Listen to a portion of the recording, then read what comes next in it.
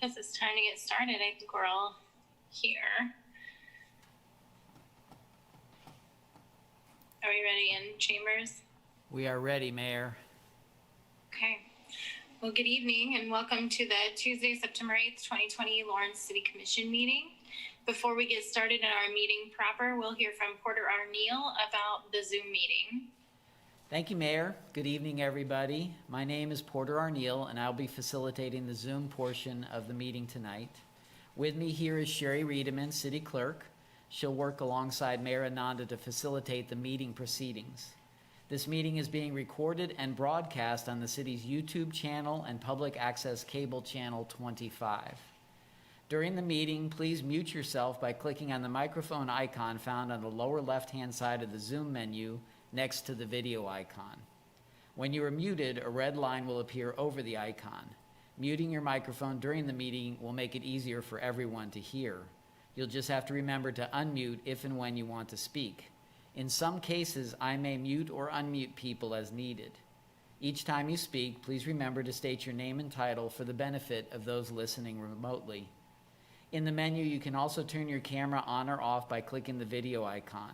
For the purposes of this public meeting, please keep your video on during the meeting. If you're participating by phone, you can click *6 to unmute your phone. For those using Zoom, somewhere on your screen you will see a choice to toggle between speaker and gallery view. Speaker view shows the active speaker. Gallery view tiles all the meeting participants so that you can see everyone at the same time. And with that, I will turn it back to Mayor Ananda. This is Mayor Ananda. Thank you, Porter. We will go ahead and take roll before we begin in our agenda and hear from Sherri. Vice Mayor Finkeldine? Here. Commissioner Bully? Here. Commissioner Larsen? Here. Commissioner Shipley? Here.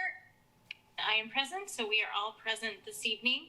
Before we jump into our first agenda item, we will hear from Sherri Reidemann about some issues regarding the meeting. Thank you, Mayor. Sherri Reidemann, City Clerk.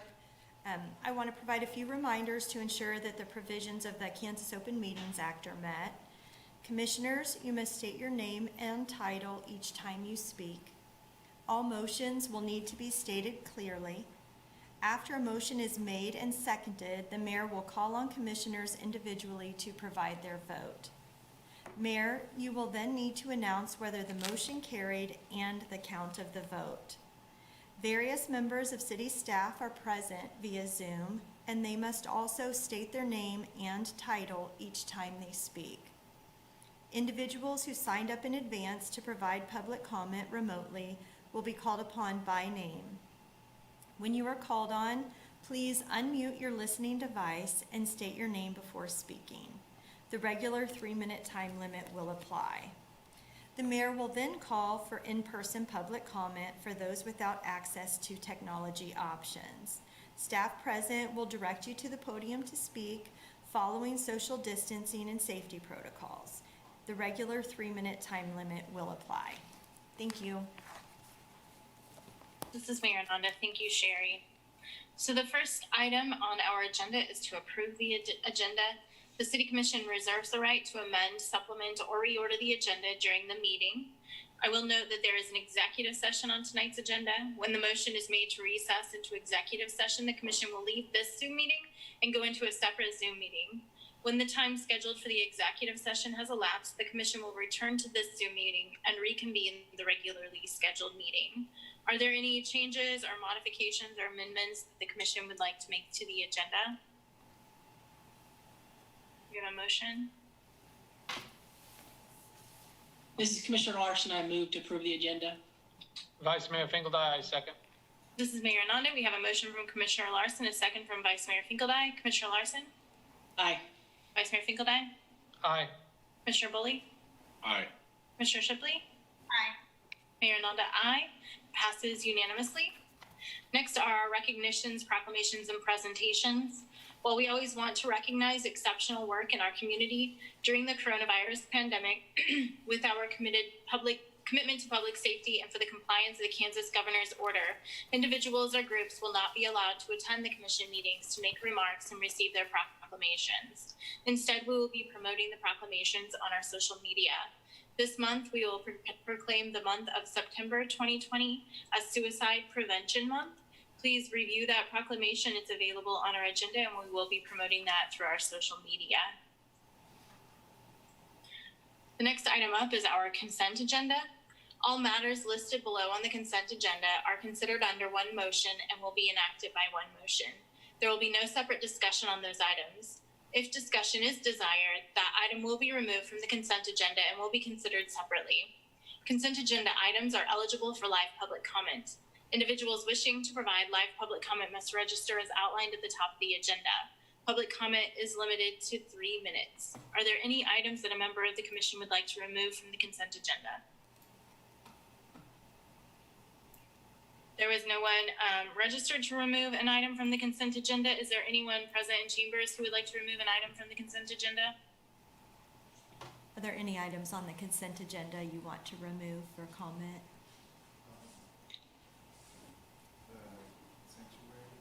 That's on our regular agenda, so that'll come later. There is not, Mayor. This is Mayor Nanda. Thank you, Sherri. This is Commissioner Larsen, and I move to approve the consent agenda. Vice Mayor Finkeldine, I second.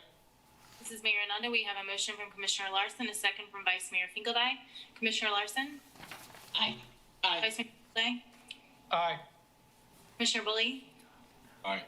Commissioner Shipley? Aye. Mayor Nanda, aye. That passes unanimously. Next up, we have public comment on our agenda. The public is allowed to speak to any items or issues except those scheduled on the consent agenda or the regular agenda portions of the agenda after first being recognized by the mayor. As a general practice, the commission will not discuss or debate these items, nor will the commission make decisions on items presented during this time. Rather, they will refer the items to staff for follow-up if necessary. Individuals should address all comments and questions to the commission. Individuals wishing to provide live public comment must register as outlined at the top of the agenda. Public comment is limited to 3 minutes. We have 5 individuals signed up to give public comment this evening. First is Natalie Yoza. Please state your name, and then you have 3 minutes.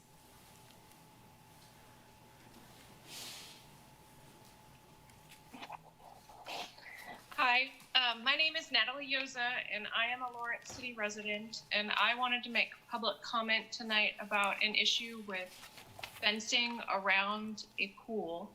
So our neighbors recently built a pool, and through that process, we came to learn that in 2019, the city lowered the fencing requirements around a pool from 6 feet to 4 feet.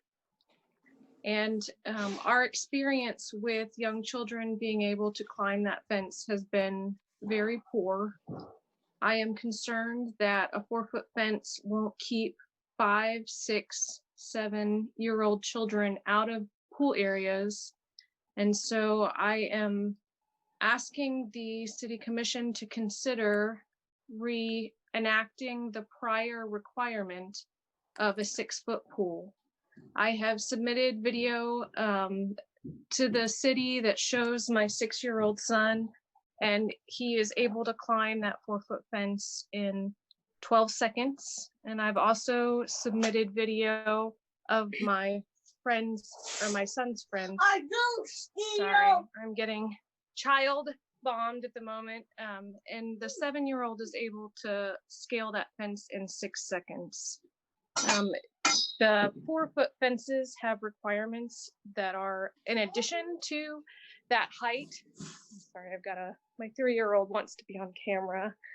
And our experience was that the city didn't properly apply those requirements in our case. And so it permitted the fence, even though it didn't meet the standards that a 4-foot fence was required to make. And I would argue that having a 6-foot fence would mitigate that concern, because you just had in the old law the 6-foot requirement. I would also point out that most fences in Lawrence are already 6 feet. It is actually an oddity to have a 4-foot fence. So the burden on a homeowner or a pool owner in order to get the 6-foot fence is not that great. And I just am very concerned that pools are dangerous, and recognized as an attractive nuisance to young children, and it would be better to be operating under the law as it was before 2019. So I'd stand for questions. Ms. Miranda, thank you.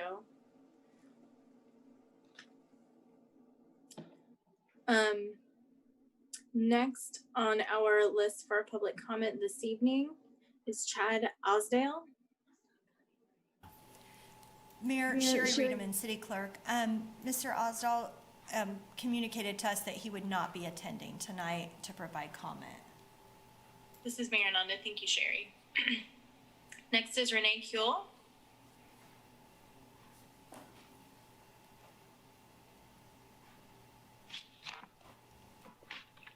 Oh, let me get rid of Yoda, you guys. I'm sorry. That was Baby Yoda. Okay. Hi, it's Renee. I just wanted to pop in and offer an update on homeless services. As many of you guys know, and I'll try to do in 3 minutes, but I felt like it was time to come by.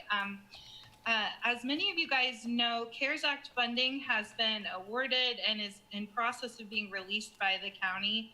And we also received word of ESG funds being awarded to some of our homeless services agencies. And we're receiving tons of inquiries from community members who are concerned about what is homeless services going to look like over the next 6 months. And obviously with all of this federal assistance coming into play and the eviction moratorium in place, the landscape's looking a lot less scary than it was a couple weeks ago. And I'm really excited about the programs that are going to be available to the community.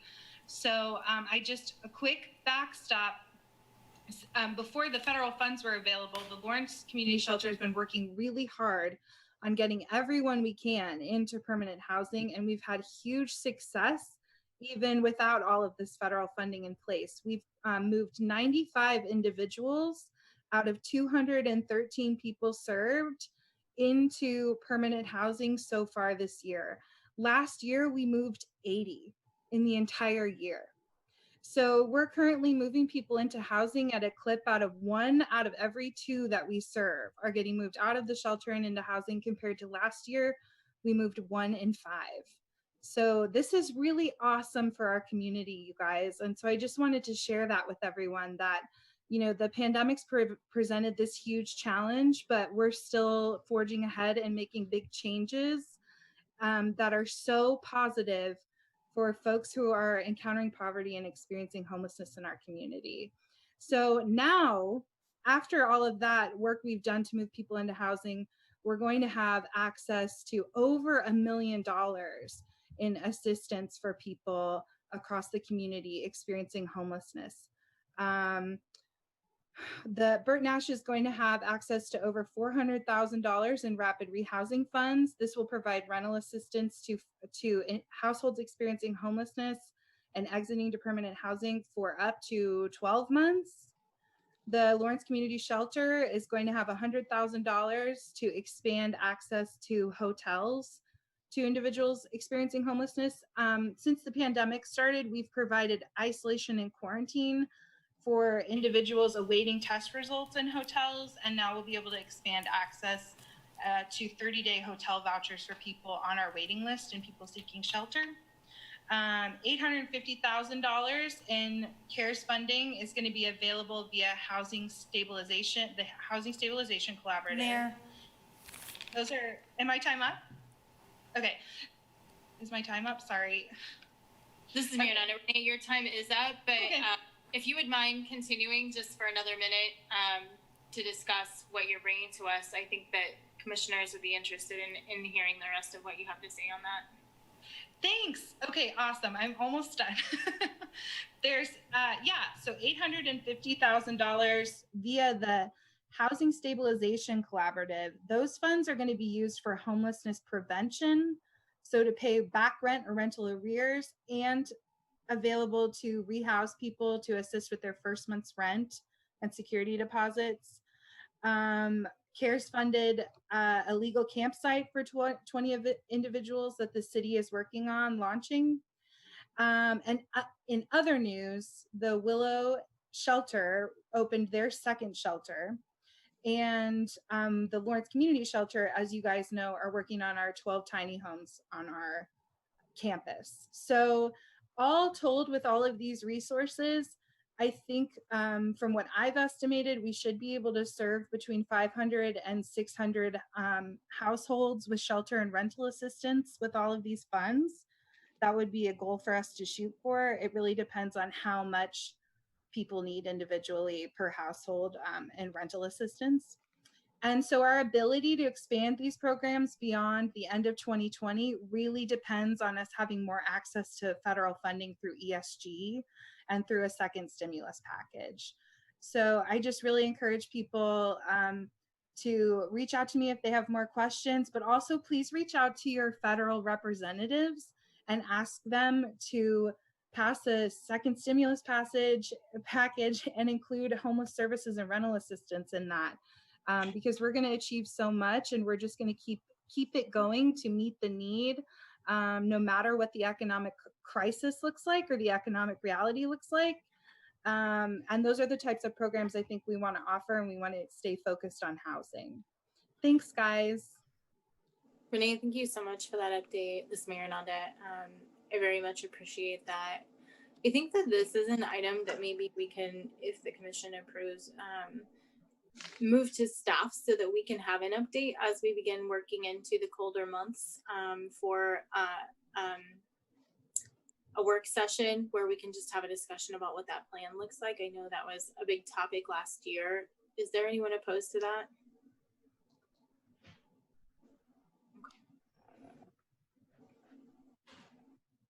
Is that this is Commissioner Bully. I'd welcome that conversation when we talk about commission items and agenda.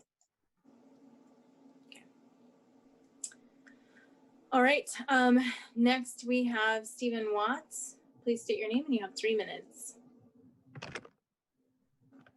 Stephen Watts. The gravest danger to American democracy isn't an excess of vitriol, it's the false promise of civility. Americans should not fear tension, they should fear its absence. The end of polarization in America matters less than the terms on which it ends. In the aftermath of a terrible war, the Civil War, Americans once purchased an illusion of reconciliation, peace, and civility through a restoration of white rule. They should never make such a bargain again. The true threat to America is not an excess of vitriol, but that elites will come together in a consensus that cripples democracy and acquiesces to the dictatorship of a shrinking number of Americans who treat this nation as their exclusive birthright because of their race and religion. This is the false peace of dominance and not the true peace of justice. Until Americans' current dispute over the nature of our republic is settled in favor of justice and not dominance, the must continue. Black Lives Matter. Please deliver your June 9 promise for bold action to ban chokeholds and adopt 8 Can't Wait. We need to help our local police professionals provide the best service possible. And 2 ways to achieve this goal is to adopt 8 Can't Wait and ban our local police from working for or with federal agencies of any sort. The time and the day that the local police will be used for federal purposes is quickly approaching. We're going to be talking about that later tonight. Thank you for your time.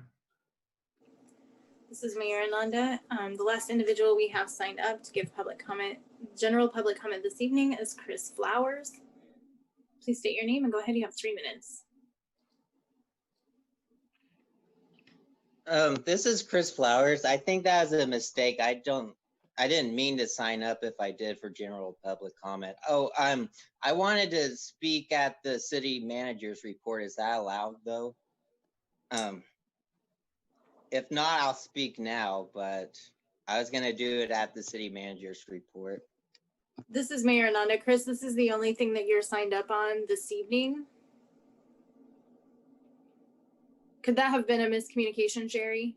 Mayor, this is Sherri Reidemann, City Clerk. Actually, we have him Signed signed up up. for general public comment, and then we have him signed up for regular agenda item 1, but it definitely could have been a miscommunication. So I'm comfortable with him speaking at this point or at the time of the city manager's report.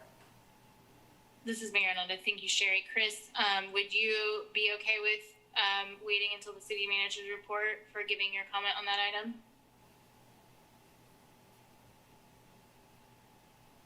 Mr. Flowers?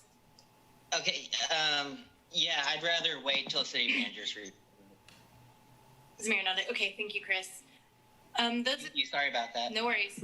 Those are the only folks that I have signed up for public comment, general public comment. Is there anyone present in the commission room who would like to give general public comment? Yes, Mayor.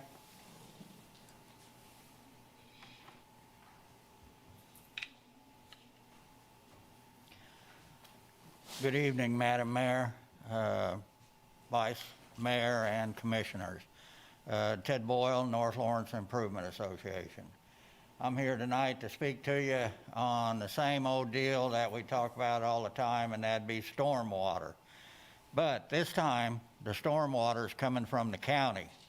Last Wednesday, I was down at the County Commission meeting, and they approved a 35,000 square foot building on the corner of 1600 450 Road. That's 2459 Highway and 1900 Road. That's just north of Chestnut Charlie's farm, nut farm, tree farm. And this is a 35,000 square foot building now, and plus the parking lot. Now, the concern is the stormwater. Where is the stormwater going to go off of this project? This is the first probably of many projects that are going to happen out there. You know, about 10 years ago, the Northeast Sector Plan, Grant Township and North Lawrence worked 2 years on keeping that agricultural. The businesses have to be agricultural associated with, except for the airport, and then it has to be aviation. So what's built out there, the size of the building, yeah, that's a large building, supposed to be a sod farm and a landscaping business. So the water runoff, you know, out there, the stormwater, the water, groundwater is only about 10 foot below the surface. And so they plan on building some type of detention or retention pond temporarily, because it can't be permanent because of the waterfowl next to the airport. And so they've said that this detention pond, if it doesn't percolate the water in the ground, then it will be directed to the Maple Grove Drainage District.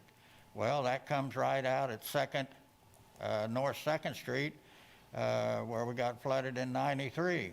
So now we're starting this development out there. And in 2003, there was a stormwater study done, and there was $15 million that was recommended spent in city limits of North Lawrence, $25 million in Grant Township before anything could be developed. And that included a pump on the northwest corner of TP Junction and the Highway 24 blocked off, so the water couldn't go underneath of it and come into the city limits.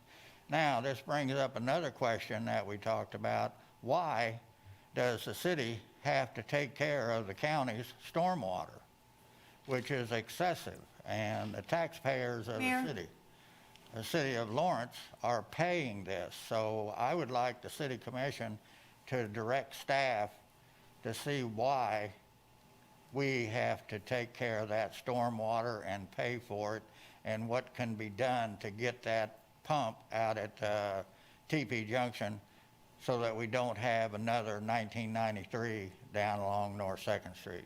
So thank you. Mayor, thank you, Ted. Excuse my dog. So, is there anyone else present to give general public comment?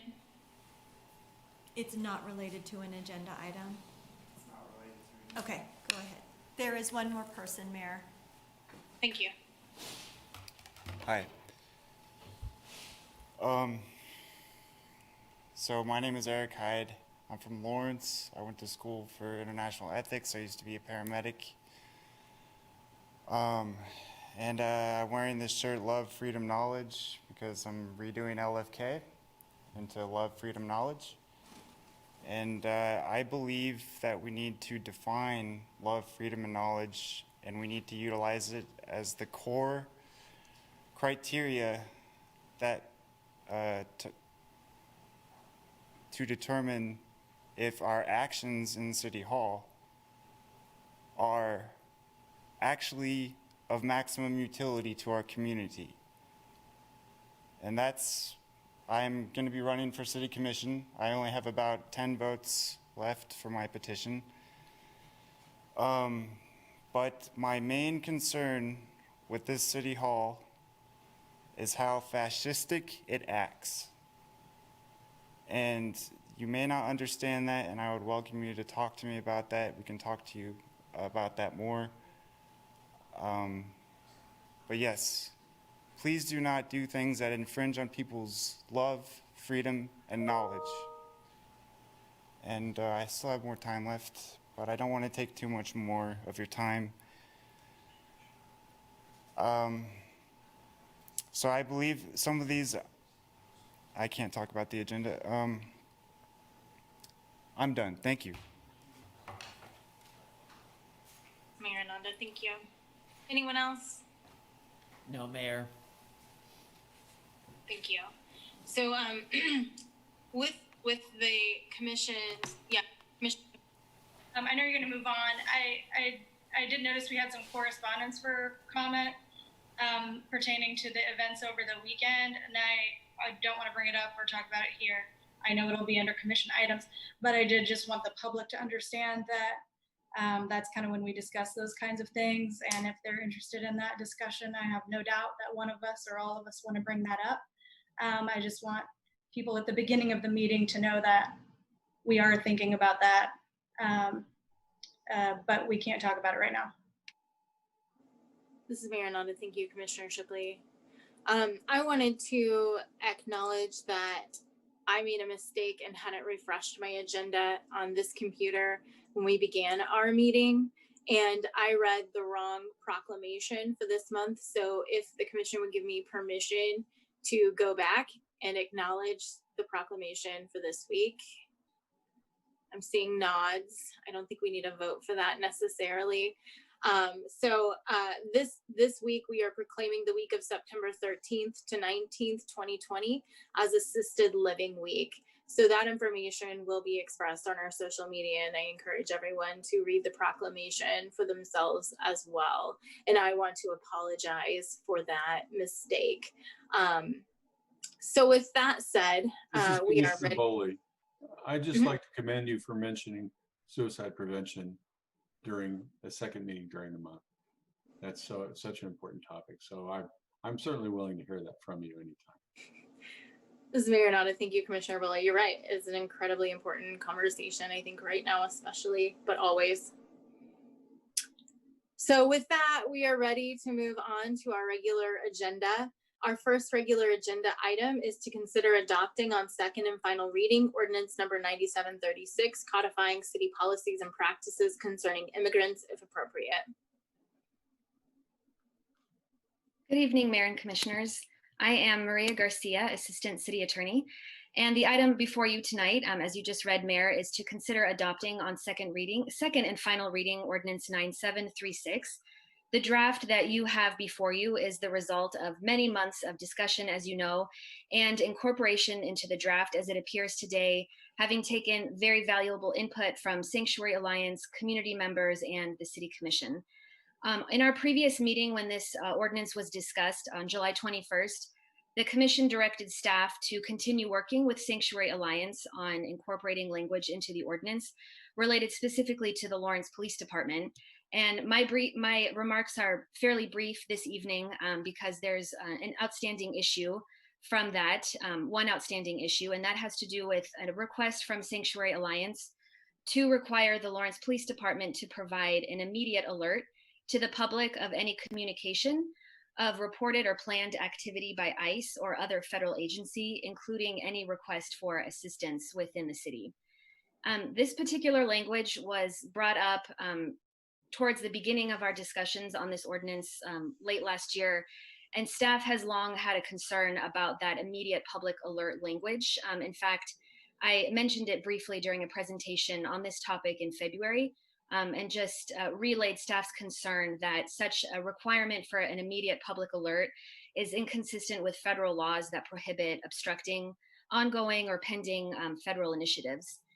One goal of this ordinance has been to carefully balance the needs and the requests of our community with applicable laws. And as you can see from the ordinance in one of the very first sections, it states at the outset that the intent is to comply with the law while strongly discouraging unlawful discrimination and fostering a welcoming and safe environment for all individuals. And so at the outset, we do have to keep in mind the balance with applicable laws here. And so staff's position on this topic has not changed during our months of discussion on it, but in an attempt to compromise and to provide some information to the public at the extent that the police department can, we have put into the draft language about a report that would be provided to the public after that enforcement activity occurs. And in fact, it is within 48 hours of that activity or communication, or just as soon as that activity or communication concludes. And as mentioned in the staff memo, there is at least one example of another city that provides such after the fact reporting, and that is New York. That is provided to its council on a quarterly basis. Obviously, the language that we are proposing in the ordinance now is not quarterly. It is more soon after the fact of when that occurs. And then lastly, I just wanted to point out there is another change under section 1-1003 that is underlined in the draft ordinance just for clarity, and that was drafted in collaboration with Sanctuary Alliance. And so I did state my remarks are relatively brief because there is that one outstanding issue. Chief Brixius from the Lawrence Police Department is here as well if there is interest or question about perspective from the Lawrence Police Department. And I know representatives from Sanctuary Alliance are here as well to provide their input. And with that, I will be happy to stand for questions. Mayor Nanda, thank you, Maria. Are there any questions? Go ahead. Mayor, Commissioner Shipley, thank you. I think Maria, this is probably a best question for you, although Chief might have something to say also. So A4 in the ordinance is again about the public notice, but about if they change the administrative policy. And I just wanted to clarify, it's not very specific about, it says public notice, but it doesn't specify city commission, it doesn't specify internet. I just want to know what the expectation, I'm fine with the verbiage. I just want to know what should the public's expectation of that notification be? How do you guys see that playing out if there's a necessity to change it in an emergency or for some other reason? We have Maria Garcia, Assistant City Attorney. That's a good question that we have discussed as well. I'll actually defer that to Chief Brixius for explanation, but I think at the outset we had discussed notice on the department's website. I don't know if Chief Brixius has given it any additional thought. Anthony Brixius, Interim Chief of Police. I really haven't. I don't expect that it's a situation that would come up very often. So I think we would probably either put it out externally and maybe even through some of our social media, because I don't expect that somebody's going to be coming to our website or coming to our department policies on a daily basis. And since this is a important topic to the community, we would want to get that out there and make it a little bit more readily available. I think alternatively it would be commissioned, but it is going to be in a public manner. Thank you, Chief. I appreciate that. Thanks, Mayor. Oh, and thank you, Maria. This is Mayor Nanda. Are there any other questions? We will also be hearing from Sanctuary Alliance. I don't know who's here to speak on behalf of the organization, but please go ahead. Thank you, Mayor. This is Mariel Ferriero. I am speaking on behalf of Sanctuary Alliance, and we'll also have Jordan Bickford available to answer questions at the end of our presentation and during your consideration of language adoption. So I'll go ahead if that's okay. Please. Okay, so good evening, commissioners and community. Thank you again for this opportunity to speak on behalf of Sanctuary Alliance and the Lawrence community. Before I begin our discussion on the current proposed language for Ordinance 9736, I would like to speak on and in solidarity with those who are currently held in the Irwin County Detention Center in Georgia. I must also give a trigger warning to the content I will mention due to the violence against current detainees, especially reproductive violence against women. Yesterday evening, we learned through the courage of a nurse at the Irwin County Detention Center of the abuse, neglect, and disturbing practices performed on those detained within the center. This brave individual spoke out against the unsafe conditions of the center, the lack of COVID CDC recommended procedures, and the coercive performance of hysterectomies performed on women held there against their will. Excuse me. We have heard rumors and saw glimpses of the protests inside the center, but we're not prepared for the reality we're experiencing now. These violent, non-consensual practices against those held in detention are under the watch and approval of ICE. These detention centers are helped and run by federal agency that has shown us time and time again that they are prepared to take any means necessary to eradicate the migrant population. When confronted with abuses related to violence, eugenics, or an absence of health care, ICE has lied outright and even allowed preventable deaths to happen under their watch. As an organization dedicated to the humanity of all members of our community, we feel it is necessary to share these accounts to show city leadership what truly happens when we allow rogue agencies to practice their unethical human rights violations within our communities. This is the reality and the cost of not protecting our most marginalized. It is clear that what we do together is the only way we can create accountability. ICE will not hold itself accountable. On a personal note, I wish I could say this comes as a shock. While I'm horrified and sick to my stomach, I know this practice of eugenics is not uncommon. Black and brown women have faced these atrocities throughout our country's history. This is not new, but we can prevent our community members from ever facing this reality. Though it seems small, it may be annoying to some to codify our best intentions and practices into law.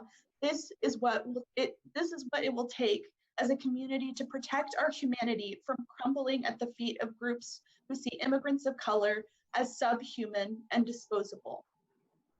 Tonight, I would like to dedicate our work as an alliance to those detained at the Irwin County Detention Center. We would like to thank the brave individual who helped break this news and bring awareness to the continued abuses migrant detainees are facing. We are in solidarity with those who are fighting the suppression and erasure of human lives. We ask city commissioners to share in our solidarity as we discuss how we can best protect Lawrence community members from the harmful practices of ICE. Over a year ago, our community was shaken by the news of family separation at the border due to what was considered by current federal administration as illegal migration. We saw images of children being ripped from the arms of their parents, toddlers, infants being kept in cold, unsanitary cages with the absence of food, water, clean clothing, or even soap. Community members begged for a way to channel our anger into action.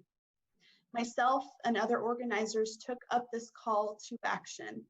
We rallied hundreds of Lawrencians at Watson Park demanding our city protect all community members with legally binding ordinance. It was time to use our reputation as progressives and do work to live up to that title. After this event, and more than 500 signatures in alignment with our cause, city commissioners listened and called for a collaborative effort to create policy that would prioritize the safety of our community. We are thankful for the continued collaboration with City Attorney staff, Commission members, and the Police Department. We are now at a point where the ordinance is almost complete and includes some historic changes that will no doubt help improve our community safety. We are almost at a point of full agreement. We would like to discuss our reasoning for requesting language that proposes immediate public notification along with the 48-hour public report you currently see in the ordinance.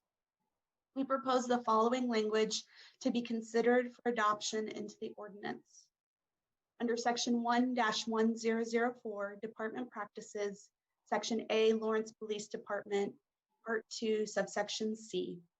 Provisions which require the Lawrence Police Department to provide an immediate alert to the public of any communication of reported or planned civil immigration activity by ICE or other federal agencies working on immigration matters within the department's jurisdiction, including requests for assistance received by the department from ICE or other federal agencies working on immigration matters, which would result in contact with any individual or individuals within the city, followed by a publicly available report of the outcome of such communication or resulting contact. Such a report shall be available within 48 hours of the resolution of the request or activity, or once the request or communication has been completed. The form and the content of this report shall be specified within the department's policy. Throughout our conversations with city staff and recalling the conversation during the last city commission meeting, we have asked for a simple notice to the public when ICE or other federal agencies working on immigration request assistance from the department that would result in contact with any member of the community following a report on the outcome. We have supported this language with a credible guarantee that it will not interfere with any ongoing criminal investigation, nor does it violate any current US statute. Our request for immediate public notice is a verification to community members that the Lawrence Police Department has been in contact with ICE. Nothing more, nothing less. We are not asking for specific information that will impede on any investigation, nor will it present the city with any legal issues from federal enforcement. We are asking for transparency, a way to communicate to Lawrenceans of any potential danger from this rogue agency. We know that this method of communication is possible given the Lawrence Police Department's public relations apparatus. We are willing and continue to offer aid in the creation and facilitation of this notice as a community organization. Community members have demanded this intervention, and it is our due diligence to provide necessary information to the people. Commissioners, this is your opportunity to begin paving a new reality for your community, for the safety of Lawrenceans. You have the power to create the change your constituents ask of you. As we see the resurgence for support of police reform on a national level, we're hopeful you will consider this small step an action of community-focused policing and safety. We must protect our most marginalized in order to have true transparency, accountability, and safety for all. I thank you for your continued time, patience, and guidance throughout this process. We are committed to honesty. We are committed to our community. We hope you have the same goals. As I said in the beginning, fellow Sanctuary Alliance member Jordan Bickford would be available, as well as I, to answer any questions you may have on our proposed language, its legal standing, and anything else you may want to discuss. Thank you. This is Mayor Nanda. Thank you so much for your words. Thank you for talking about the very real and very present things that are happening. And thank you for all of the work that you've done and that the Sanctuary Alliance has done. And I know that we'll continue that conversation. I wanted to see if commissioners had any questions for Sanctuary Alliance or staff right now.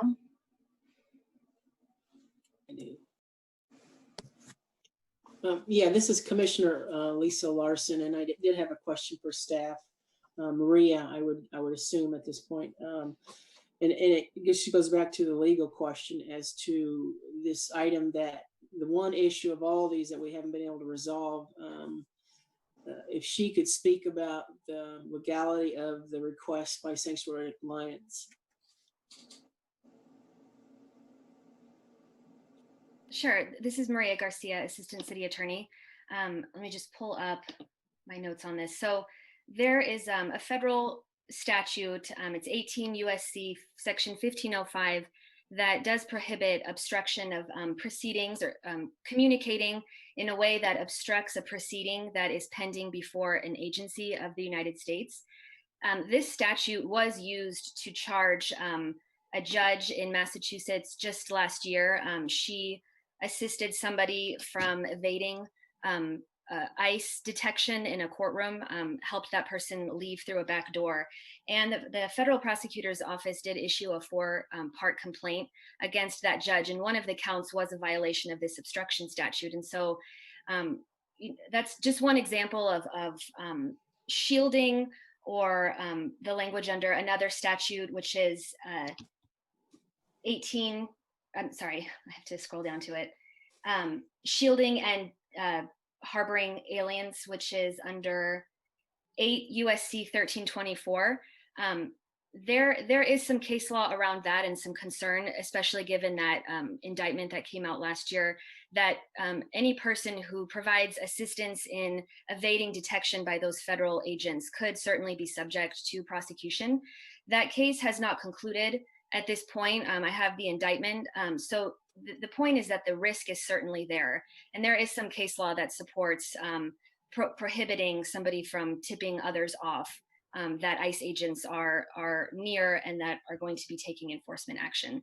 So there were really 2 federal statutes that I wanted to bring up, and I'm sorry it took me a while to pull it up on my screen. But again, one of them was the 1324, which makes it illegal for any person to knowingly or in reckless disregard to conceal, harbor, or shield from detection an alien who is within the United States. And again, there is case law that does support prosecuting a person for advising others that ICE agents are near, or they weren't ICE agents, but federal agents that were enforcing federal immigration law at the time. And then the second one is that obstruction statute that I cited for you. And there is a real concern that communicating immediately to the public while that investigation is pending or ongoing could certainly give rise to a violation of those federal statutes. Thank you, Maria. This is Commissioner Larsen again. Can you talk about any other research that you did on these 2 federal statutes and how they apply? Have you spoken with any other jurisdictions on how they're handling this type of a question? Yes, I did in fact speak with several other, I did receive some input from some other jurisdictions. And the feedback that I received was one that was not supportive or encouraging of that language, some concern of this very statute that I have mentioned, particularly 8 USC 1324. There were concerns about violating that federal statute. There were concerns that this would garner the attention of the federal government rather quickly and then possibly create issues for federal funding related to burn grants, for example. There were recommendations from attorneys that the city's insurance carrier should be notified because litigation could be likely from such an alert. I also received some input that even the 48-hour notice, or especially the immediate public notice, really doesn't allow the police department or the city to have a full understanding of what the situation is. And so if the police department is required to issue that immediate public notice, then that's a concern that the police department is releasing information when it doesn't fully have the whole picture. And I did notice that Mariel said that there's not an interest in knowing about criminal investigations, but I think the concern is that when there is the requirement for the immediacy, we don't know whether it's criminal yet. The language as written would require public notice when ICE has contacted the department in the first place before really knowing the nature of that call. Thank you. This is Commissioner Boley. Maria, who in our city in our city government would be at risk of committing a violation of the federal statutes that you're talking about? The language as presented requires the police department to provide that particular notice. And so it would come from, I guess that has to be discussed. The information comes from the police department, but whether it comes from the police department or city manager's office or any other department, that's unknown at this time, but it doesn't matter for purposes of those statutes. It doesn't say that only the police department is prohibited from doing XYZ. It's any person. So this Commissioner Bully, so anyone who was involved in disseminating that information would be subject to violation of the federal statutes? We believe that the risk is there, and it is certainly a possibility.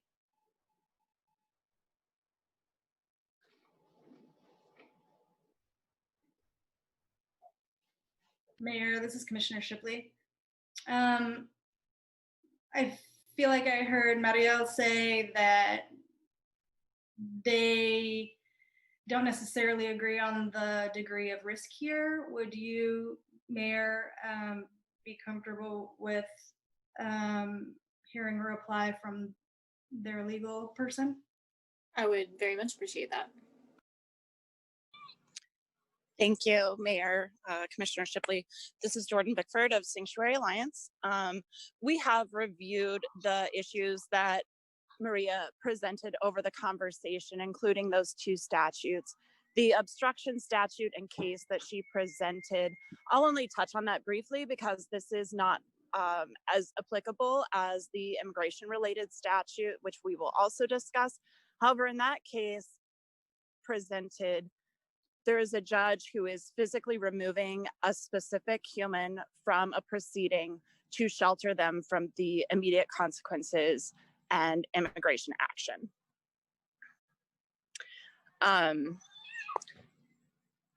So the facts there are substantially different than asking for a general public notice of contact from ICE or another federal immigration agency who will be conducting actions that come into contact with our residents, who are ultimately the individuals that we are trying to protect, and our community as a whole from suffering those atrocities, when we have seen specifically today information about what can happen to these folks when they are removed from their homes and removed from our community. So the situation is different. I will try to stay specifically legal in my analysis, but I do want to, as we discuss the proposition of risk, what risk we are discussing. We are discussing a legal risk in looking at these statutes and the case law, but the risk to our community and the risk to human life is so much greater. And I want everyone to remember that as we have this conversation. The second statute, which is more related to immigration, is 8 USC 1324. And you'll have to forgive me as I pull up my notes, because the language substantially is included in whether we are protecting, shielding, or harboring an immigrant from federal action. What we are asking here, the case that was presented to us was Rubio Gonzalez, and in that case, that person was held liable for his actions. This is a 1982 case in which an individual was in contact with federal immigration authorities who were there for specific individuals, and he specifically went to them and informed them that they were there and hid them away. Again, this is like the case that was mentioned in the obstruction issue, where this is a specific individual in a specific case and a specific action is taken to harbor and shield them from immigration action against them. The case that I believe is more relevant, one, because the individual is not held liable for their actions, and two, it is from 2008 rather than 1982, so it does deal with more current practices and issues. And in that case, they review the case that the city presented against our notification as obstructing and shielding individuals from action.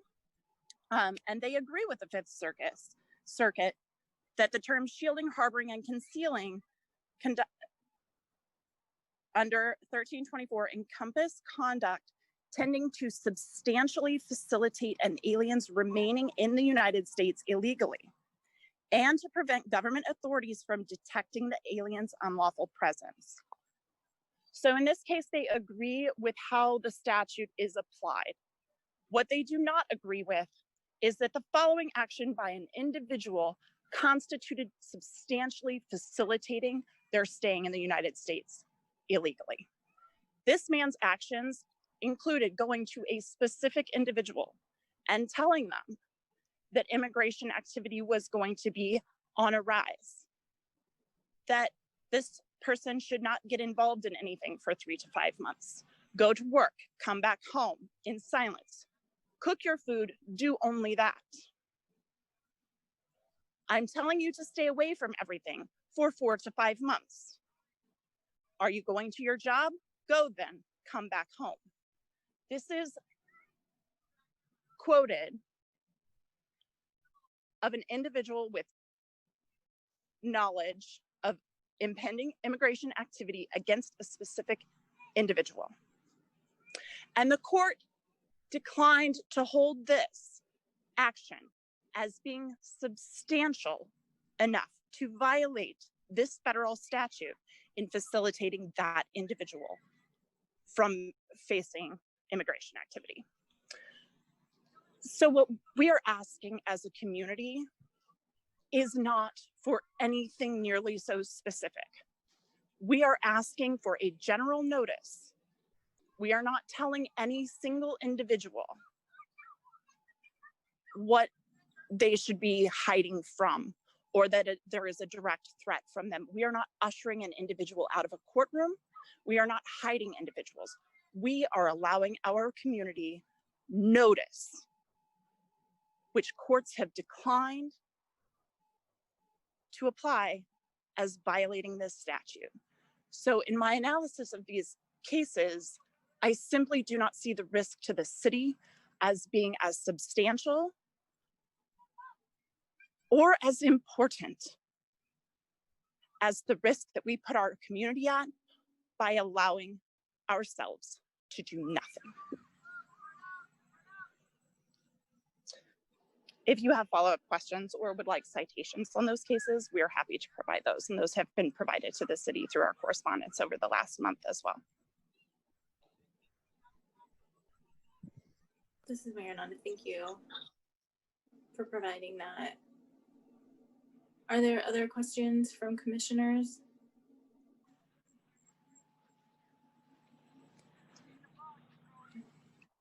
We have a few folks signed up to give public comment on this item. So I will go through that list. First on our list is Maureen Horowitz. Please state your name. I'm so sorry to interrupt. Would there be an opportunity for me to add just a little bit more to that? This is Mariel Ferriero. Would there be an opportunity for me to add just a little bit more to Jordan's explanation? This is Mayor Nanda. Yeah, if you want to addend or add on to that, please go ahead. We did ask for both of you to respond, so that would be fine. Yeah, sure. Thank you so much. So as Jordan is speaking, we did review both statutes and the case that was provided, and I think Jordan did an excellent job providing a more current case that is more in line with the rapid changing immigration policies that we have seen through executive order change almost daily. And so in discussion of the statute 13-24, just a little bit more clarification on that. I have a little bit of a piece that we did send on to Maria in our explanation of why we are thinking this is not an applicable statute necessarily. So I said there should be clear distinction between the responsibility of federal law enforcement and local law enforcement. There is no requirement that local law enforcement help or assist with federal immigration enforcement laws. Through this ordinance, our goal is to distinguish between what is required of city employees and departments and what isn't in regards to immigration enforcement. The use of statute 1324 would be an extreme misuse of power. As quoted by Professor Stephen Schwinn from the John Marshall Law School, applying the law in a way that forces states or localities to cooperate with federal immigration enforcement officials could be a violation of the anti-commandeering principle. a long-standing legal precedent established by the US Supreme Court that prevents federal governments from forcing state governments to do something. Using 1324 like this would basically be the federal government saying, assist us with enforcements or you're breaking the law and going to jail. It's hard to see this as anything but commandeering. This particular statute, 1324, was created to curb human trafficking.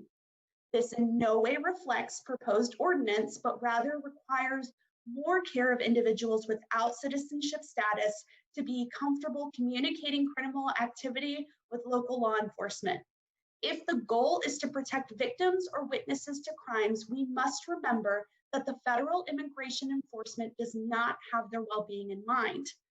This is sustained by several instances, including executive orders, like I said, that mandate rapid deportation of detained individuals, which we saw on the news today is something that they are taking in action as hearing the news of the whistleblower for the Georgia detention centers.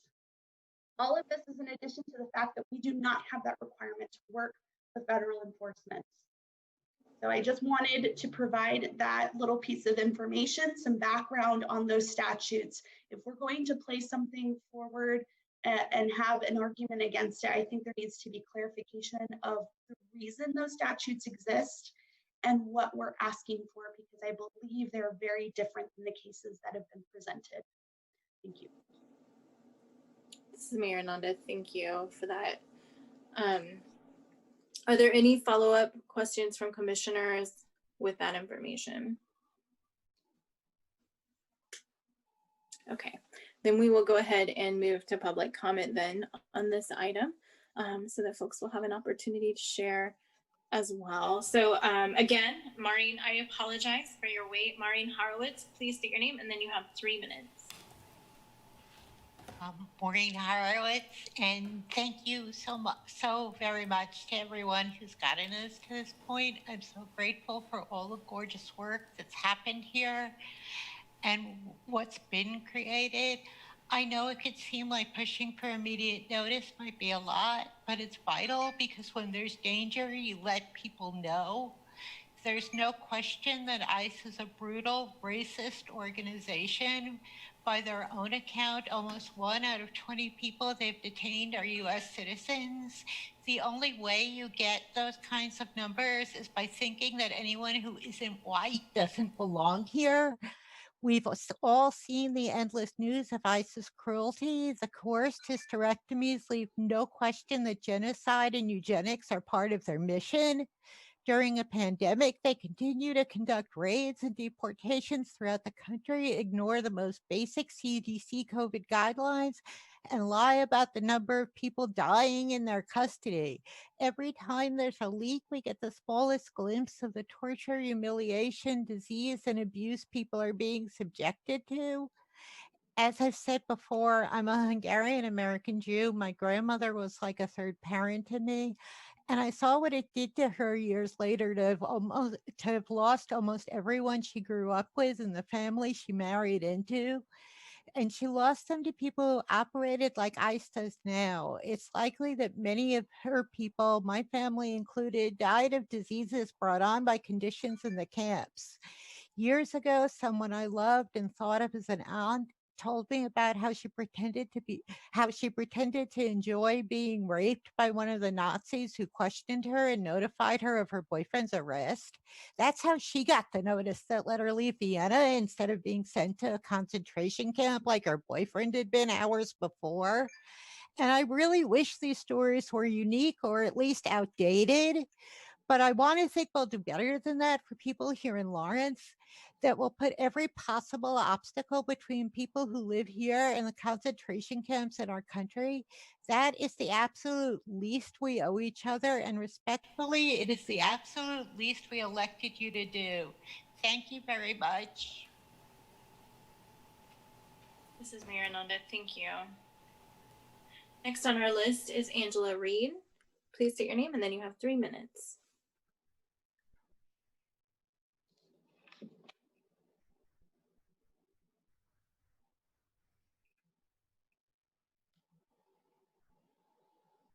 Angela Reed, you may be on mute.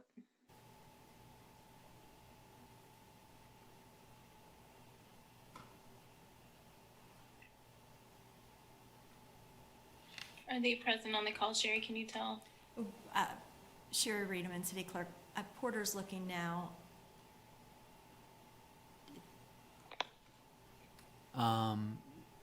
There's a phone number. Hello? There we go. Can you hear me now? This is Angela Reed. Okay, please go ahead. You have 3 minutes. Thank you. Thank you. I do want to know that our undocumented neighbors are have the ability to be protected from ICE. I want to second most of what was just said, and by the fact that, yes, I understand that there may be some small risks involved. Hearing about the other cases and the federal ordinance, but I believe that risk to human life is much greater and much more important. And I would like to see our city do what is right and protect against racist ICE. Thank you to Sanctuary Alliance for all of their hard work, putting all this together and the research, and everyone that has put effort towards this. Thank you. This is Mayor Nanda. Thank you. Next on our list is Chris Flowers. Please state your name and then you have 3 minutes. Hi, this is Chris Flowers. I just want to, I support the Sanctuary Alliances, what they want. I don't want to cooperate with ICE, but I think we should at least be able to announce if our police are are cooperating with ICE. Like, why shouldn't a city be allowed to tell its own taxpayer citizens what the police department that they pay for is doing? So I think at the very least, we should at least be able to announce to our citizens if our police force is cooperating with ICE. And then I'd prefer just to do with what the Sanctuary Alliance is asking for, but I just want to ask, could we require our police department to post something about ICE awareness if we know ICE is going to be in our city? And the reason for this is not to interfere with ICE, but rather so our citizens are aware of what ICE is, so not to be alarmed and to know that it's a legit federal agency. Like, could we use that as a reason for announcing ICE so that our police department doesn't get phone calls like, hey, who are these people? They're not from here. Like, if we just put out something on Twitter about what ICE is whenever they come around, it wouldn't be our fault if people figured out that it means ICE is coming to town. I mean, we could just use the argument we're just doing it so that people don't call our police department asking what's going on.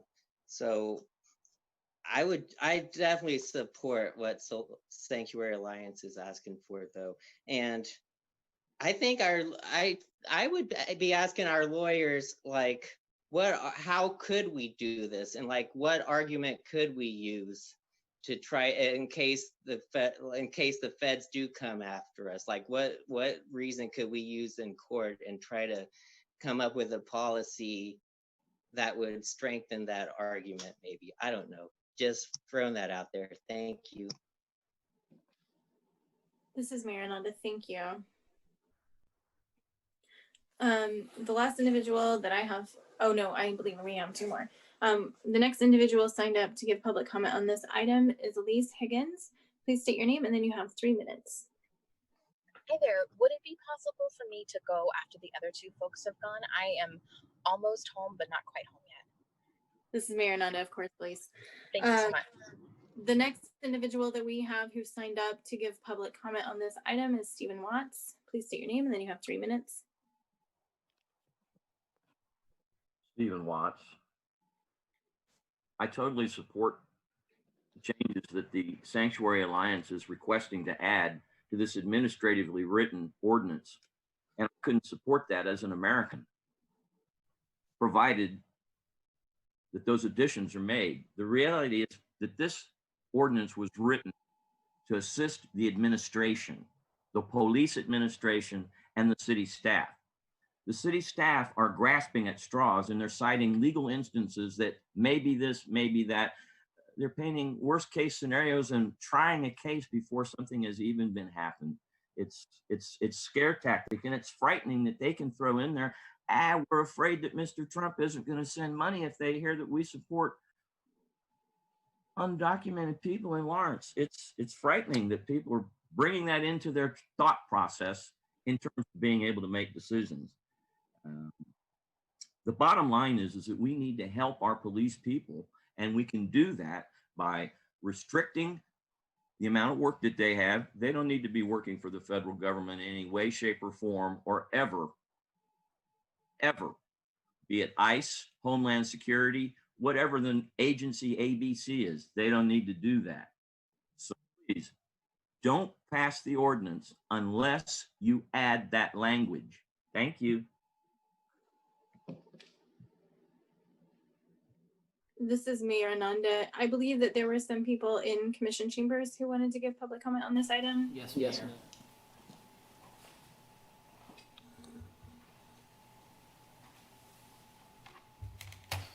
I'm gonna try to be respectful as possible. My name is Eric Hyde. Okay, so we all care about undocumented individuals. I do too. But listen, I just took some notes on my hand. I don't appreciate all the demagoguery in here to sway people's opinion. Passing this ordinance is, believe it or not, fascist, and it is racist, and we need to support the police. I'm sorry for raising my voice. I didn't mean to. I try to control myself, but I just feel like I'm the only one who's saying this, so I'm saying it like this. The reason why it's fascist is because if you bring undocumented workers here and protect them, you are actually enslaving them, forcing them to live in conditions that are not very good. So, I don't know what I can do to convince you all to not pass this, because if you do, I'm going to be really upset. I mean, I'm not going to do anything violent, but I might try to sue you guys or something, because you're not only injuring people of Lawrence, Kansas, you're injuring the undocumented workers that you claim to be caring about. In The Anatomy of Peace by Emery Reeves, he said, "We must stop believing that fascism is the political instrument of a few gangsters lusting for power. You, my friends, are the gangsters, and the other gangsters are in Lawrence. We don't want any more gangsters like fascists. We gotta stop this. We gotta listen to our community, stop going all the office information, start believing in ourselves, and really transform this community with love, freedom, and knowledge." I've traveled the world. I love people that are from different places in the world. In fact, maybe more than in my hometown. But you can't do this. So the last thing I want to say is that, I've been arrested before. I made a mistake. I kicked a hole in the wall. 15 seconds. I was mad at the police, but they were just doing their job. So if they want to talk to ICE, let them talk to ICE. And we can help people that are undocumented. Thank you. This is Mayor Ananda. Thank you. Is there anyone else in commission chambers who wishes to speak to this item? No, Mayor. This is Mayor Ananda. Thank you. Elise Higgins, please go ahead.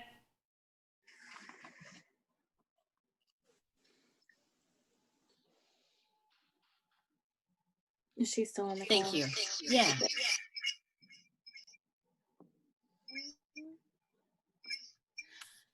Sorry about that. Good evening, Mayor, Commissioners, and staff. Thank you again to Mayor Ananda and Commissioner Shipley for being vocal advocates for sanctuary policy. And thank you also, Assistant City Attorney Garcia, for spending hours in meetings with us, listening and crafting legal language. And thank you, of course, to Mariel and the core organizers for your volunteer organizing and policy analysis and legal writing and connections with national immigration attorneys. And I wanted to also thank the community members who have always been the power behind Sanctuary Alliance. Your witness and your testimony has been crucial in getting us to today. I think that we have talked at great length about the history now of forcible sterilization of Black and Native and Latinx and immigrant women in the United States. I don't know that I need to go over that again. We do know that the evidence for mistreatment, in particular of women and people with uteruses, is legion, and that what we know about from Irwin County, Georgia, is an escalation of that violence. So I want to address the sort of decision calculus that you have been presented with multiple times through this meeting and really bring that home, particularly after that last really atrocious example of white supremacy that you heard. So the Lawrence Police Department has told you that community safety is more important than immediate notice of ICE's presence in Lawrence, and that notifying the community that ICE has reached out to the department might allow a dangerous criminal to go free. And I ask you to consider three things through the lens of safety. One, what is more likely based on the evidence that you have read in this process and what you know from the news of the last 3 years, that ICE is targeting a danger to public safety that only they can apprehend, or that they are likely to racially profile, as they did here last summer, detain people without due process, separate parents from children, and subject people to medical treatment ranging from neglect to torture? Two, does anyone's criminal action justify taking their reproductive freedom from them? And three, can any as yet unknown eventuality outweigh the racist and eugenic violence that we know ICE is perpetrating right now? I suspect that when you search your conscience, your faith, and your values, you will find that the answer to all those questions lead you to supporting immediate public notice. Every hour that members of our community have to protect themselves from ICE detention could mean literally the difference between life and death from COVID, the ability to have children, and having your future children ripped from you forever. Thank you again for your work over the course of the last year, and please support the Sanctuary Alliance's proposal. This is Mayor Ananda. Thank you. So at this point, we'll bring this back up to the commission for discussion and further questions if there are any.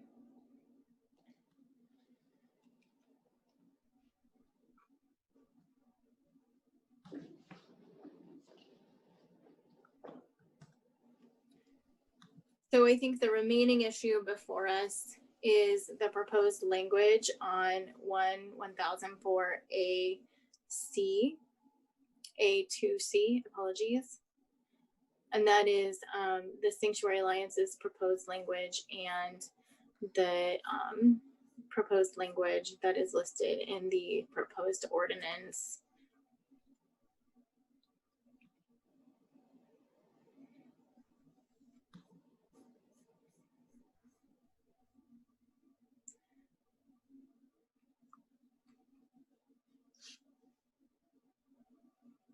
Happy to start the discussion.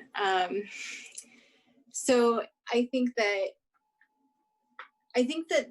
the conversation has been framed in an important way, where we are considering our city's legal opinion, which is bringing forward case law as well as laws that are in the books that could potentially negatively impact the city. And that is exactly what our legal staff is here to do. And I appreciate them bringing forward the considerations that we have to make as commissioners as we're looking at these items. I think that we've seen an escalation of, or perhaps more accurately, more exposure to the very real and true human rights violations that occur through this agency that behaves very roguely, if that's a word, on a regular basis. And I think that there is that balance of the moral imperative associated with this as well. And I think that the specification within the Sanctuary Alliance's proposal that this is in regard to civil matters, which are not criminal matters, is pretty convincing for me. And I hope that we will give serious consideration to that as we're discussing this. I think that the rest of that reflects, and correct me if I'm wrong, what the city has within the 48 hours piece. I don't see that as unreasonable. It's not focused on the criminal investigations, which I think is the key piece for me, to be able to hold this without seeing a blatant disregard, I guess, for those federal laws that exist. And I would be interested in what the other commissioners' thoughts are on that.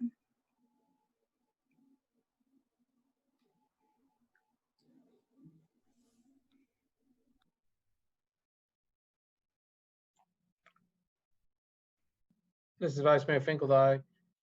I guess I have several concerns with the language proposed, and Mayor, going to one of the things you just said, I mean, it says we need to give an immediate alert when, as you pointed out, it is a civil matter. That includes a request for an assistance when ICE is in town. Well, I guess I don't understand how we would know if it's a civil matter or a criminal matter, and how we would reconcile that with the immediate alert during the situation of request for assistance. And I guess my second question would be, if we think there's a legal risk, the risk, as we've seen in the case law, goes to the person who makes the announcement.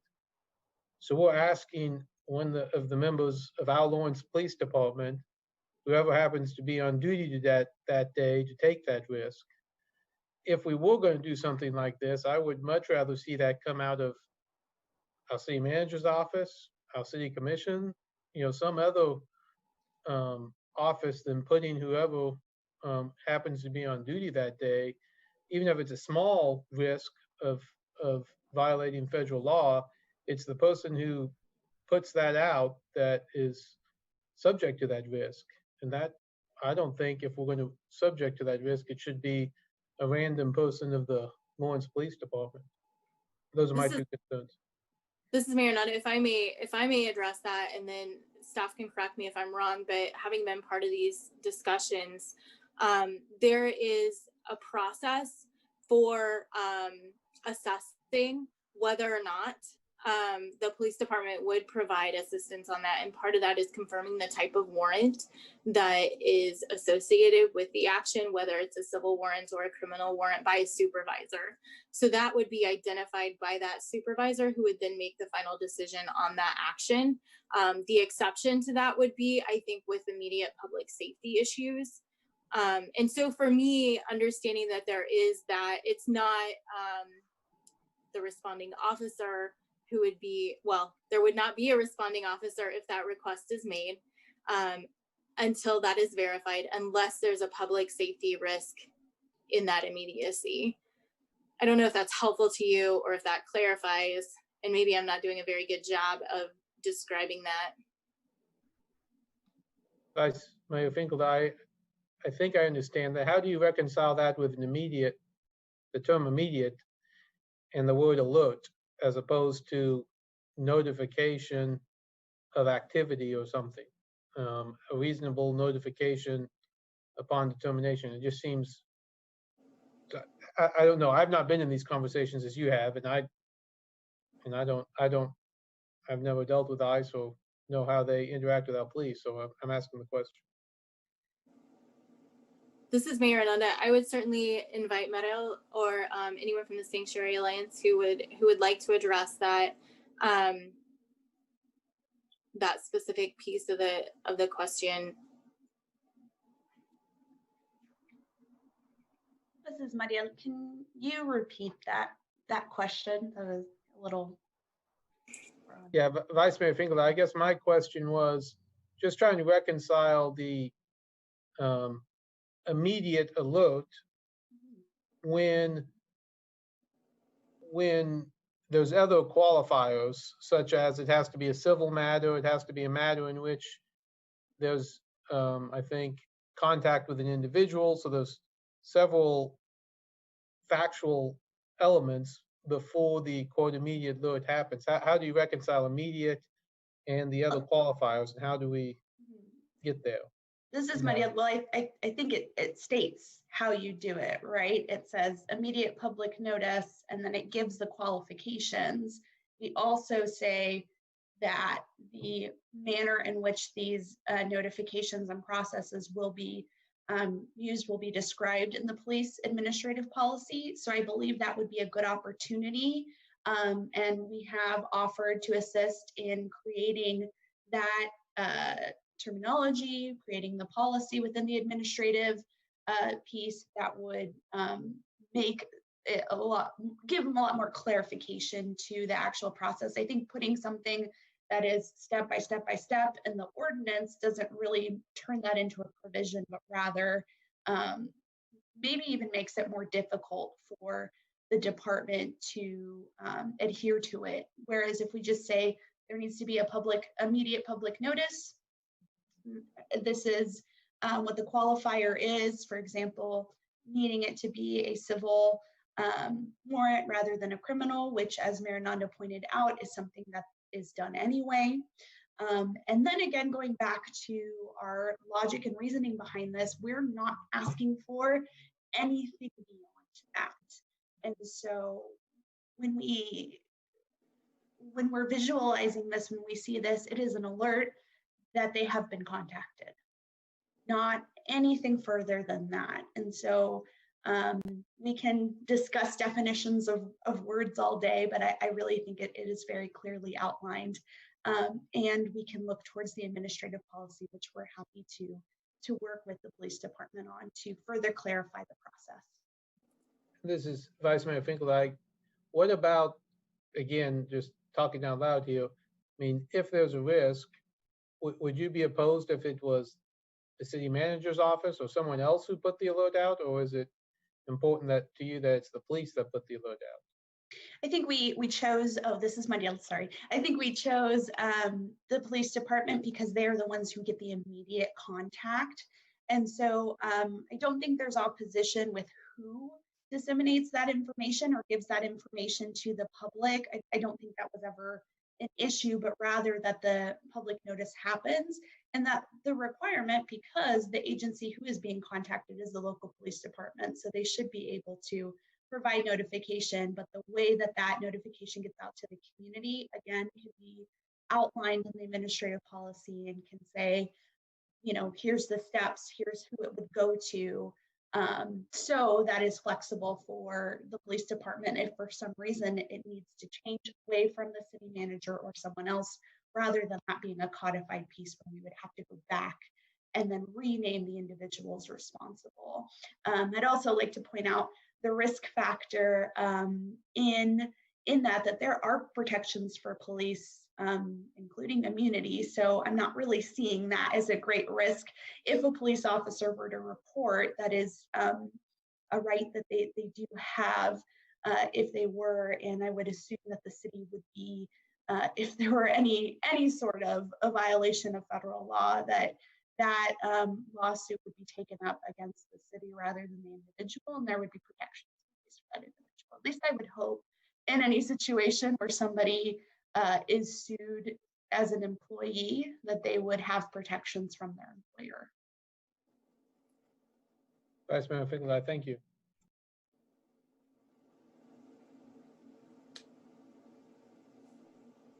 Commissioner Larsen here. You know, listening to the discussions, I have to agree, you know, with quite a bit of what I'm hearing as far as the risk factors and so forth. I am concerned, though, the suggestion of having some other city employee make that announcement or that notification, so to speak, because I would be hard pressed to ask any city employee to put themselves at that level of risk. So I don't know what just happened. Here we go. So I'd be hard pressed to agree to allow or require any city employee to take that risk. I'd be very concerned about it. And I also do have concerns about civil versus criminal, and I appreciate Mariel's explanation of that. That definitely did clarify that. And then also, as far as our legal staff, as Mayor Ananda said, you know, this is who we hire to actually provide the legal advice for the city commission. And so, you know, I listen to that very closely.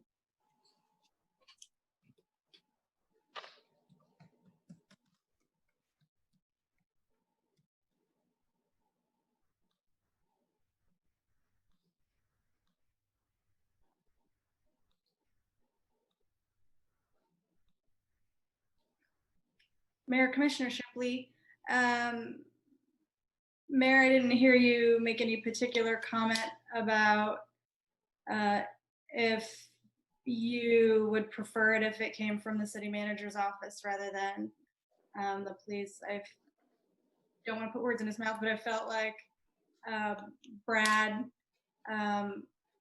Vice Mayor Finkeldye might prefer that. I didn't know where you were on that.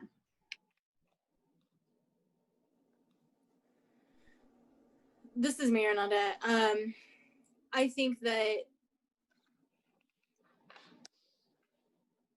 if that's what that takes to get this language, that's a conversation I'm willing to have. However, I think that Mariel's point about immunity is well taken. They are the ones who are identifying whether this is a civil immigration matter. And so they're the ones who are going to be confirming that. And so we are creating an extra layer of bureaucracy and pulling us one step further from that immediate, which would be addressed in LPD policy, not in the city manager's office policy. And so if that is defined in there and then it falls under someone who does not fall under that policy, then I think that that adds more complication as well. Commissioner Shipley, let me engage you there a little bit. So there's other police policies that invite interaction from the city manager, either as a part of the process or as a backup if the chief isn't there.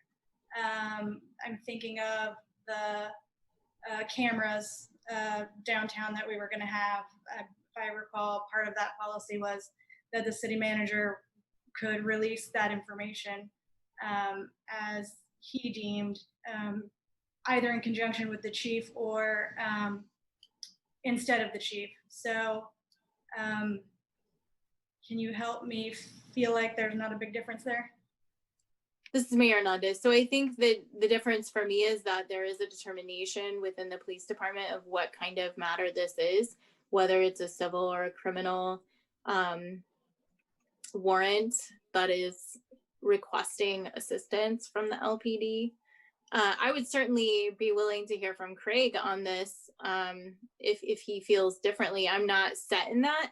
I do appreciate the straightest line we can draw from A to B.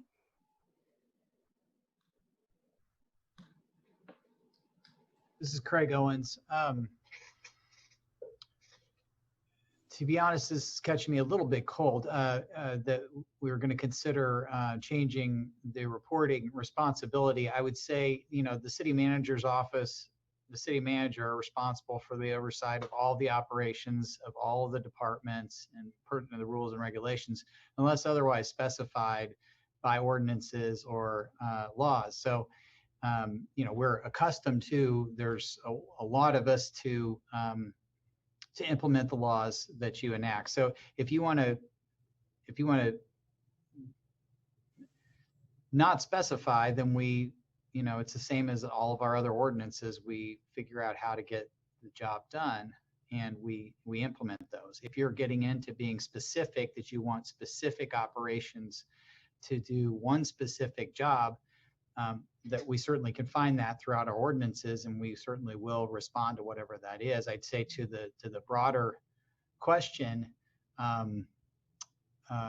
in particularly, I think if it applies to a police officer or a police captain or the police chief or the city manager, all of these are going to be the same. We want to evaluate the risks and not ask anybody to do anything that isn't lawful or constitutional. So, that applies to all of us. So whoever you ask to do this work, we would want to make sure that we have clarity on that.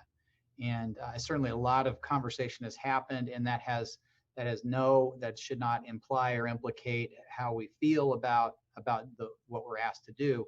But our attorney has given us advice, and we want to probably heed that. And if we're going to depart from that, and you're going to require by ordinance that I or any of the people that work with me do something, we want to assure that is something that we're not vulnerable personally in. And so I just want a little bit of time to flesh that out instead of doing it right here on the fly.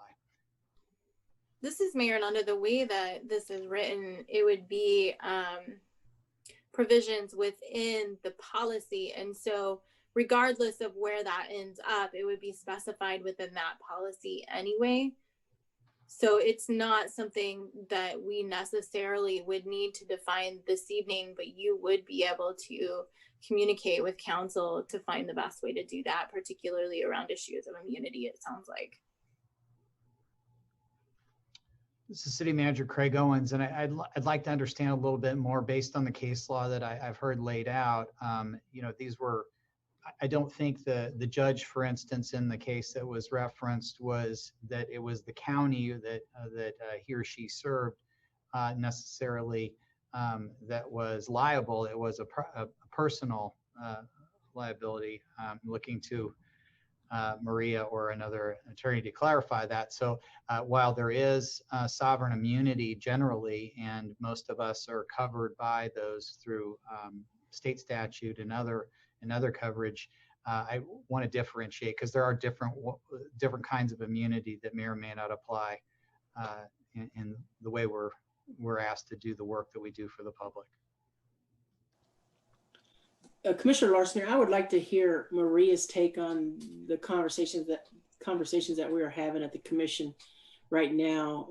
If she could give us her thoughts on it. Thank you for that opportunity. Commissioner Mariel Garcia, Assistant City Attorney. I just want to state at the outset, this discussion on immunity is new to me. I have not had an opportunity to conduct some thorough research on that, but I want to strongly caution against using that tonight on the fly before our office has had a chance to review it. Those immunity provisions generally apply to civil matters. Law enforcement officers and people are not immune from criminal matters generally. And so if the commission is interested in knowing more about that, I would respectfully ask for time to research that and provide a thorough and accurate report on that. But I wanted to throw it out there that I would be cautious about that reassurance that you all are stating. There is also an ethics policy that we have in the city that the commission worked on recently that requires all city employees and staff to comply with laws, and the penalty for that can include termination for an employee. So my role, as Mayor Ananda has pointed out at the beginning of this conversation, is to provide the legal landscape, to tell you about the risks that are associated with taking certain action. And I raised those previous federal statutes to give you an idea of the potential risk that the city could be encountering if passing or adopting the ordinance as sanctuary asks for it. So I'm saying the risk is there, but in addition to having potential criminal exposure, there is our ethics policy that if the employee is in fact charged with violating a law and is convicted of that, their employment under that ethics policy is also in question. This is Vice Mayor Finkel. Mr. Bowley. Oh, go ahead, Commissioner. I appreciate that Maria has said that the immunity is from civil liability. If there is a chain of receipt of the information from a police officer to the city manager, my understanding would be that everyone in that chain could be liable for criminal activity if any of them are. So our attempts to shield certain employees from criminal accountability, I think, are fraught. And I find the city attorney's analysis of this issue persuasive.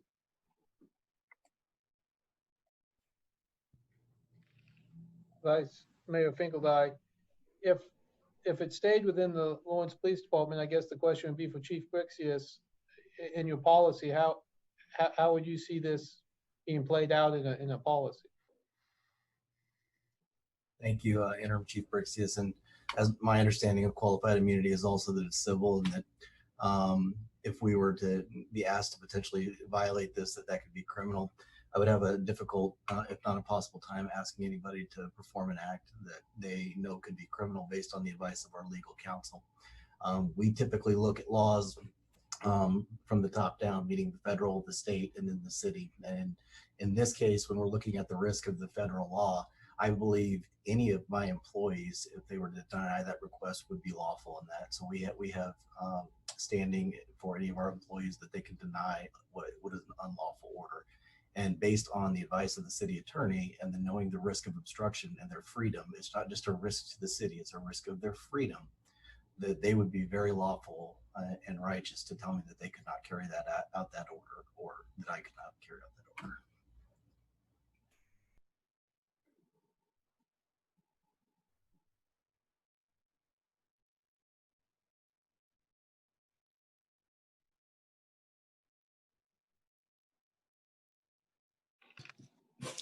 This is Commissioner Larsen, and based on all the conversations that I have just heard from the commissioners and again from Maria, as well as our city manager, I would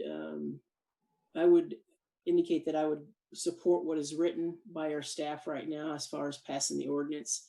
And I guess that would be the way I would go.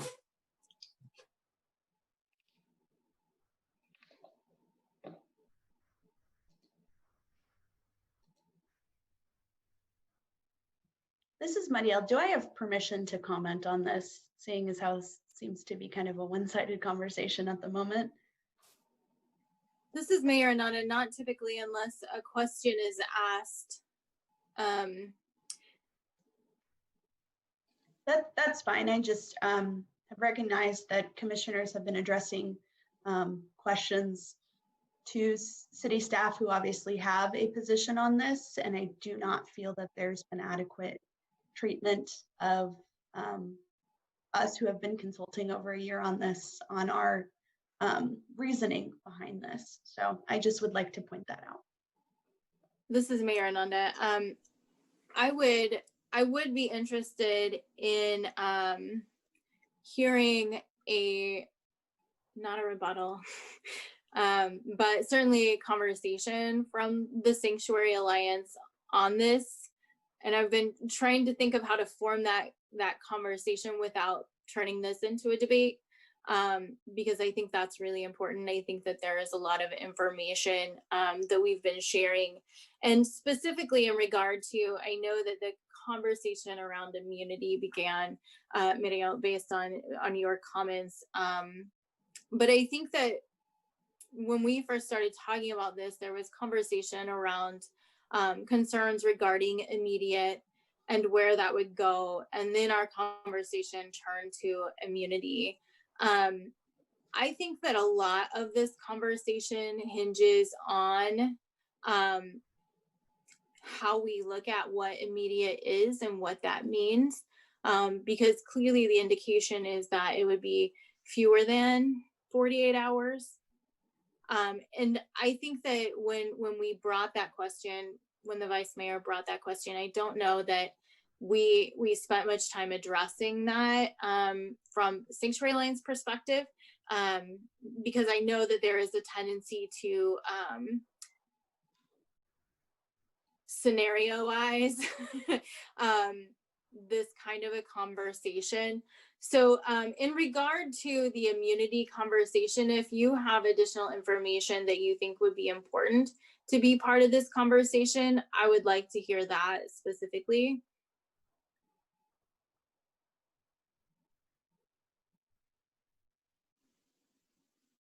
Sorry, regarding immunity, this is Mariel, sorry. I'm obviously not an expert on police immunity, but I would again raise this question as to the risk factors here. Somebody getting terminated for not complying with a public notice. I just feel like the discussion around risk is being completely mismanaged. And so that's all I will say on your question, because I don't feel like I could accurately answer it. If Jordan, our legal advisor, would like to, I would defer to her answer. Sure. I think that what is happening here at the Jordan Bickford Sanctuary Alliance is that the question initially was, what is immediate notice and how do we define that, as presented between, we're presenting two pieces of language, one that does include immediate notice and one that includes that 48-hour notice. And that's where we've come to. So up to this point, that immunity issue has not been presented as a concern, and I don't think that that is the crux of the conversation in front of us now. However, I will refer back to the case law that was brought up in that conversation, in that these individuals were ultimately held liable. The distinction between what we are presenting here and what those individuals did in those cases is those individuals acted of their own accord. So the liability for their actions fell on them. The liability in this situation, however, falls on city policy, and whether they violate a law in accordance with city policy, and that could lead to their termination, is ultimately up to the discretion of the city, whether or not they would choose to enforce that provision for following city ordinance. And there is, when acting as an agent of an organization, an additional layer of protection from liability for your actions, which the individuals in each of those cases did not have, because they were not acting as agents of their organizations, but rather on their own volition. So I just wanted to make that distinction as we're introducing that topic of immunity and liability. But to the question again, that immediacy, we've refrained from explicitly dictating how the notice must be constructed or timed or released to the public within this ordinance, because we have had these conversations for quite some time, indicating and respecting the discretion that the department does need in some of their activities, which is why that last piece of language is included in the ordinance, which says, and I quote, "The form and content of the immediate alert and follow-up notification shall be specified within department policy." We've done that so that these questions don't have to be presented to the city commission or to community members who are not a part of that internal policy and will not be making those decisions as those contacts are coming in and those situations are arising. So we do defer to the department at a certain extent to define those more specific terms within their policy, rather than always moving it back to the city conversation and the city ordinance. So I hope that that addresses the immediacy question and maybe gives some clarification to the other liability issues that have come up here kind of at the last moment in this conversation. This is Marinetta. Thank you, Jordan, and thank you, Mariel. I think that for me, having been in those conversations and being privy to those conversations and understanding the extent to which there is latitude in that policy, to say it's not get off the phone with ICE, put down the phone, log into Twitter, that there's clearly room for dialogue around that and creating a policy that would allow allow what needs to happen prior to that notification. So I appreciate that clarification, that reminder of that conversation. I think that we've had so many conversations on this that those pieces can get lost and we can get stuck in the trenches. And for me, I would still propose that the C proposed by Sanctuary Alliance is feasible and doable, particularly because of the incredibly carefully crafted language. Commissioner.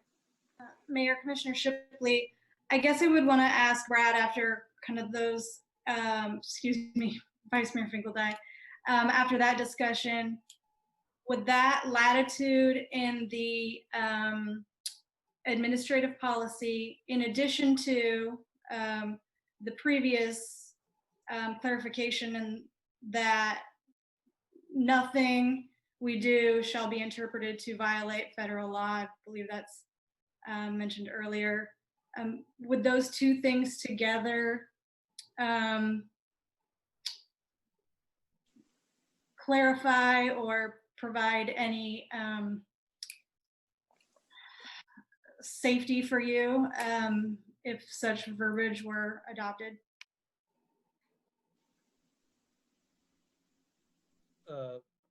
Vice Mayor Finkeldine,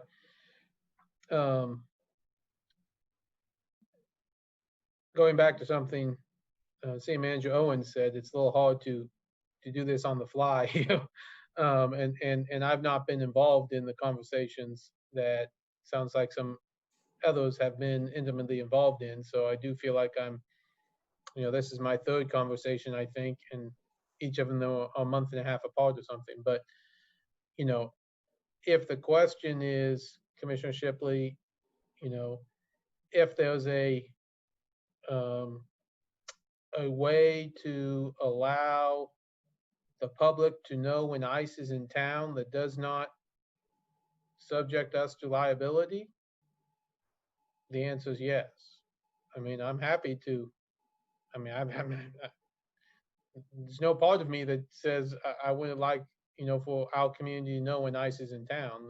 And so yes, I mean, if there's a way to draft language that does that, you know, I think what we're presented with tonight is conflicting legal advice.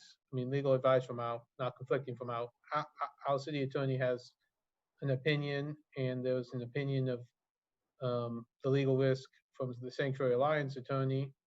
And I know this has been going on for a long time.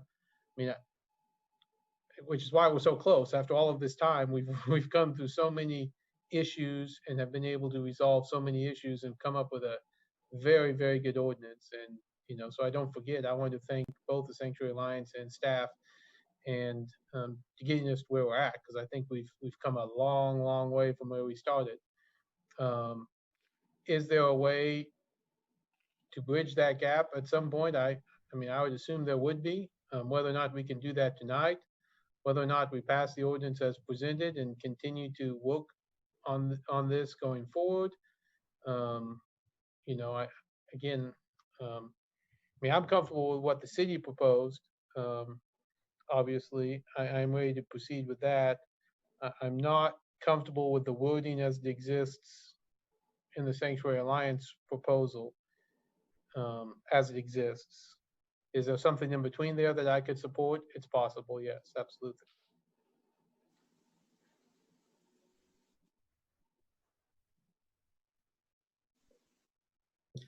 Commissioner Larsen here. I appreciate your thoughts on that, Brad. You know, as I said before, you know, I believe that what the staff has written up is a good policy as well as an ordinance. And I just want to make sure that we don't expose our staff, anybody in the city, employees, to the liability issue. And if those can be addressed to where we can eliminate the liability and eliminate the risk, then I'm definitely willing to continue conversations. I mean, I'm always willing to discuss. I mean, I've been a part of that group for over a year myself, so I've heard the conversations, and I think both sides have stated their position very, very clearly and very well. And I really appreciate the work that the Sanctuary City has done on this. They have been just just great to work with. So I'm always willing to have a discussion. But again, for me, would have to be able to eliminate the liability as well as the risk. This is Mayor Ananda. I would ask, I think Courtney framed it very well, and the Sanctuary Alliance framed it very well. Does the statement that the form and content of the report shall be specified within the policy and that nothing in here shall violate the law, federal, state, or local law, does that not, for you, provide that assurance?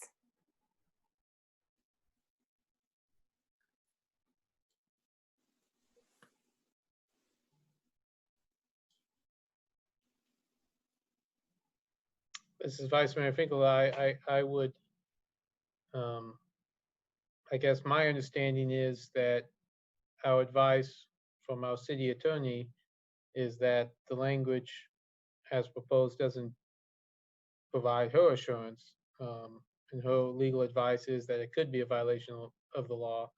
So I would side, unless I'm wrong, Maria, on that. You know, I think that's why they couldn't support the language proposed by the Sanctuary Alliance. So I guess I'd say not quite. I mean, no. I mean, okay. You know, until my city attorney's telling me something different. This is Mayor Nanda. I guess I would propose that to Maria, and I know that you've brought us your legal opinion, and I'm asking you to form one on the fly. But I do feel like those protections, the departmental policy specifying that and that it shall not violate federal, state, or local law, provides an assurance that what we mean by that first sentence would fall within the purview of what is legal. Maria Garcia, Assistant City Attorney. I guess I'm not quite sure what the question is. Mayor, are you just wanting to leave the language that Sanctuary has proposed as is and just work with it on the police department elsewhere, or is there something that you're asking a suggestion on to change? This is Mayor Nanda. So the only change that I would make to that is take out the second "or" after the word "ice." And that's just because of a typo. No, it is that first sentence would be protected from the two federal law that you mentioned, as well as the case law, if we draft that within the policy. So we're not specifying what any definition of any of these words are, including immediate, within this ordinance. And we're allowing that policy to be drafted in such a way that it doesn't violate, as required by our ordinance, doesn't violate federal, state, or local law. So am I understanding correctly that we would leave the language as is, but then in the policy, are you suggesting that we would define immediate as maybe perhaps not get off the phone with ICE and make that notification? Yes. I have said previously, you know, we really are a bit uncomfortable providing new language on the fly. This is important. This is a really important section, obviously. I'm happy to work on it, but just at first blush, sometimes when a particular word in a law is not defined there, courts, when they are going to go and interpret what that term means, will sometimes look for legislative intent. So this meeting is helpful. Sometimes they use plain language. What is the definition of immediate? How does the average person interpret immediate? And so I think that might present somewhat of a conflict to have the word immediate in the ordinance and then define immediate that is not the common knowledge definition of immediate in the policy. And so that's why I'm saying I don't really want to wordsmith right now unless that is your direction, Commission. We can maybe take a brief recess, but I would prefer to not do that right now. But I do see some concern with leaving it as is in the ordinance and saying something that is not commonly understood in the policy.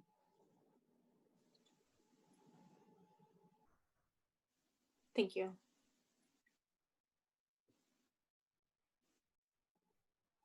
Did you have something, Commissioner Bully? I guess I see this as commission discussion time. And it seems like there may be votes for this ordinance as it's been recommended by staff. Do we want to not pass it? Although there are 3 votes?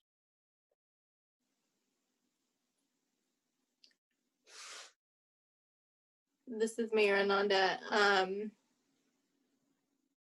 not sure what you're asking, so Commissioner Pauly. Well, I guess I'll just put it this way. I move approval of the ordinance as drafted by staff. This is Mayor Ananda. Well, I'll see if you get a second. I apologize.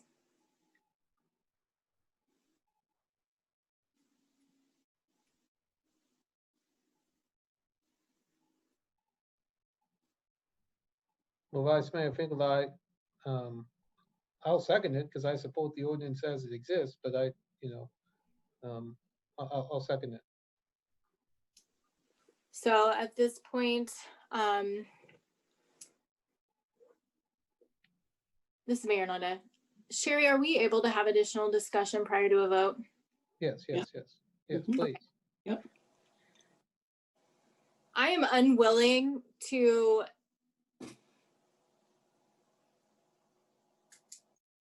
knowing based on our dialogue that a majority of the commission supports the ordinance as written by the city. I am unwilling to vote against it because this is really important. But I think that this last piece is really important as well. And I think that we have exhausted our ability, well, everyone who has been working on this for a very long time, very hard, and is representative of our community as well as what we know is happening on a federal level, which is absolutely atrocious and something I would never want to support happening in this community or to any of our residents in this community. And having done immigration law and worked with folks who are literally terrified, who sacrificed and who put their entire families at risk to get deferred action for their children, and to be here in this community and to live under the radar to such an extent that I use video game subscriptions as proof that they lived in our community because they didn't want proof that they lived in our community to exist. And those parents were participating in the biggest data collection endeavor on undocumented folks in the United States because they were willing to sacrifice that for their children. And then when we were talking about this several years ago, before I was on the commission, when we decided to become a welcoming community, the biggest concern that we heard from immigrant residents as part of that committee that was tasked with discussing that is, how do I make sure my children don't come home from school and have no one to take care of them and get thrown into the foster care system because I was taken away from them and deported. And those are real things. And I feel strongly that we can take the provisions as they were written. I understand the importance of immediate. I understand the impact that that can have case law wise, which is why I think it's important to define that very clearly within the policy. But I feel strongly that we've drafted this ordinance in a way that prevents us from violating federal law. And we have, by ensuring that the policy that we draft doesn't do that. And so I understand and I hear that there is a motion and that there is a second on this issue. And that we have to take a vote. And I would love to request that we all take a 5-minute recess before we do that vote. But if I hear from other commissioners, let's just vote, then we'll do it. This Commissioner Larsen, if I'm you'd like fine a with the if you'd like a 5-minute recess, I'm okay with that, Mayor. I'm really good. Did you have something, Commissioner Larson? I just said the same thing. I'm fine with a 5-minute break or 10-minute or whatever you want to do. This is Vice Mayor Finkelstein. I guess, Mayor, are you, I mean, it seems like we have 3 options, one of which I don't think anyone would want, which is to vote down the ordinance. I mean, so it seems like either we adopt the ordinance as written, or we adopt the ordinance based upon the motion, or do option 2, I guess, would be to put this off again and try to come back with additional language, or option 3 would be try to write language here tonight that we can get 3 votes on. What, are you suggesting, Mayor, that, I mean, you would you rather get something passed tonight and continue to work on it, or would you rather work on it on the fly, or would you rather send it back and have work continue on this and bring it back to us in another month or whenever it can come back to us? This is Mayor Nanda. I would say that obviously I'm willing to hear opposing thoughts on whether or not that communication can continue. But I do think that we've heard very clearly this evening that there are widely varying or 2 very specific positions on this from the city and from the Sanctuary Alliance. And so I think that the word immediate seems to be the issue. Is there a synonym? The urgency, right, is the point. And the urgency around civil activity, which we would define in the policy, not even in this. So I would be open to adopting the language as written. I would be open to conversation amongst us, and then to run by the folks who are here this evening giving us their legal opinions about a synonym for the word immediate.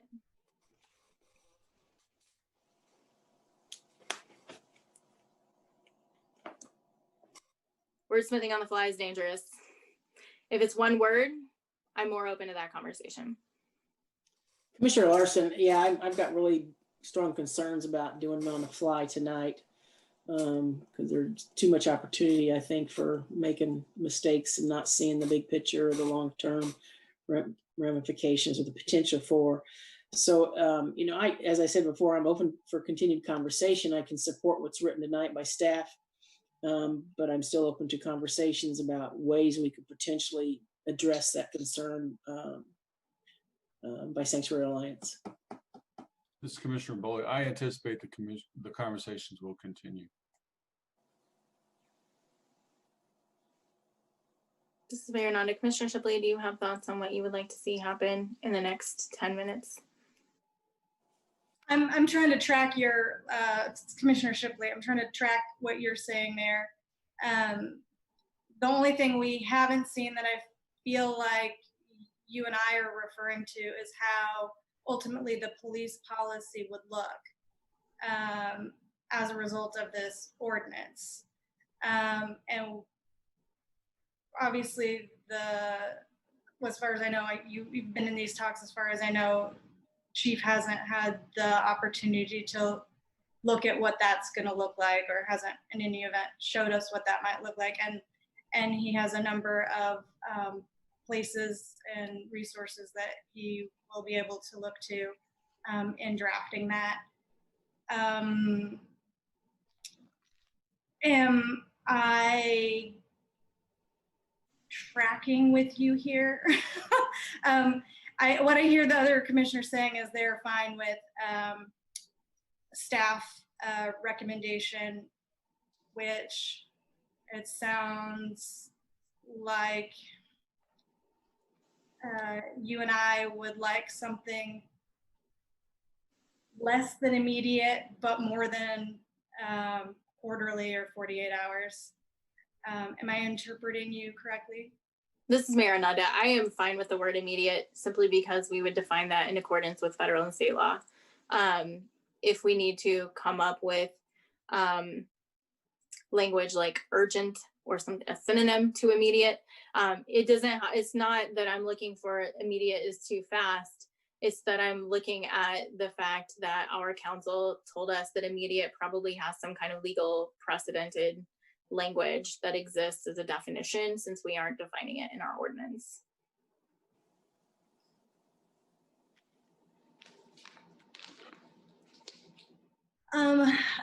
I think at this point, I appreciate you suggesting a break. I think probably what's happening here, if I feel the other commissioners, what they're trying to say, they're ready to accept what staff has given them.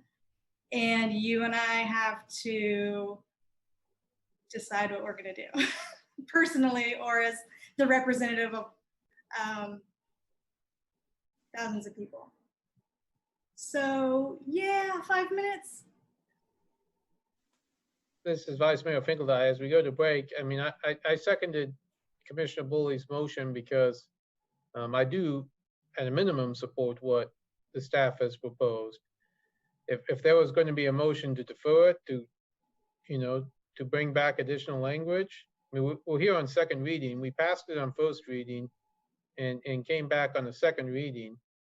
And we did that because we all basically support, the broad parameters here, and we're down to a very small point. I mean, and I don't know how, I'm hearing what Commissioner Larsen and Commissioner Bully say. I mean, I think there might be support for a motion to defer this and bring it back with, after everyone has a chance to work on some language. If that's something that's more preferable than passing this and continuing to work on it, I think that's another option. Pass it, but continue to work on it. Option 2 would be to defer it and bring it back at another time. I think those. This is Commissioner Bully. My preference would be to pass it and continue to work on it. Commissioner Shipley, what do you all mean by continue to work on it? What are the specific goals, and what would be the direction we would give staff? Are we speaking about the specifics of the administrative policy would continue to be worked on? And are you comfortable not knowing voting on it without knowing what that might look like? My concern is that the language that we have been provided by staff will not expose our employees to federal charges, federal criminal charges. They can't make that same assurance with the other language.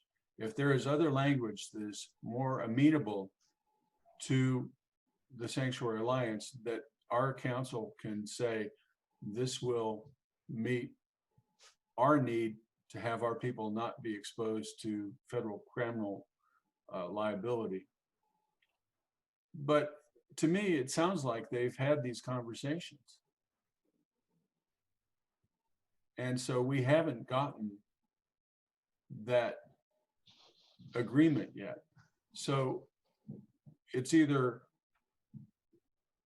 make a decision and be open to more information as we go forward, or simply just not do it again and come back later.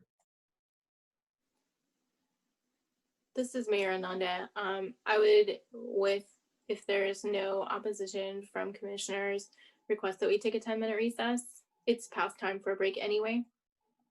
Any opposition to that? Okay, we'll be back at 8:10.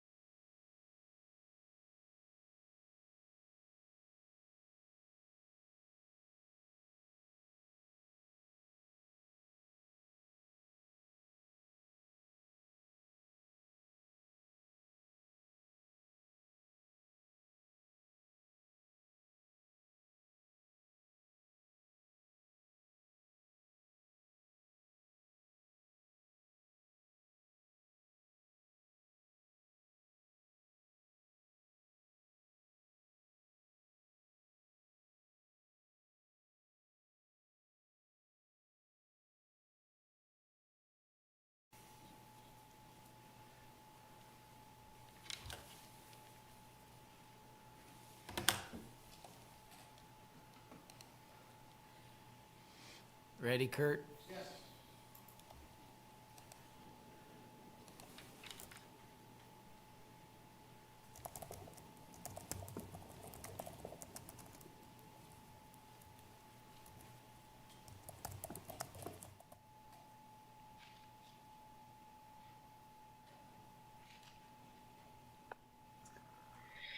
Okay, it is 8:10, so I will call roll and we will come back to the table. Vice Mayor Finkeldine? Here. Commissioner Bully? Here. Commissioner Larsen? Here. Commissioner Shipley? Here. Okay, we are all present. Before us, we had a motion ended by Commissioner Bully and a second by Vice Mayor Finkeldine to pass the ordinance as written by the city. We had some further discussion where we talked about the options being pass the ordinance as written by the city, pass the ordinance with the amendment as written by the Sanctuary Alliance on item C, or to have discussion around the language within that recommended language on the word immediate specifically. I would like to hear from Council Maria specifically, and then Mariel regarding not necessarily their opinion on the three options, but whether or not there's space remaining, acknowledging that we've had a lot of dialogue on that specific piece. So Maria, would you be willing to weigh in on that? Thank you, Mayor. Maria Garcia, Assistant City Attorney. We've done research and looked at other communities around the country. Like I said, I had posed a question to other city attorneys around the country, and I have not found an example from another jurisdiction that incorporates this precise language that Sanctuary Alliance is suggesting.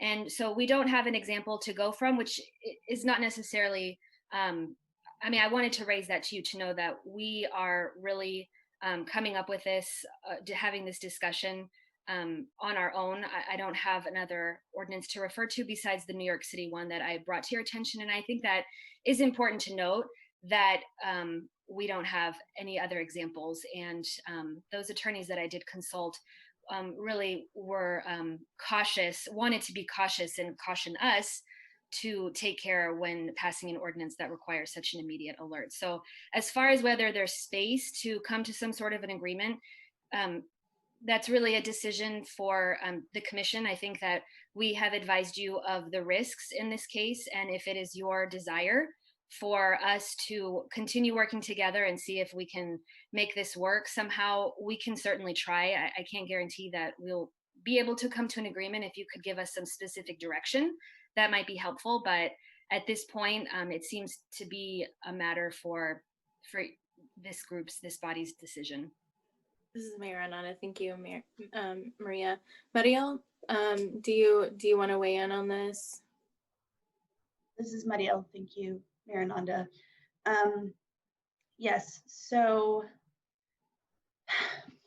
for final time, we would just like to point out how carefully crafted this language has been proposed. We did not write this on a whim. We did the research. We have consulted immigration attorneys. We have looked at ordinances from other cities. We have looked at rapid response groups who have held their community accountable, who have held those in power accountable. And just three things that we are wanting to say is that, one, our provision does allow for flexibility that addresses concerns of immediacy, only requiring that the level of immediacy that cops write is their own policy. They get to decide what immediate is in the administrative policy. We don't know how that can be much more clear. Two, individual staff persons would not be legally liable for enacting city policy. Jordan very specifically pointed that out, that there is some sort of agency when you represent your employer in doing an action. And three, while the legal risk is uncertain, it is incredibly small. And if if there's anything, our community is asking you to take a risk, if you truly feel like there is a risk, to protect our community members from death, from violence, and from harm. And I'm sorry, I'm getting emotional. I apologize for that. But the fact that we are weighing an uncertain risk to the value of human life, and just hearing some of the commentary on that, I understand the neutrality of the conversation that you must have, but it is abhorrent and it is not representative of your constituents. So if you're able to be at peace with that and be at peace with the fact that community members are asking this of you, yet you want to refute on an uncertain risk, then that is yours to do. I say vote your conscience. And I say that this is what we're asking for. This is what we have always asked for and been consistent in asking. We haven't changed language. We've been honest and transparent through this whole process, and we'll continue to do that. If you do not pass this, and if you don't do it, the community will do it. We will have an immediate response, and it's whether or not you want to partner with us in that work. It's whether or not figuring out what's more important to you. A liability that may or may not happen, or the continuation of detainment and death of a community who does not have the legal rights that you get to discuss here tonight. That's all I have to say. Ms. Mariel, thank you, Mariel.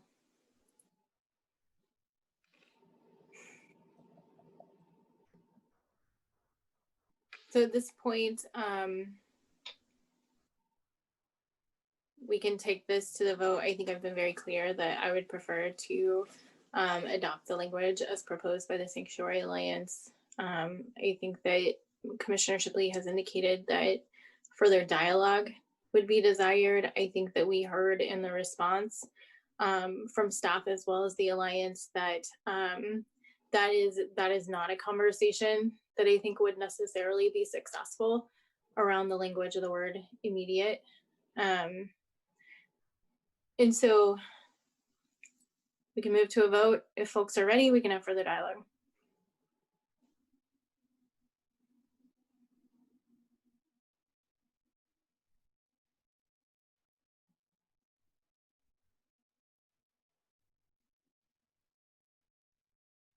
Hearing no further dialogue. Well, this is Vice Mayor Finkeldye.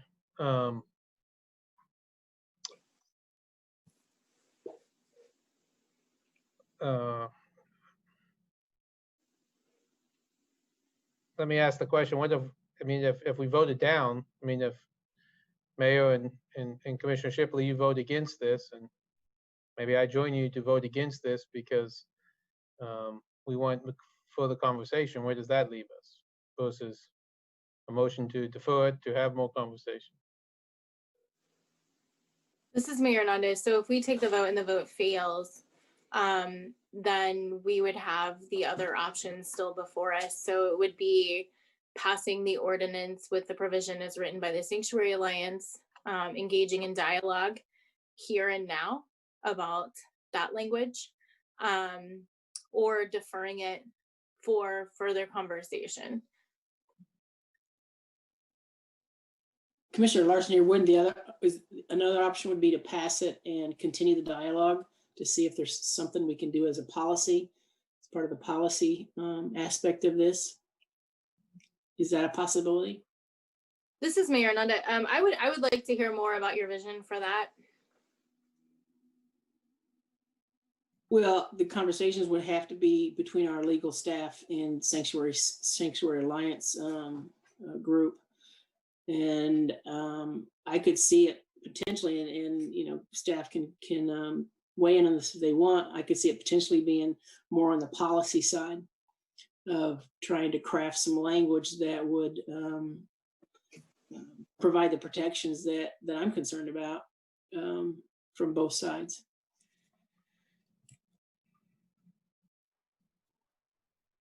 Commissioner Larsen, like I said, I don't even know if that's feasible, but I can see that as a possibility. So maybe somebody can correct me.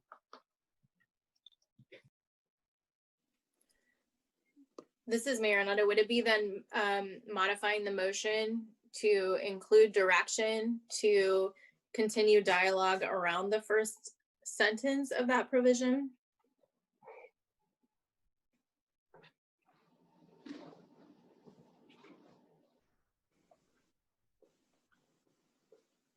Commissioner Larsen, we can always add a caveat to that if we want to.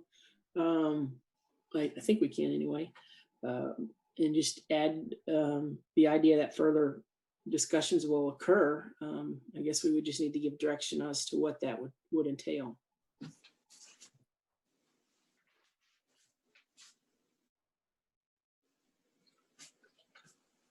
This is Mayor Nanda. Are there other thoughts on that? Commissioner Shipley, yeah, if either way, and henceforth, yes, very specific instruction to staff, of course, understanding their need for flexibility, but also timelines, as I always try to remind us. Commissioner Larsen, I just might add too, is because Sanctuary Alliance has indicated that this can be taken care of at the policy level. I think that's what I'm hearing from them. If it's and if that's the case, then can we still pass the ordinance and address it and address the issues that they're still concerned with at the policy level, or at least to try to have a further discussion at the policy level?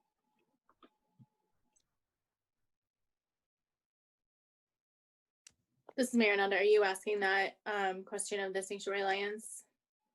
Actually, of Commissioner Larsen of Maria staff. Is it an accurate statement to say that Sanctuary Alliance is indicating that the actual meat of the definition of immediate and so forth is going to be at the policy level? So is that something that we could potentially address at that level and not necessarily codify it in the ordinance, or does it have to be the other way around?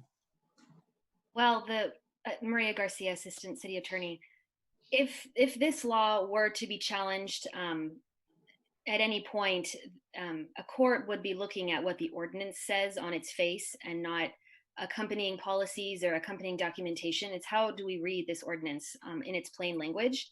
So if your direction to staff is to work on that one single sentence and how to define immediate, then perhaps maybe some language should be inserted into the ordinance on defining immediate and not leaving it without reference at all to the police department policy. But I think that we can, if that is your direction to continue talking on that single sentence and figuring out how to define immediate, then that's definitely something I'm willing to continue discussing if that's your desire and direction. Commissioner Larsen here. So do you believe that having the further conversation around just that one sentence, that there's a potential for us to come to some sort of consensus or like-mindedness with Sanctuary Alliance on this? Assistant City Attorney Maria Garcia, all I can say is that I'm certainly open to having that conversation. I'm not sure what position Sanctuary Alliance has on it and what they would recommend or be satisfied with. I'm open to having that conversation, but I cannot guarantee that we would absolutely come to an agreement, but we can certainly try. Thank you. Commissioner Larsen, again, I think I would be concerned about not knowing what that conversation results in, without knowing how that conversation would wind up. It'd be hard for me to add that immediate alert language into our ordinance at this time until we would have further definition of that.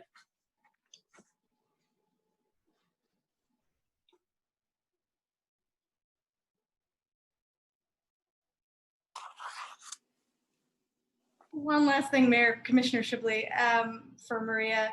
I heard you saying that in a court situation that it would be on the plain reading of the ordinance. But I also hear the mayor saying it depends on how we define certain words, not to belabor this point. Does it happen in law that something isn't plainly read and has more flexibility in its definition than the regular person might read it. When a law is unclear on its face, the court goes to statutory construction and tries to interpret what the governing body or the body that passed the law intended to do at the time. There hasn't really been any discussion tonight on what immediate means. It sounds like there's interest in the two sides coming together and defining that. So we don't have a lot of help from legislative history here. But generally, if the term is not defined, one of the things a court can do is assess it by its plain meaning, and immediate means right now without delay. This is Mayor Ananda. I appreciate that there is looking to the legislative intent to that. And I would say, based on the conversations that I'm hearing, our intent is as soon as reasonably possible without violating federal or state law.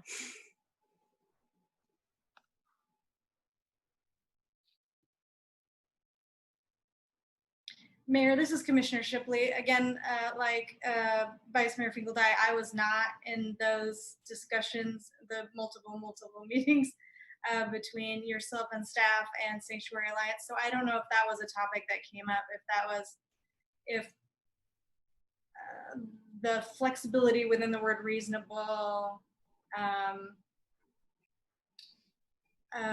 was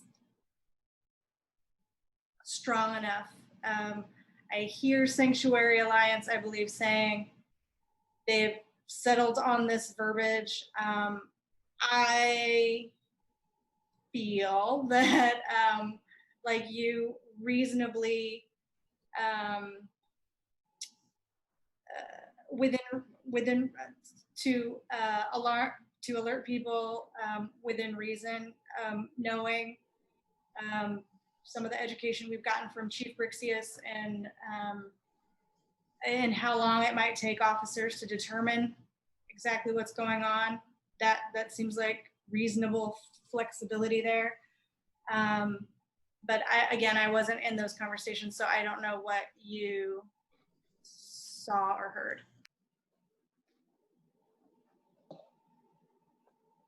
This is Mayor Ananda. I think that the same conversation as we're hearing tonight, which is that it would be defined within policy, there just wasn't, I think, as rigorous dialogue around how the court would interpret the language or the definition of the words within the ordinance. So, and I could be entirely incorrect about that, but I think that was the extent to which we had conversation about specific definitions in the recommended language from the Sanctuary Alliance.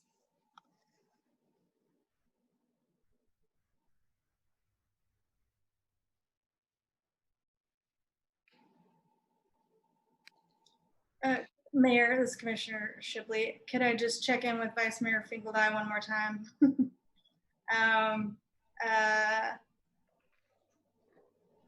What's your temperature now on the discussion that we're having? This is Vice Mayor Finkeldye. A couple comments. One would be, the idea that if immediate means within a reasonable time that doesn't violate federal law, I guess I do struggle with whether or not a court would say immediate means that. But the language proposed by staff in 2C has two parts. The first is provisions which require the Lawrence Police Department to provide a publicly available report of any communication of reported or planned civil immigration activity conducted by ICE or other federal agencies working on immigration matters, period. Such report shall be available within 48 hours of the resolution of the request for activity or once the request or communication has been completed. So within 48 hours, but that's after it's completed. the language proposed by Sanctuary City, I guess, has that second part in it, but not.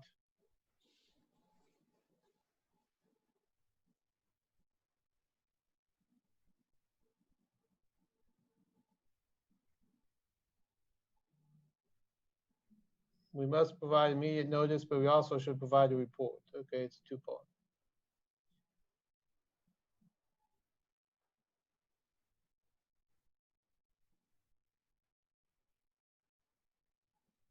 I guess I'm, to the mayor's point, Mayor, are you saying that you would leave the word immediate in there, but you would propose that the policy say that immediate is within a reasonable time, does not violate federal law? This is Mariel. I would say not within a reasonable time, but as soon as reasonably possible, without violating state or federal law. Vice Mayor Finkel, but you wouldn't support putting that in the actual ordinance, but rather putting that only in the policy? This is Mayor Ananda. I think that I would want to hear both from the city attorney as well as the Sanctuary Alliance on that proposal. I don't immediately see that, but again, that's the danger of wordsmithing on the fly. So I would definitely want to hear feedback in regard to that. Would you like them to weigh in on that? Well, Vice Mayor Finkel, I guess only if other people would care and support it. I mean, if it's not something that's going to gain traction, then I'm not sure we need. This Commissioner Bowley, I'm concerned about wordsmithing on the fly. I think that's a bad way to create the ordinances. This is Mayor Ananda. Commissioner Shipley, would you like to hear from folks? Commissioner Shipley, I'm like Brad. I don't want to rehash something that's already been gone through in your meetings and waste time if there can't be if this avenue of verbiage isn't acceptable to either side at this point. I don't want to waste time, but I would like to be sure that this isn't somewhere it could go that is amenable to all parties. This is Mayor Ananda. Okay, so we will pose that question. Let's start with Mariel with the Sanctuary Alliance, and the language was, let me make sure I have this correct. As soon as reasonably possible without violating state or federal law. Is that correct, Vice Mayor, Commissioner Shipley? Vice Mayor Finkel, I was trying to reflect what you said earlier, so okay, I defer to you. Then yes, that. And I can repeat it if you like. This is Mariel. I'm going to defer the question over to Jordan, and she will answer if that's okay. Thank you. Okay. Thank you, Jordan Bickford, Sanctuary Alliance. So the question on the floor now is including that additional language within Sanctuary Alliance's proposed alternative to what is included in the agenda. Is that correct? This is Mayor Ananda. I would put one clarification that it's replacing the word immediate. Correct. So to Maria's earlier point about the intent of the discussion and the ordinance, we have at this point had a definition for immediate proposed that commissioners seem to accept as being reasonable for a definition, and also a hesitancy to wordsmith on the fly. I would refer back to the language that we've proposed where the specifics of the policy, including the definition of immediate, can be included in police policy. And as I've heard commissioners do so in the past, you may instruct city staff to act in a certain way to a certain extent. So I think that our first choice would be to adopt the proposed language just in that one section that is deviating from what is in the agenda, just adopt that and leave it to the administrative policy to further define that in a way that the commissioners and the city feels is reasonable and is a reasonable legal risk to take. That would be our first preference. If everyone is okay with including that definition and adopting that change there, then we would also be in support of that language. However, I think our last preference is to go forward with the proposed language in the agenda and then reiterate that these are the minimum provisions that the city is directing the police policy to include. And the police policy may include, to Commissioner Finkeldey's, Vice Mayor Finkeldey's point, that you may include provisions which further limit within 48 hours. So policy has a lot of room to move forward.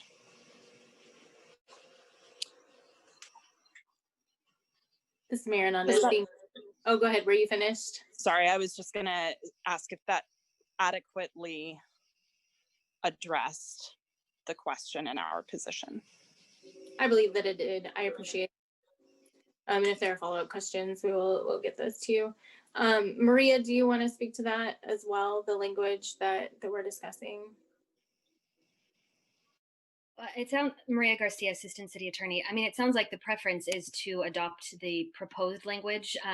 The problem with, I think I've stated that there's an issue that I can see with just leaving immediate undefined in the ordinance. So perhaps maybe up for discussion would be to remove that word immediate from the ordinance and state that the department's policy requires the police department to provide that alert, and then the department policy will prescribe what that means. But there can be a policy statement perhaps in the ordinance that says whatever's in the police department policy, it should be treated as urgent and without, unreasonable delay perhaps.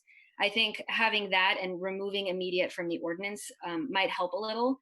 I think that might warrant a little bit more discussion to flesh it out, because I just reading, possible scenarios here during this meeting, but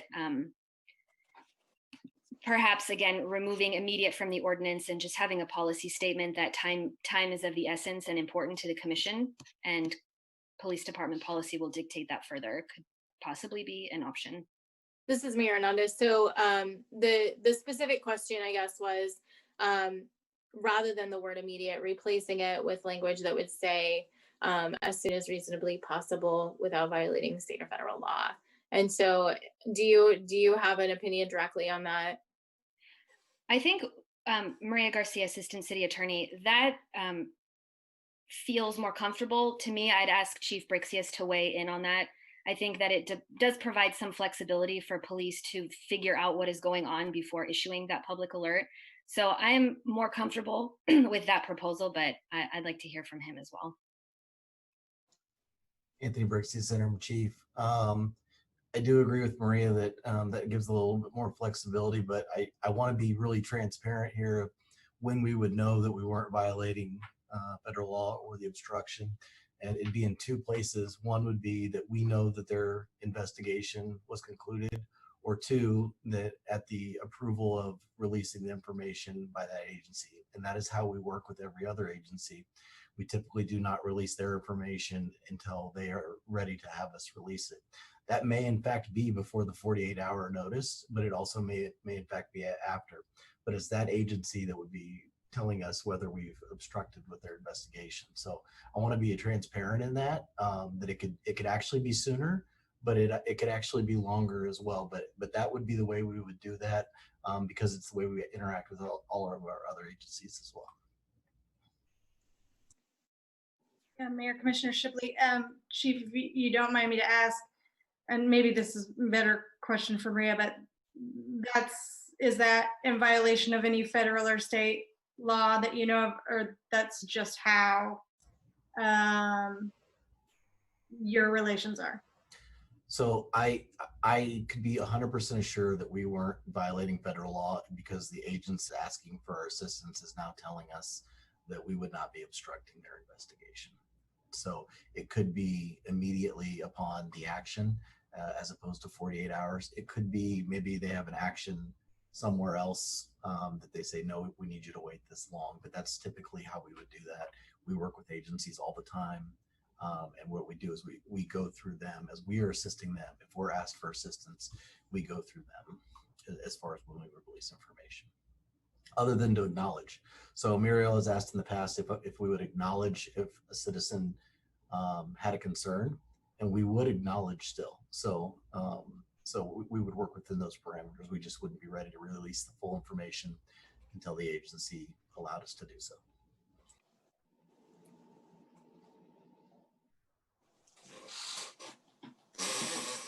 Commissioner Larsen here. Mayor, I am comfortable with just the conversation that just occurred between Maria as well as the chief regarding language that could be inserted as to as soon as possible, and adding on there that it can't be in violation of federal law. However, let me just add on that, if our legal staff believes they need more time to look at that, I'm also would support that.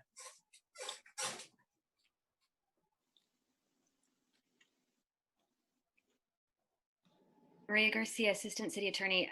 I am comfortable with that proposed language. I'm not hearing anything from the other attorneys in our office. I think that is reasonable language. It provides a little bit more flexibility, and I think that is definitely more doable. This is Mayor Ananda. So currently we have a motion and a second on the floor to accept the city's ordinance. We also, it sounds like there's some traction around changing the language in the Sanctuary Alliance proposed language to say, provide an alert as soon as reasonably possible, not in violation of federal or state law. This is Commissioner Bowley. I would be comfortable withdrawing my motion. This is Mayor Ananda. That motion is withdrawn.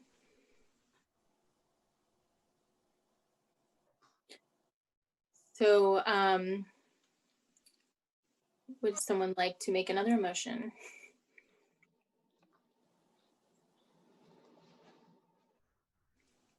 You can do that. Vice Mayor Finkel, I prefer that you made it, Mayor.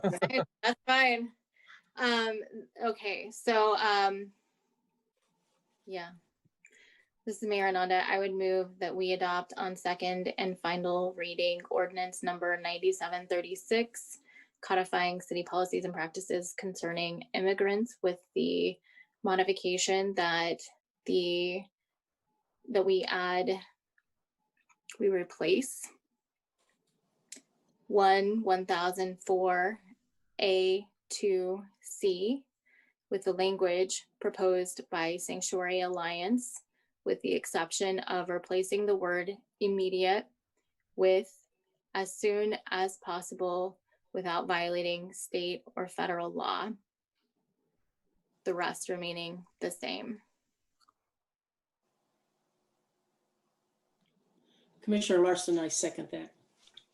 The motion by Mayor Ananda, a second by Commissioner Larsen. I vote aye. Commissioner Larsen? Yes. Vice Mayor Finkeldye? Aye. Commissioner Bully? Aye. Commissioner Shipley? Aye. Passes unanimously. Okay. I want to say thank you to everyone who has worked on this. This has been a labor of love for so many people in our community. It has been a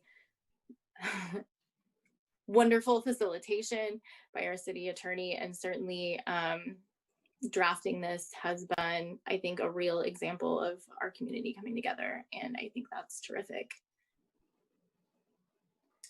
So we are ready to move on to item 2 on our agenda.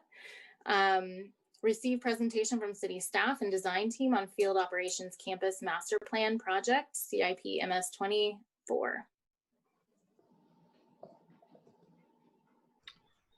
Good evening, Mayor and Commissioners. I'm Andy Inns, Engineering Program Manager for the Municipal Services and Operations Department.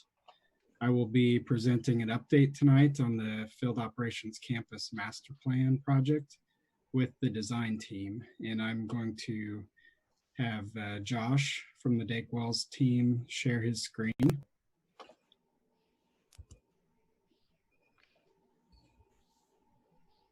Looks like we need to, there we go. So on to the next slide then, Josh. Okay, in previous City Commission meetings, I've presented why the new Field Operations Campus is needed, and we'll show examples of the existing facility issues later in the presentation. Goals for the new Field Operations Campus include centralizing staff and facilities so the city can optimize functions and roles. The new campus will be sized for current and future needs. Field operations staff will be relocated from the existing facilities that have non-compliant and or unsafe working conditions. The project will align with the city's strategic plan, and the new campus will minimize traffic, noise, visual and light impacts on the existing neighborhood, and will utilize sustainable design practices. And then the project will utilize multiple funding sources through a multi-year phased approach. Just giving a little background on the history of the project here. So the idea of a consolidated field operations campus began in 2016. The presentation to the City Commission in April of 2017 discussed the conditions of the existing facilities and led to a departmental space needs analysis. This analysis estimated a minimum of 75 acres was required for the field operations divisions that could potentially relocate to a common site. After that, a site selection team of 9 city staff was formed to evaluate 12 potential sites using a weighted matrix. And the farmland site was chosen for the opportunity to turn a remediation site into a beneficial use. It met a lot of the criteria we were looking at and was one of the top rated sites. After that, the MSO department presented to the City Commission in May of 2019 to provide a project update and seek approval to issue a request for proposals for conceptual and preliminary design. The department issued the RFP shortly after that in June of 2019 and selected Dake Wells, the design team based on their proposal and interviews. The MSO department presented to the commission in October of 2019 to provide a project update and award the contract to the Dake Wells design team. Just recently, city staff and the design team held a public information meeting on August 31st, 2020. We received many great questions from the public, which we'll try to address during the presentation tonight. So at this time, I'm going to introduce the design team that will continue the presentation. Dake Wells is an architecture firm from Kansas City and is represented here tonight by Josh Himberger, Dan McGinn, Tara Bray, and Alex Reeves. Aaron Gaspers and Andrew Robertson are here representing CFS, an engineering and surveying firm from Lawrence. And Ortel Architects is a municipal architecture firm from St. Paul, Minnesota, specializing in public works facilities. And Andrew Cooper is here representing Ortel. So with that, I will turn it over to Dan. Thanks. This is Dan McGinn with the design team. Overall, from our first meeting in late October of 2019 until today, we've been observing and researching and designing for over 10 months now. We started off the master planning process by interviewing leadership and staff of all 12 municipal divisions and doing a detailed space needs and site needs assessment. The process included touring and documenting their existing facilities, which Andrew will get into in a minute. Our goal was to listen to MSO leadership and to help them plan for growth moving forward. And then once we roughly knew the size of each division, we began to explore how the divisions could kind of fit together on a site, which we'll talk more about here in a minute. GHD's initial remediation report helped us as we did these test fits. We tried to think both in terms of developing an efficient campus, but also doing so in a way that contributed to an effective site remediation strategy. So once we had what we believed was an optimal campus plan, we drilled down on conceptual design for each of the divisions, all 12 divisions, focusing a bit more in depth on the 2 facilities that would likely be part of an initial, the first 2 construction phases. We had a public information meeting on August 31st, and here today to check in with you based on your feedback. We'll finish our master plan on October 16th. And then everything's in alignment. We would continue our work moving forward by completing schematic design on the first construction phase. Next slide. This is really an important slide. 11th and Haskell, as you're aware of. You have solid waste, central maintenance garage, streets, stormwater, forestry, and horticulture divisions, all located here along with the fueling station. So the bluish purple you see there, that's the 100-year floodplain. And the reddish orange you see there is the actual floodway. And as you know, being in the floodway is a pretty big deal. It's an area designed to be active in a flooding event. You absolutely know that it will flood, and that with flooding comes fast water and debris. The city code deals with development and floodplains and floodways in Chapter 20, Article 12. The code is clear that new construction or improvements are prohibited within the floodway. Many of the requirements in the article are not met at 11th and Haskell. And as you know, the site has already flooded before. Here are a couple images of previous flood events. And Lawrence isn't the only municipality dealing with this issue. 2017 in Leawood, heavy rain caused flooding, which took out all of the fleet for the Parks and Rec Department, which disrupted their operations and forced them to relocate in 3 existing Leawood facilities, kind of stressing those facilities out. And they're only now starting to think about how to regroup, but it was a very big disruption. For the next few slides, I'll turn it over to Andrew Cooper to talk about some of our research into existing conditions and how we're projecting for growth. Good evening, it's Andrew Cooper with the design team. So as Dan mentioned, prior to really programming and identifying some of those space needs, we needed to get to know where staff lived and how they worked. A few examples that you'll see here are some of the existing conditions that are being demonstrated. The spaces right now, and you see the central maintenance garage offices, they've outlived their prior function and they're being appropriated for other functions. So here you see a critical storage area that now has become staff office area. You see a solid waste division meeting in their room as a complete staff without enough room for everybody to find a seat and really have that collective functional meeting to really understand what each other are doing in their daily activities. On the next slide, you'll see a few examples of some other safety concerns. So in the central maintenance garage area, you see a severely congested and unsafe and inefficient work area. And it's really one of the most critical functions for the city of Lawrence's MSO, because as you can see here, they're not just serving MSO equipment, they're serving police, fire, and there's a solid waste vehicle in the back. So it's every division that serves the city is going to come through central maintenance. But you also see what has happened to some of the older facilities in town here where that have suffered some damage. And you see some water damage here in the ceiling tiles in the traffic division storage area. And what it's really related to is that space can't function as intended anymore because staff can't trust it to house critical parts and tools and equipment. So really our space programming process was really born out of those existing tours. We spent 2 days touring existing facilities and interviewing staff but not just leadership of each division, but day-to-day working staff. We also developed and administered surveys so that we really got feedback from those boots on the ground workers.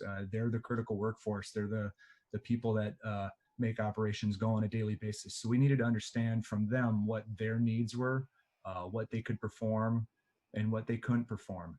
And we also had to check in with planning to make sure that we're looking at a long-term solution. So we checked in with planning and community development to make sure that we were looking at a properly forecasted building program, making sure that that anything we design and show on a campus plan is going to serve the city of Lawrence long-term. And you can see some of the numerical impacts here of the divisions that would be located out on this campus currently have a staff of 292 and vehicle counts of 223. And you can see as we're forecasting to a 30 and 50-year building, what some of those staff impacts and vehicle impacts are, adding over 100 staff and almost 100 vehicles onto the site. As part of that survey process, just a couple examples of some of the feedback we got. What we really needed to know is where were areas of concern with staff. So here you see one of the questions we focused on was adequate ventilation. It's a significant concern in terms of workability, in terms of performance, but also in terms of occupational health. And you can see that there's a considerable amount of concern from staff that their current spaces were not being ventilated adequately. We also needed to understand what staff can and cannot do in their current facilities. So this next slide is a graphic that demonstrates that what we ask staff is, what can you do in their current facilities, or what can't you do in your current facilities? And the majority of staff said that there are activities that we need to perform on a daily basis that we can't do in our current spaces, on our current sites. And I think even more alarming is that there was almost over a third of staff that said, I don't know what I can't do or what I can do because of the conditions of our facilities. So really trying to focus on what those needs were and some of those programming space needs so we could get on to design. I think for the next, this will go back to Dan. Dan again with the design team. The city was really interested in the field operations campus concept being aligned closely with Lawrence's strategic plan.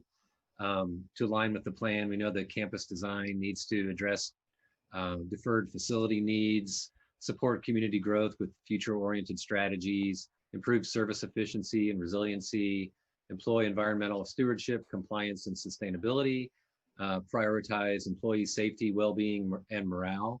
It's a really important one. It's easy to forget that these are essential workers. So we've all had this information in mind as we've done our work over the last 10 months. And aside from the function of the facility, the focus on supporting community growth and thinking towards the future with the need to remediate the large site that the city owns that's something that's it's really important to us to make sure that that happens. So Josh is going to talk about how the project can help achieve those remediation goals. Good evening, everyone. Josh Hemberger with the design team. So the map on the screen now is from the remediation study that GHD is working on. And in their draft report, they've defined two strategies as ways to help mitigate that site and help mitigate the leaching of the contaminants currently located on that site beyond this site. Strategy one is a capping strategy, where you would cap those contaminated areas with an impervious material to prevent the water from infiltrating into those contaminated soils. And strategy two would be a cover strategy that would cover with a terraced virgin soil and deep-rooted plants to absorb that water, to act as quote unquote a sponge, to absorb that water before it enters deeper into those contaminated soils. And the one thing that we have going on here in building these buildings and this facility and this campus on these contaminated soils those buildings and that paved area around those buildings do act as that capping strategy. And this could be done as a coordinated effort with GHD as the facility would move beyond conceptual master planning into design of those facilities. One thing with fleet circulation, the current proposal is that fleet circulates up O'Connell from 23rd Street to the facility as the direct and main entrance. The 15th Street access point on the north side of the site is proposed to be utilized only for emergency vehicles to act as that second means of entry due to the size of the campus. There's no proposed general fleet movement along 19th Street as a part of this, and was something that MSO would adopt as a policy for how they would operate on this site.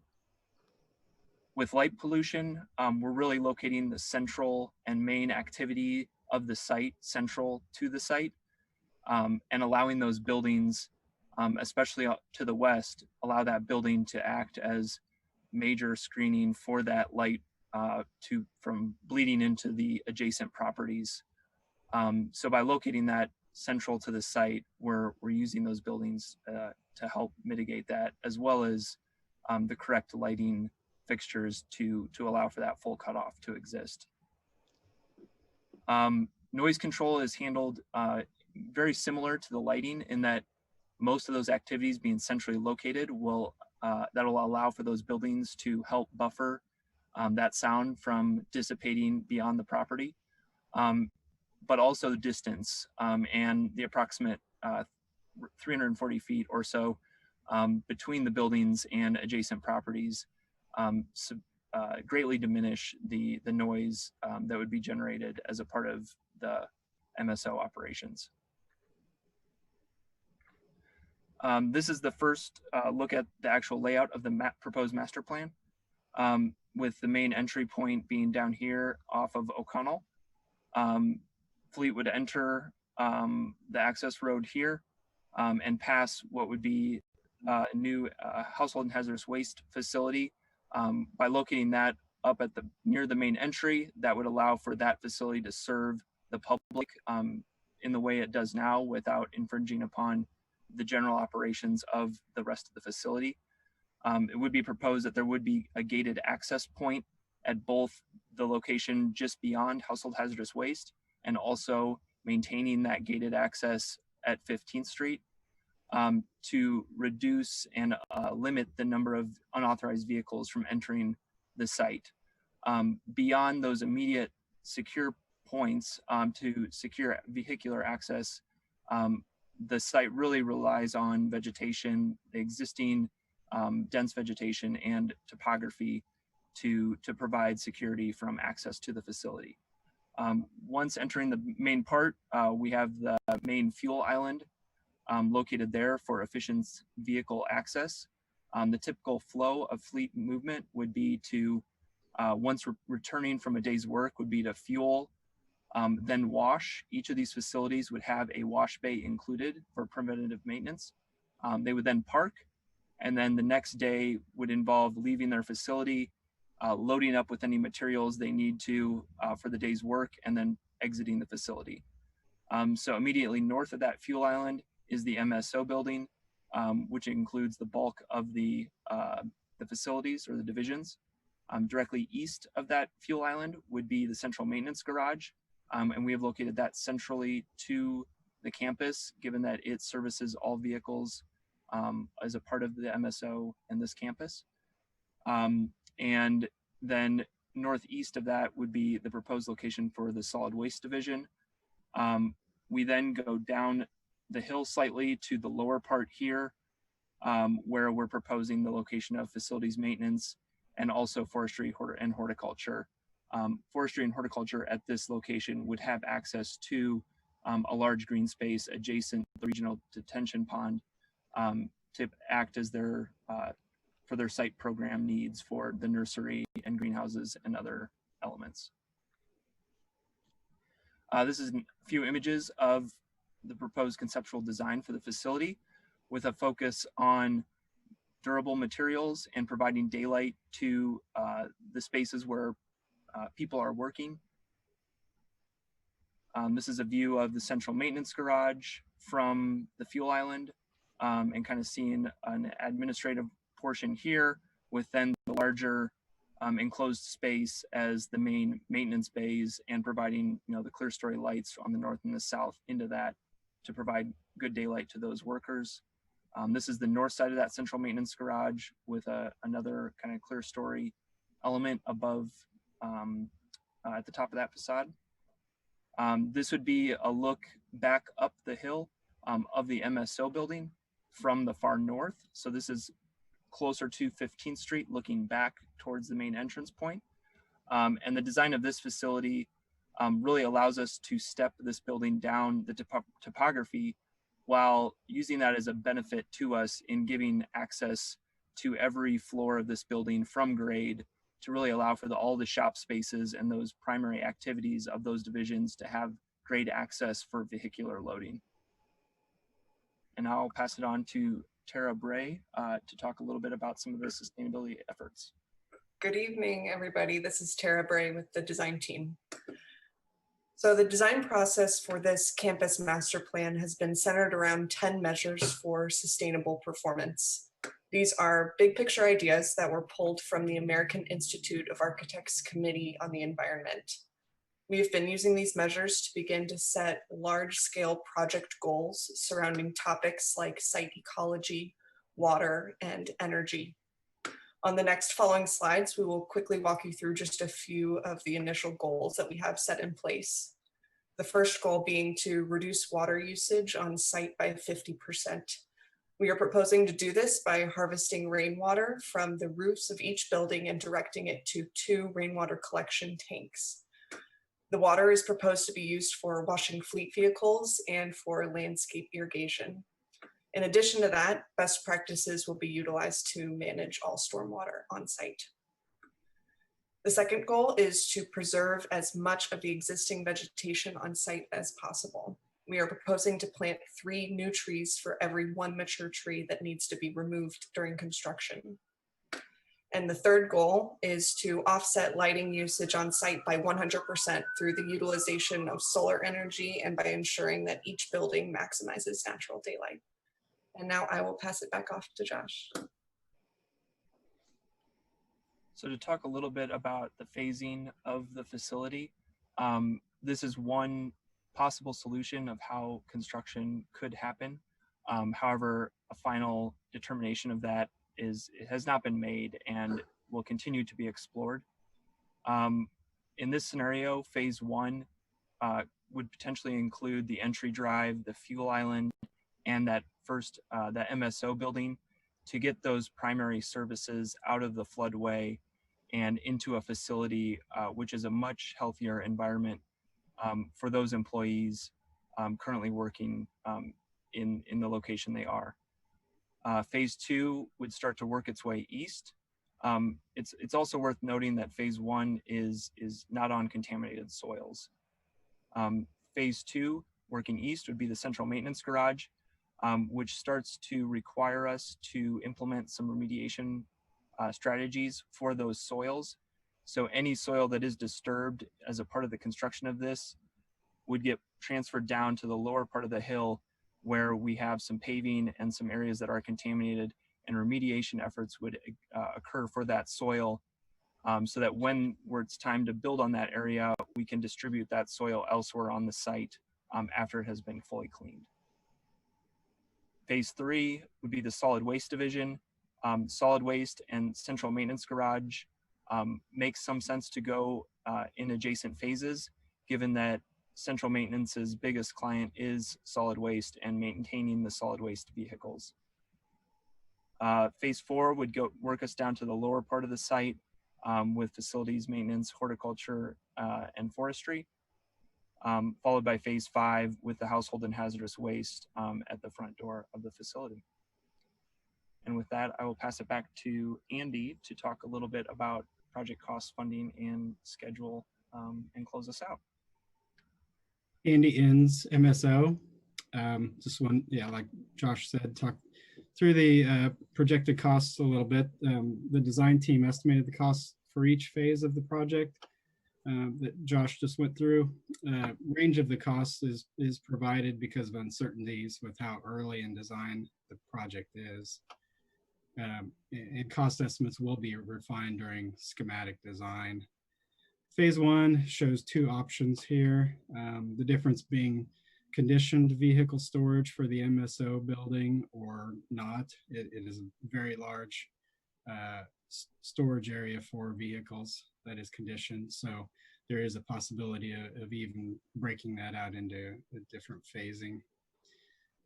For a sense of the project scale, the buildings on the campus are about 465,000 square feet, while the existing Van Trust building at Venture Park is about 150,000 square feet. So it will be a big facility. Next slide. So in my presentation to the City Commission in October of 2019, I mentioned a preliminary estimate for the field operations campus could be $50 to $60 million. At that time, the facilities that we were considering were the MSO building, central maintenance garage, and solid waste. During this project, we've added facilities, forestry and horticulture, and household hazardous waste to the master plan. So just keep in mind that this is a master plan for the field operations campus and is similar to a water or wastewater master plan, and that all of the recommended improvements will not be built at once. Just as an example, the 2012 water master plan recommends $220 million in water system improvements, but those projects are scheduled in the CIP based on priority and rate impacts. We're expecting a similar approach for implementation of the field operations campus master plan. Sorry, Josh, I'm back on funding there. I just skip ahead a little too early. So the city's capital improvement plan includes funding for a portion of the project. Obviously, utility funds provided the initial funding in 2019 and 2020 for the conceptual master plan and then some schematic design for some of the initial phases. Utility, stormwater, and solid waste funds are allocated in 2021 for phase 1 design development and construction. And then future CIP funding will be based on project phasing and budgetary and rate impacts. Okay, to the schedule. So this proposed schedule shows the phased approach to design development and construction of the campus. And it will depend on many things, including funding and the site remediation. The earliest construction could begin is 2022.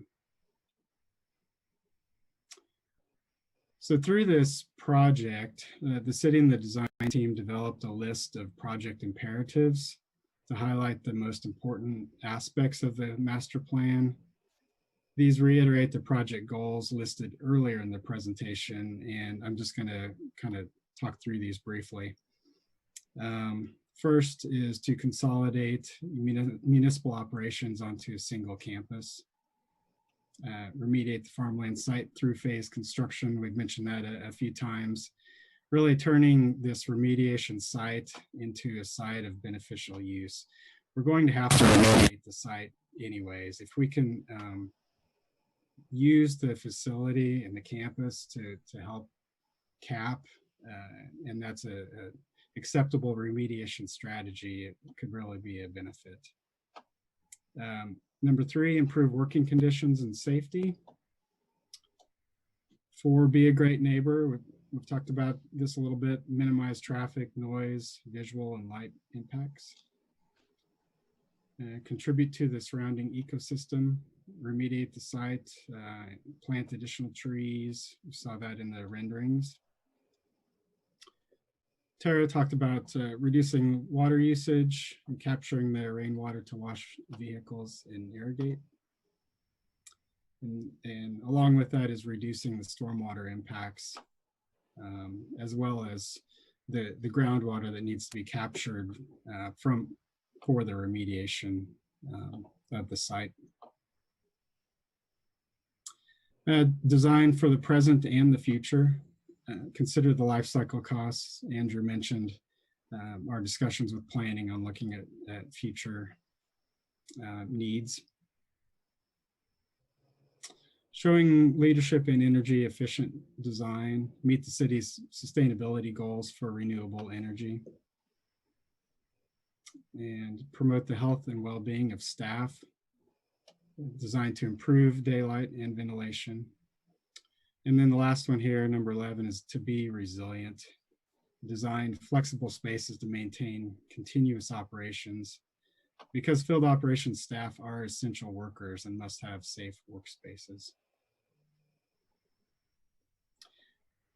So we previously mentioned the public information meeting held on August 31st. We received many great questions from the public, some of which are listed here, and I hope that we did address during the presentation. Video of the public meeting is provided on the project website, along with other project information and deliverables developed by the design team during this project.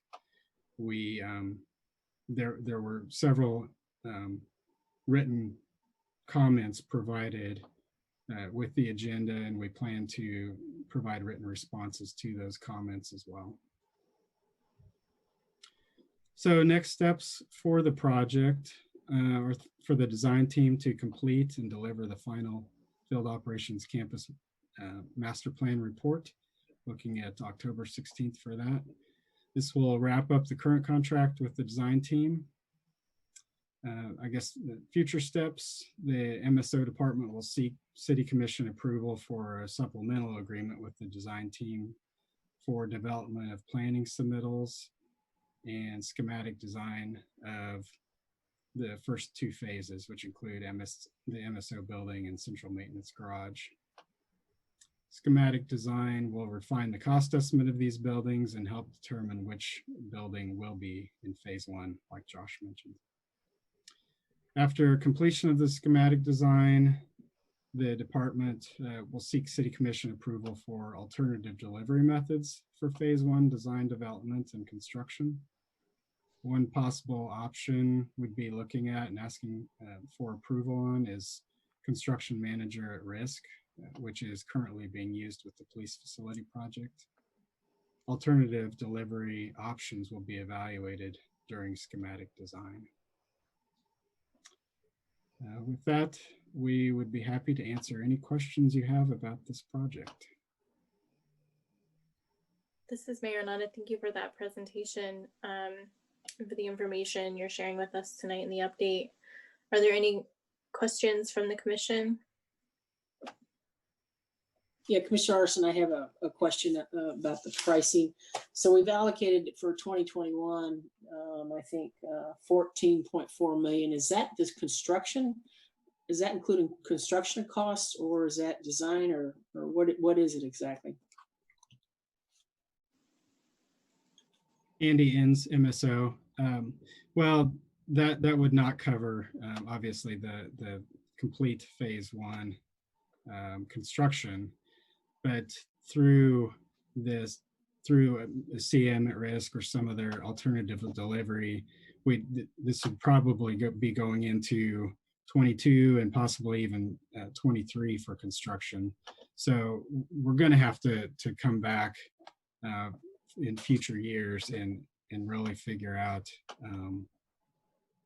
what funding is required and what the funding sources are for that. Well, Commissioner Larsen here again. Will this require the need for raising taxes?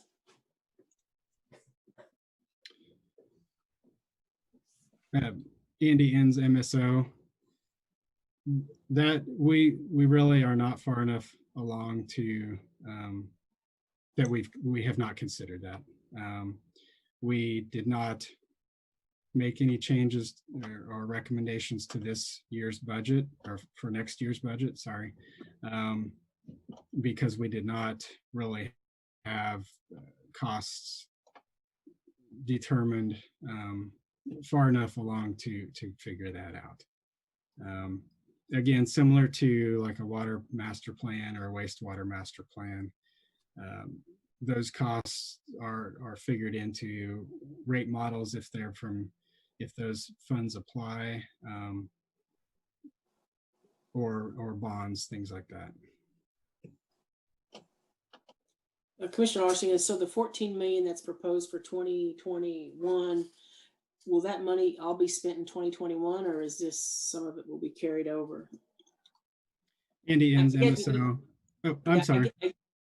I guess where I'm going with this is that from what I saw of your diagram, that construction wasn't going to start until 2022, I think it was. And so the 14 million that's being proposed for next year, will it all be spent on construction will not be part of those $14 million? Andy Ends, MSO. I would expect not. I just through the time required for schematic design, and then design development, development of construction documents with the construction manager at risk. If we choose to go that route, I would expect construction dollars would not be spent next year. Maybe Josh or Andrew, if you have any thoughts on, or Dan, on timing of that.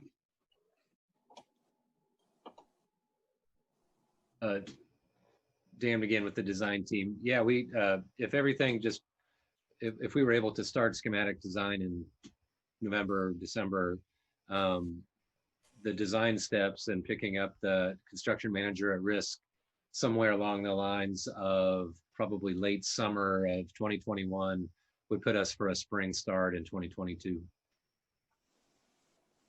Commissioner Larsen again. So what is the $14 million buying us for next year? Andy Ends, MSO. I would say it would be a start of the design development required for prior to construction. Now, I don't know what that cost would be. It wouldn't be $14 million. So some of that money would have to be carried over to 2022 for future construction. Commissioner Larsen, has there been an estimation as to what the design costs are going to be?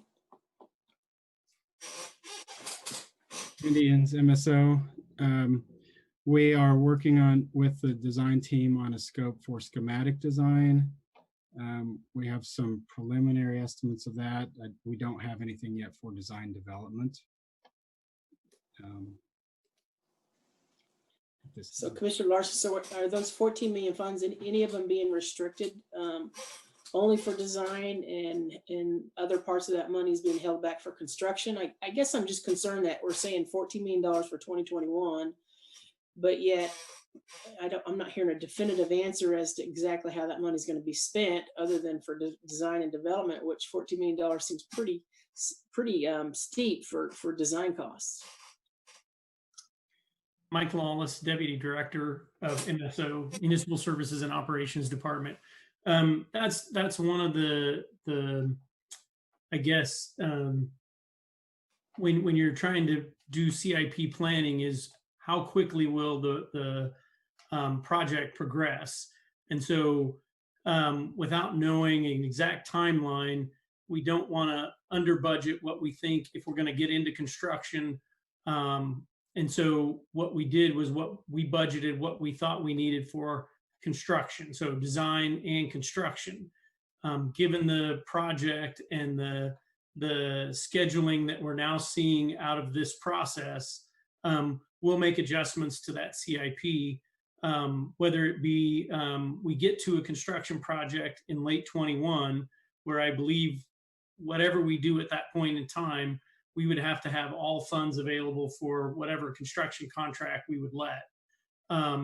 But that's the tricky part of the CIP is I have to get the dollars in there, but yet I have to be able to know that it's not all necessarily going to be spent at one time, whether it's in a single year or whether it may be done over 18 months or more, depending on the complexity of the project.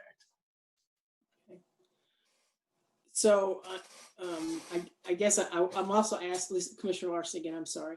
I'm also asking that with the design costs, is it staff's goal to ensure that those design costs fall within our policy, which I think is about 8 or 9% right now, somewhere in that range? Is that something that staff's going to hold to? Andy Inns, MSO. Yes, we've had that discussion with the design team. And with this scope of work that we're looking at for schematic design, those percentages were accounted for. Okay. Commissioner Larsen, thank you very much, Andy. One other question I had is as far as the 19th Street, the requirement that trucks aren't going to be allowed on 19th Street. Is there going to be some signage at that intersection of O'Connell and 19th that would indicate that trucks can't go down that street? Andy Inns, MSO. Yes, I know there have been a lot of discussions on 19th Street in the past, and I think there would be signage for that.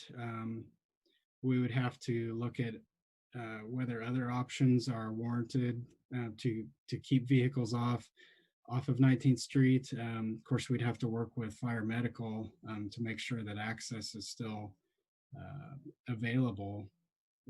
If there was no right turns from the campus onto 19th or something like that, we would have to just make sure that everyone is okay with that, if that was something that was reviewed. Thank you.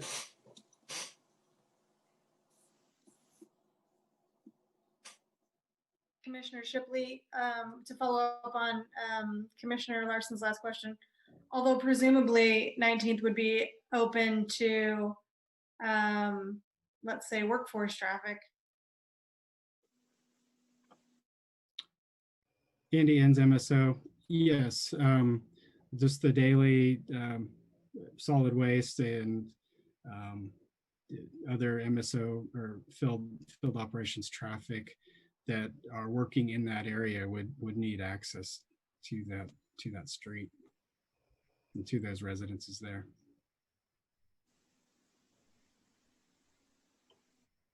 Commissioner Shipley again, on the maps, the earlier maps, like phase 2 and phase 1, oh, maybe it's still in all of them. There's the building that's kind of in that north corner. Is that the mile long building? Do you know what I'm referring to? That's in existence. They're using somewhat for storage right now. Am I misreading that map? That would be the bag warehouse building, the existing warehouse building on the site. Yeah, that facility is that white structure shown along the north property line of the maps, and is proposed to be reused to some degree for storage or operational needs, which may or may not exist. But we do feel that there is benefit in that building being utilized for some operational activities. Commissioner Shipley again, in the long run or even in the short term, temporarily, or both have been considered?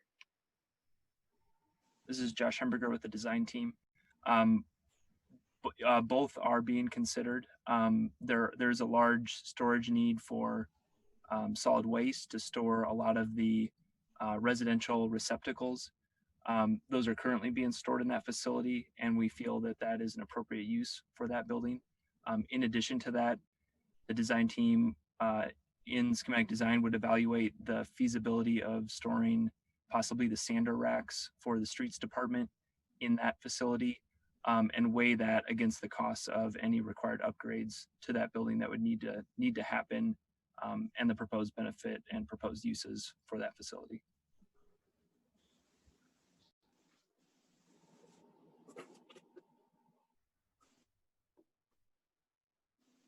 This is Vice Mayor Finkeldye. A couple questions, and are these, and maybe this is for Diane or Craig, but are these properties subject to the specials that are in Venture Park? And if so, is that something like utilities would pay to the city, or is this outside the specials? Diane Stoddard, Assistant City Manager.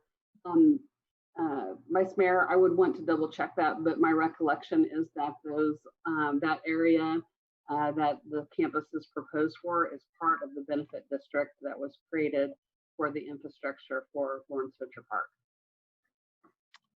Vice Mayor Finkeldine, so again, I know there's some ways our utilities interact with our general fund. Is that something that utilities or solid waste would pay to the general fund as part of paying off those specials? Was that something that would be forgiven, or has that been considered?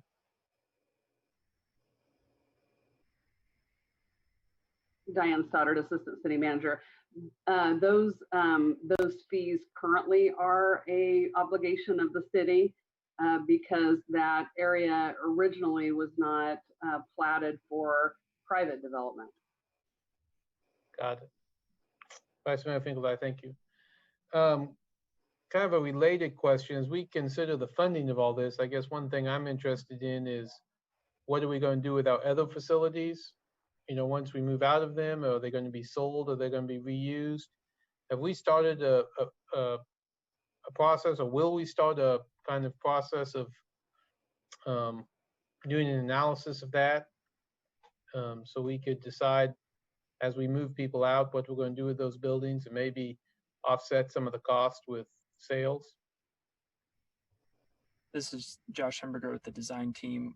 Yeah, as a part of our current scope, we did an existing facilities analysis on all the division-specific facilities. Since many of those do lie in that floodway, there's not a proposed reuse of those other than turning that over to possibly, you know, parkland or open space. However, there are certain facilities, I believe it's Andy, correct me if I'm wrong, the traffic division building, which is currently located in the center of a residence area. Proposed uses for that could involve some public use or other residential uses of that site. So there is value to that site. In addition to that, the CMG, the current central maintenance garage, there is value in that site since it is out of the floodway and could be interest in that facility. So there is value in some of these facilities. The facilities department building is another that is located just by the current HHW building, Household Hazardous Waste building, that could be entertained. Vice Mayor Finkeldine, thank you. I'd definitely be interested in that as we move forward. Final question about, I mean, obviously Venture Park is supposed to be one day a very full and highly operating business park. So we'll have lots of employees coming and going, hopefully, and lots of trucks coming and going. Has there been an analysis of, you know, I mean, obviously if we have solid waste, we have all these vehicles going in and out of that site, along with a full build out of Venture Park with industrial uses. I mean, do we think we can handle that traffic along O'Connell Road and out on 23rd? This is Aaron Gaspers with the design team. Yes, as part of this work, we did a traffic study analysis of the area, and yeah, looked at full build out. And I mean, in short, the area was built, and O'Connell Road and down at 23rd was built. And the conclusion of our study was that no improvements were needed to handle full build out. So that was part of that analysis, that study. Vice Mayor Finkeldine, thank you. This is Commissioner Bowley. And the funding that has been already approved or planned, I don't see anything for 2023. Is there a CIP allocation for 2023? Or do we skip from 2022 to 2024? Andy ends MSO. I think we actually skipped from 21 to 24. I'm checking the funding here. Okay. Yeah, we go from 2021 to 2024. And now that we're starting to, we've developed these cost estimates, we have some sense of where we need to go on funding requirements. And while it seems like we're probably going to have to push back some of this funding from 21 to 22, we will need additional funding in future years, just depending on how that fits in with rate impacts and budgetary requirements. This Commissioner Bulligan, speaking of budgetary requirements, have you all done an analysis of efficiencies that will be gained by this and what that might have, impacts that might have on the budgets of the various entities that will be involved, such as solid waste? How is that reflected in the rate model? Dan, again, with the design team, just on the MSO building, we did the programming as if it were separate facilities and then as a combined facility, and saved over 20,000 square feet on that facility. With regard to solid waste, maybe Andrew could chime in to see if he had any comparison to like a best practices benchmark and where we wound up. I know we did some pretty innovative things with regard to vehicle circulation that allowed us to do kind of an efficient layout. This is Andrew with the design team. Commissioner Bully, I think a lot of the efficiencies that you're asking about is, day-to-day operations and and how their staff is able to achieve their daily work activities more efficiently and allow service to happen more quickly and more efficiently. And I think one of the things that, and I'll get to Dan's comment on solid waste too, but I think one of the big things you'll see if we were to get into the detail on the plans is, one example is the way current MSO departments in divisions wash out their vehicles out on site. They've got an ingenious homemade vehicle washing device that works really well for them, but also takes an exceptional amount of time to wash each individual vehicle. So by being able to program multiple wash bays that with efficient equipment, that allows you to significantly reduce the amount of wash time. So that's the time that staff then can be out on site doing their work rather than doing simple preventative maintenance on their vehicles. But also because of that simple preventative maintenance that's being performed, now central maintenance should have less of a workload in maintaining simple degradable items on the vehicles because it's constantly being washed in a more efficient manner. So I think that's one of the primary operational efficiencies you'll find with this programming and with this campus plan.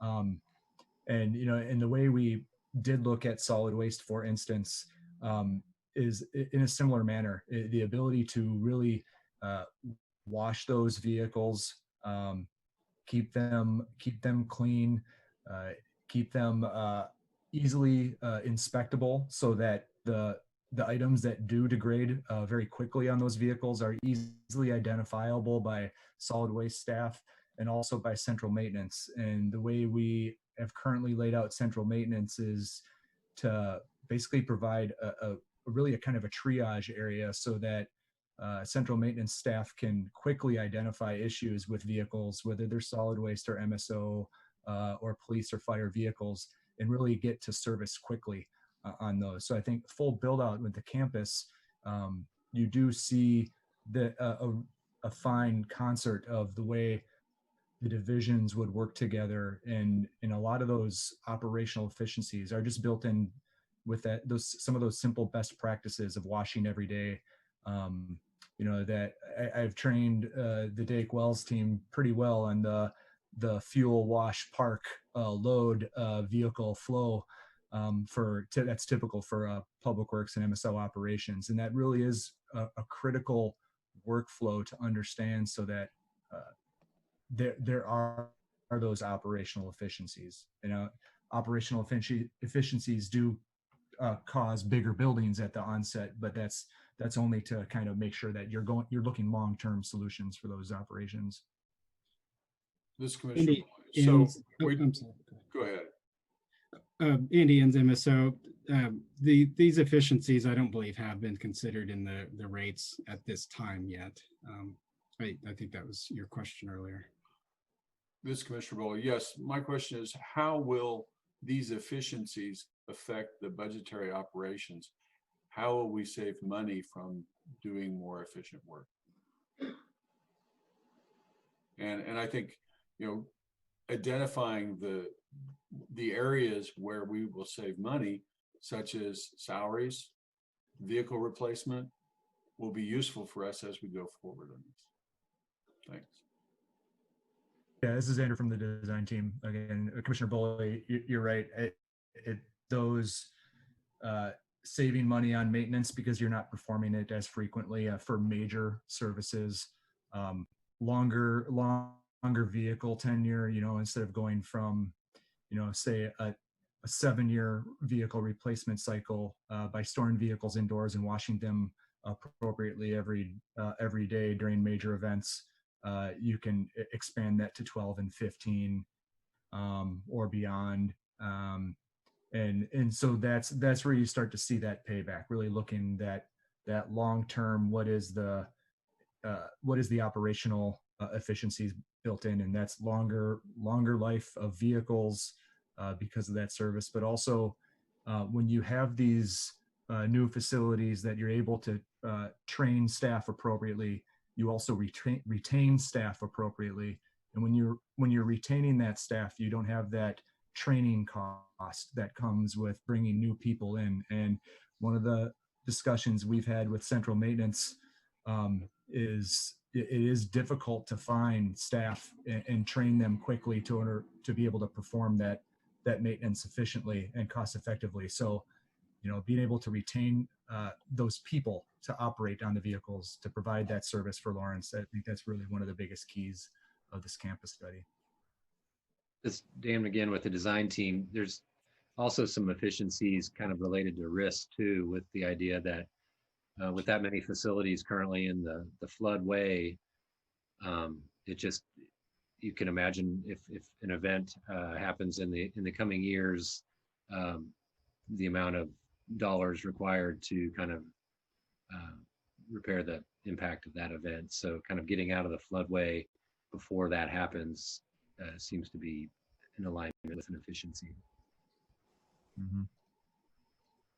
Commissioner Larsen, along that line of identifying efficiencies, I would ask the commission if there would be interest in having staff put together a report that details the efficiencies that they see can occur with this project as a whole, so we can get a better idea as to what those are. And then it also has an opportunity for the public to see that too, because I appreciate all that was discussed here by staff regarding the efficiencies. And I'm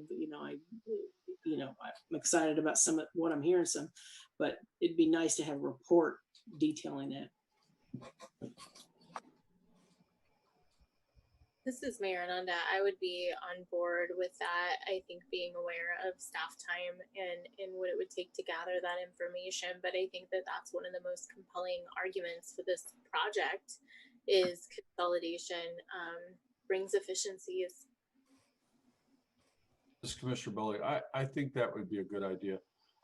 My other question would be if we don't do this, if we don't remediate the farmland property, this area of it this way, what's plan B for that remediation and how much would that cost?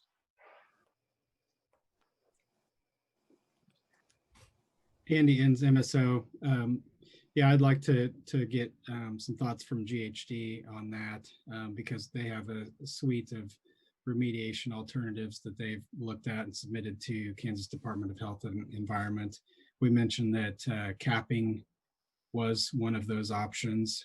So if this facility isn't out there, how much is that going to cost? Because the remediation still has to be done by the city. And so there could be some efficiencies there from having this site there.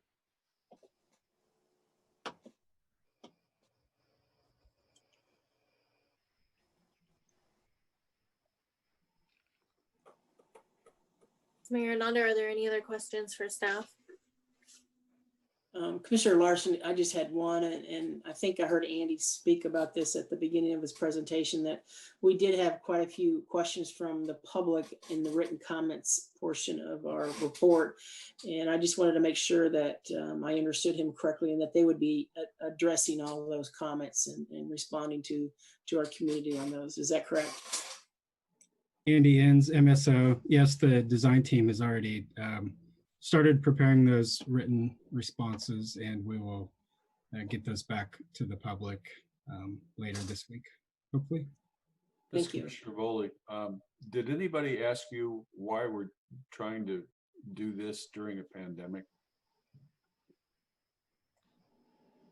Andy Enns, MSO. I have seen the Facebook comments about that. And I guess that kind of goes back to my point that this is, we're not necessarily constructing it right now. We're coming up with a campus master plan. We started this project in October I guess November of 2019, prior to the pandemic. We'll have this master plan that can be pulled out next year. It could be pulled out 10 years from now, depending on funding and priorities and the phasing that we've talked about. And so I guess that would be my response to that. And This is Commissioner Foley. Thank you, Andy. I appreciate that. And this is Josh Hemberger with the design team. Just to add to that, I do think that, the workers of the MSO department are essential workers and are currently performing their work during this pandemic and are quite stressed with being able to operate out of their existing facilities under this pandemic with as close a quarters as they are in their daily work environment. So just wanted to add that.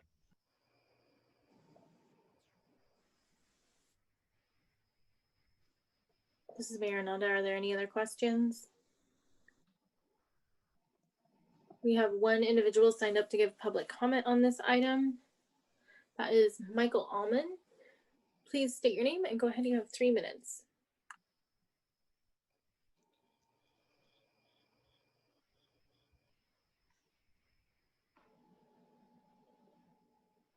Are you possibly on mute?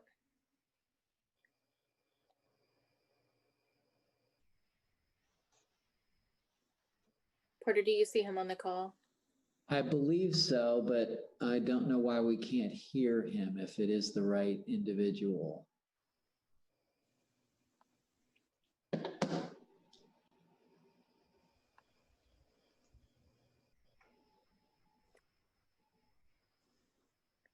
This is Mayor Ananda. Michael, I don't know if you can hear me, but we are not able to hear you. I don't know if you want to try to call back in. It looks like you're, if the only Michael I see on here only has a first name, but it doesn't look like that person is muted, but we aren't hearing them.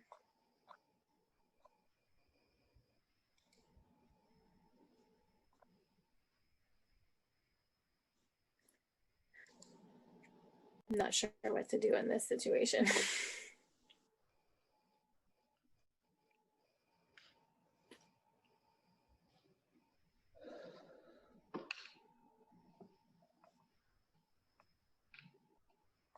Mayor, if I may suggest, do we want to move on? And then if Michael gets connected, then we could go back to allowing him to have the public comment. This is Mayor Ananda. It looks like he's signed up to speak on our next item as well. So hopefully he will continue to work on that. Thank you for that suggestion, Commissioner Larsen.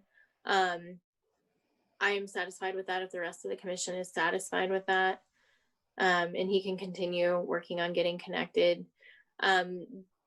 Is there anyone present, Porter and Chambers, who wants to give public comment on this item? No, Mayor. Ms. Maynard, thank you. So, Vice Mayor Finkel, I would just add that I think Michael and the Brook Creek submitted a letter as well, and hopefully that's going to be responded to by staff related to 19th Street. So I'm sure he had other points, but at least I think we got some of his major points in those letters. Ms. Maynard, that's correct. There was public comment submitted. Are you able to hear me now? Oh, hey. All right, Michael. Go ahead. I'm sorry. It was one of my connections was faulty. Let me catch my breath. Thanks for the opportunity. I'm representing Brook Creek Neighborhood Association, and we are just delighted that the city is pursuing an idea to move the various divisions out of the floodplain, but even more so out of our neighborhood. Since I believe it was the 1960s, we've had to deal with noise and light pollution and fumes and deteriorating pavement because of all the city vehicles, trash trucks, but also the parks and recreation vehicles that are based in Oak Hill Cemetery, backhoes and what have you. So we're glad to see this happening. Whatever location you choose, although this is maybe not the most central location, but nevertheless, our concern, of course, from our letter is potential traffic impact on 19th Street that basically then filtering through our neighborhood is cut through traffic. We're glad that you are addressing that, but we're not convinced that some statement in this plan that says no general fleet traffic on East 19th Street or a few no truck signs will actually do the trick. We have proposed, as you know, some physical traffic control at the intersection of O'Connell and 19th, such as a partial street closure. But the city, I know, has pretty much ruled that out. I'd like to share my screen here if I could and show you what other option we would prefer having. Can you see that now? Yes. Yes. You can, okay. This would, to our way of thinking, would be an ideal configuration for that intersection that would not require very much in the way of reconstruction. Simply making it a shallow S-curve that would then somewhat restrict right turns on a 19th Street, although not prohibiting them. But it also means that MSO traffic coming south wouldn't meet an intersection and have to stop, but would continually flow down to O'Connell Road to 23rd. This would improve efficiency of the vehicles that for fuel efficiency and brakes. So we think, and there would be a stop sign at 19. So we would propose that you consider this kind of design for the sake of the neighborhood, but also efficiency of the operations. I don't know if there's anything else I need to add to that. I would personally like to see solar collectors on all the buildings, but that's neither here nor there. So at least it's a consideration. So I'll be happy to answer any questions if you have any. Thank you. This is Mayor Nanda. Thank you, Michael. And we have already, if you want to stop sharing, yeah, there we go. We have already asked if there was any public comment in chambers. So this is back up to the commission. Our job tonight is to receive the presentation on the master plan project. Is there anything else from the commission on this item? Yeah, Commissioner Larsen here. I would like for staff to consider what was being proposed by Michael for on behalf of the neighborhood, just to see whether or not it's a viable option. Because I thought the design looked, the drawing looked pretty reasonable. This is Aaron Gaspers with the design team. Yeah, certainly we'll get that layout and take a look at it.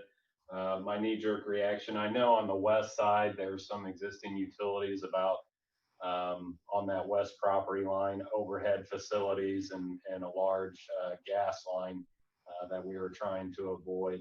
But certainly, yeah, we'll look at that design, and in our written response back, we'll include some notation to that. Thank you. Dan again with the design team. If we could just make sure that we get Michael's sketch, that would be great. I can provide that. Thank you. And Dan, again, with the design team, again, you mentioned solar collectors, and just know that sustainability is really important to us on as far as the design team goes on this project in the city.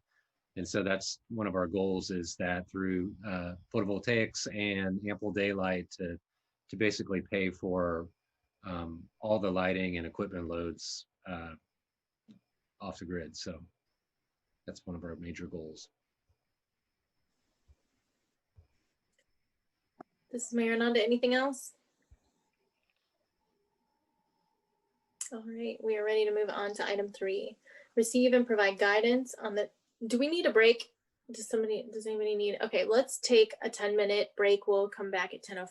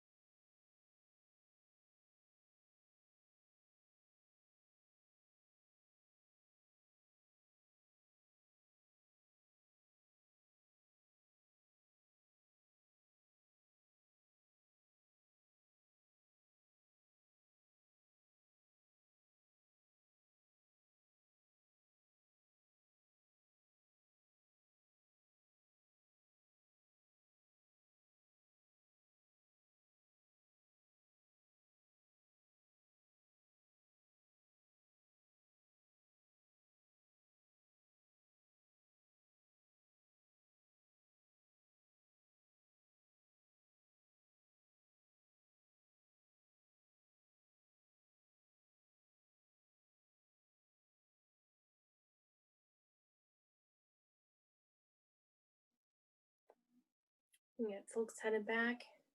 It's 10:05.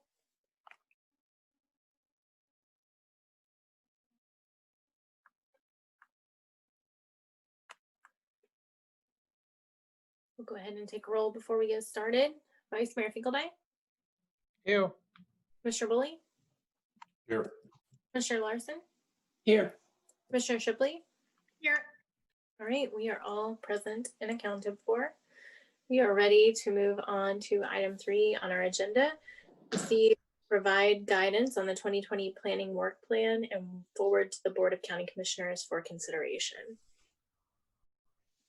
Good evening, Commissioners. Jeff Craig, Planning and Development Services. This one is your 2020 work plan, and before I really get going, I would like to mention you'll probably be seeing this again just after the new year in 2021.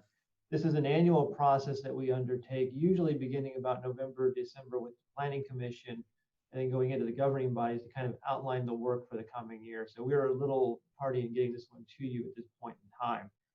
We do kind of schedule the work plan out in a 3-year timeframe, very similar to a CIP, to kind of give an idea of what we're working on and what's going to come up in those kind of cycles and items. What we did do during Plan 2040's drafting process is the work plan was put on hold, and we really put all the efforts into getting the comprehensive plan worked out and in detail. And so this is really kind of the beginning of seeing that work plan that we used to see annually coming back to you.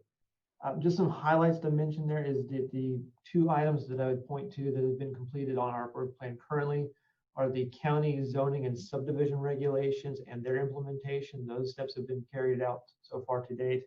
We've also worked on Article 9 in the Land Development Code for parking that has been already completed as part of this one. So a couple just as note that are ongoing with the department right now that you're probably familiar with is the Downtown Master Plan, various items working towards affordable housing in the community, and other items that are just related to general land disturbance and those items related to development patterns in the community. But I, again, just like to apologize for the tardiness on getting this to you all for the look at it. But we'll be bringing it back probably right after the new year for the next year's work plan in 2021. Also knowing the late hour and probably have a lot of questions, so I will be happy to stand for any questions you have related to this work plan. Ms. Mayor, thank you. What questions do folks have?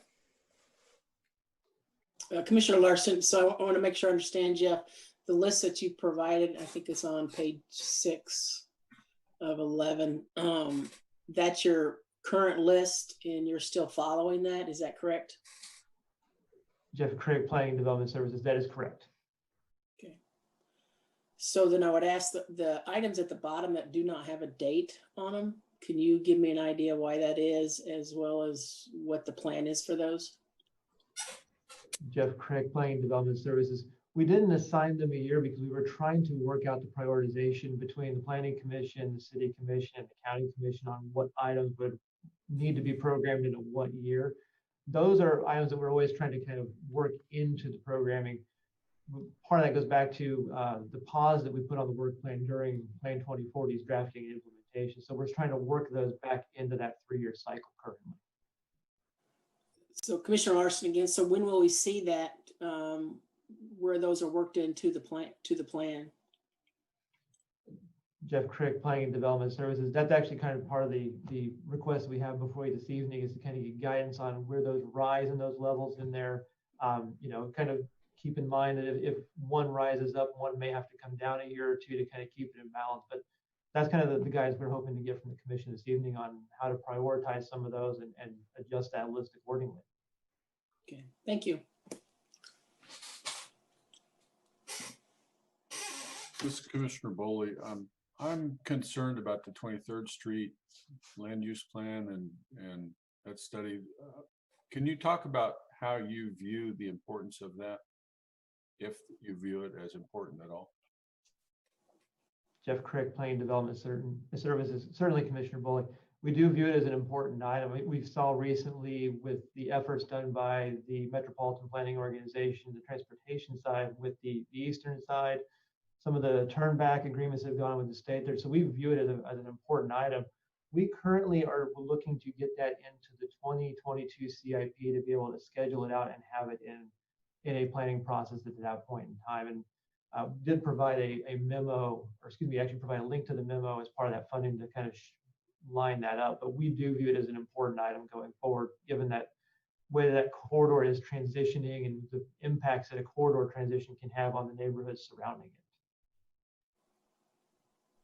So this Commissioner Bowley, so you think 2022 will be soon enough to deal with the commercial vacancies that we're experiencing there?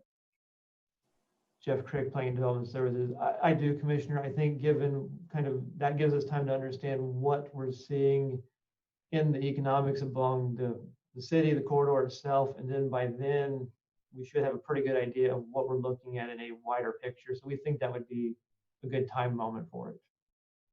Commissioner Bowley, thank you.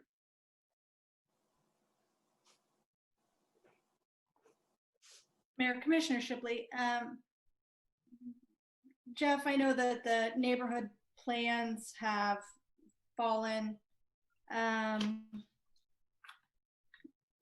to the bottom of the list on more than one occasion. I was at the retreat, and very organically with all the dots, somehow it didn't make it, but I'm sure a lot of us are still very concerned about it.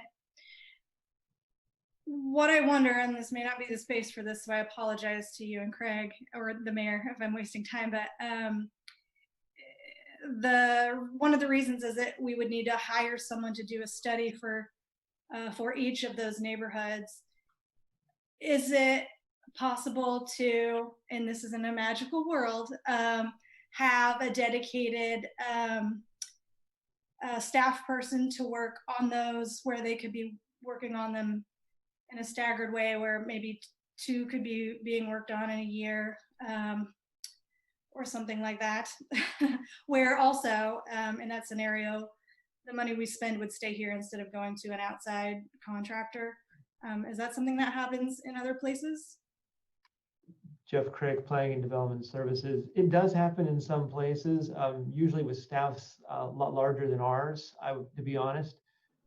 And truthfully, you wouldn't want to have just maybe one planner working on that. You'd want to have multiple people working on different aspects of it to really kind of help speed it along in the process there. It's really not uncommon to keep these kind of plans in-house and work with the staff that knows the codes real well, knows the issues, knows those kind of items in there. So that does actually kind of help speed them along in the process of going from initiation to adoption. The key with the way that the Planning and Development Services Division works is we do a lot of our current workload. So site plans, Board of Zoning Appeals, HRC, there's a lot of that current workload that we kind of have to balance out there. And also keep in mind that we also have to balance that with the current workload we're doing in the county. So there's a lot of give and take on those that we can do. You know, I could definitely see us taking one of these on in a year and dedicating some staff time to that. It's just a matter of, you know, again, prioritizing what is kind of in that work plan list that we need to address first and foremost, and then kind of working our way down. But I agree with the commissioner on that one. It is some kind of the in-house is sometimes the best approach in these neighborhood planning efforts. Thank you, Jeff. Commissioner Shipley again. Let me say it also in another way. If we wanted to be ambitious and put this in a reprioritize it or give you more resources or more staff, let's say in the next couple of years, how could we do that, or what kind of number would we be looking at?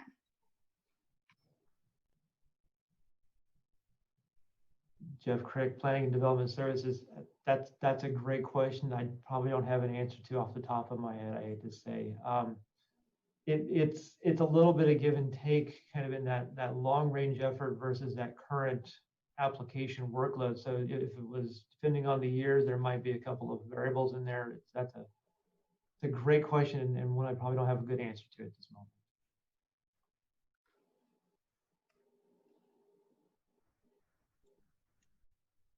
Vice Mayor Finkel, I'll ask a slightly related question. From your budgeted staff, how many employees are you down? 1 or more? Jeff Crick, Planning and Development Services.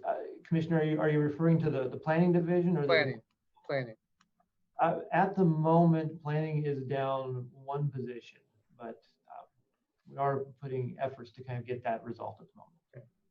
Vice Mayor Finkeldye, I mean, I do look at this list, and there's quite a bit of the 2019 ones that we have yet to do. You know, downtown, some of them are very large. Downtown Master Plan, Chapter 22, in particular, are both, you know, going to be, you know, I mean, I know we've done a lot of work on them, but to get them to the finishing stage is going to be a lot. And then I look at the ones in 2020, and you know, we're almost done with 2020, and we haven't. I'm not sure how far you've gotten along on these, but I was on the Planning Commission when we did environmentally sensitive lands and high quality agricultural soils and annexation policy. Those things are going to take some serious workload. And so, I mean, I just look at this list, and I mean, I see a lot of important things on it, but man, do you think you can accomplish these?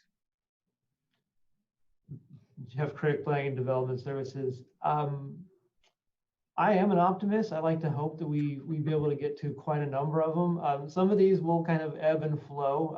You know, parking took us many years to get across the finish line and really get all of the details kind of sorted out. We still have some to go on that one, but you know, I think looking at the 2020 list, I think a few of those will probably be shifting around into 2021, to be honest, because just we're in September. I think that would be a tough ask to get a few of these initiated and across the line in a couple months, and it probably wouldn't give them the due that they deserve to go through those processes. So I think when we see this again in 2021 with you, we'll see some adjustments in those kind of items.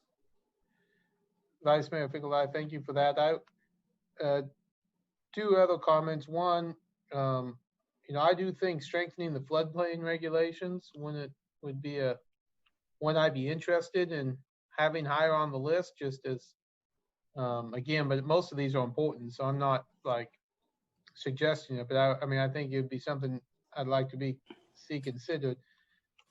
And I want to say this in a, well, I know you're going to take this to the county next.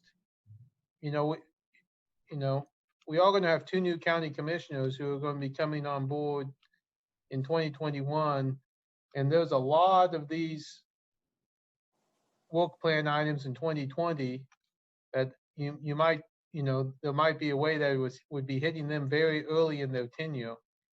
That it might just be something to consider, how you lay that out so that they're prepared to see some of these things. I mean, there's some complex issues here that might take a little longer to get into. So it might be worthy of a conversation about how we lay some of those out.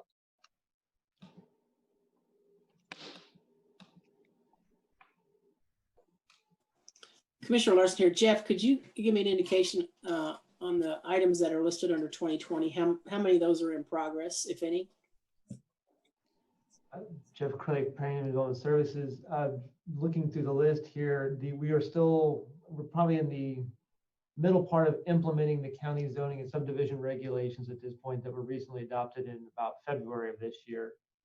We have begun the initial work and research on exterior lighting text amendment. We've been working with the municipal services and operations on land disturbance regulations.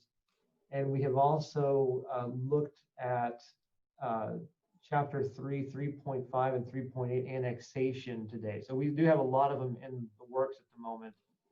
We've had to adjust a little bit of our expectations given some of the remote working capabilities that we've been going through, but we have quite a good number of these underway.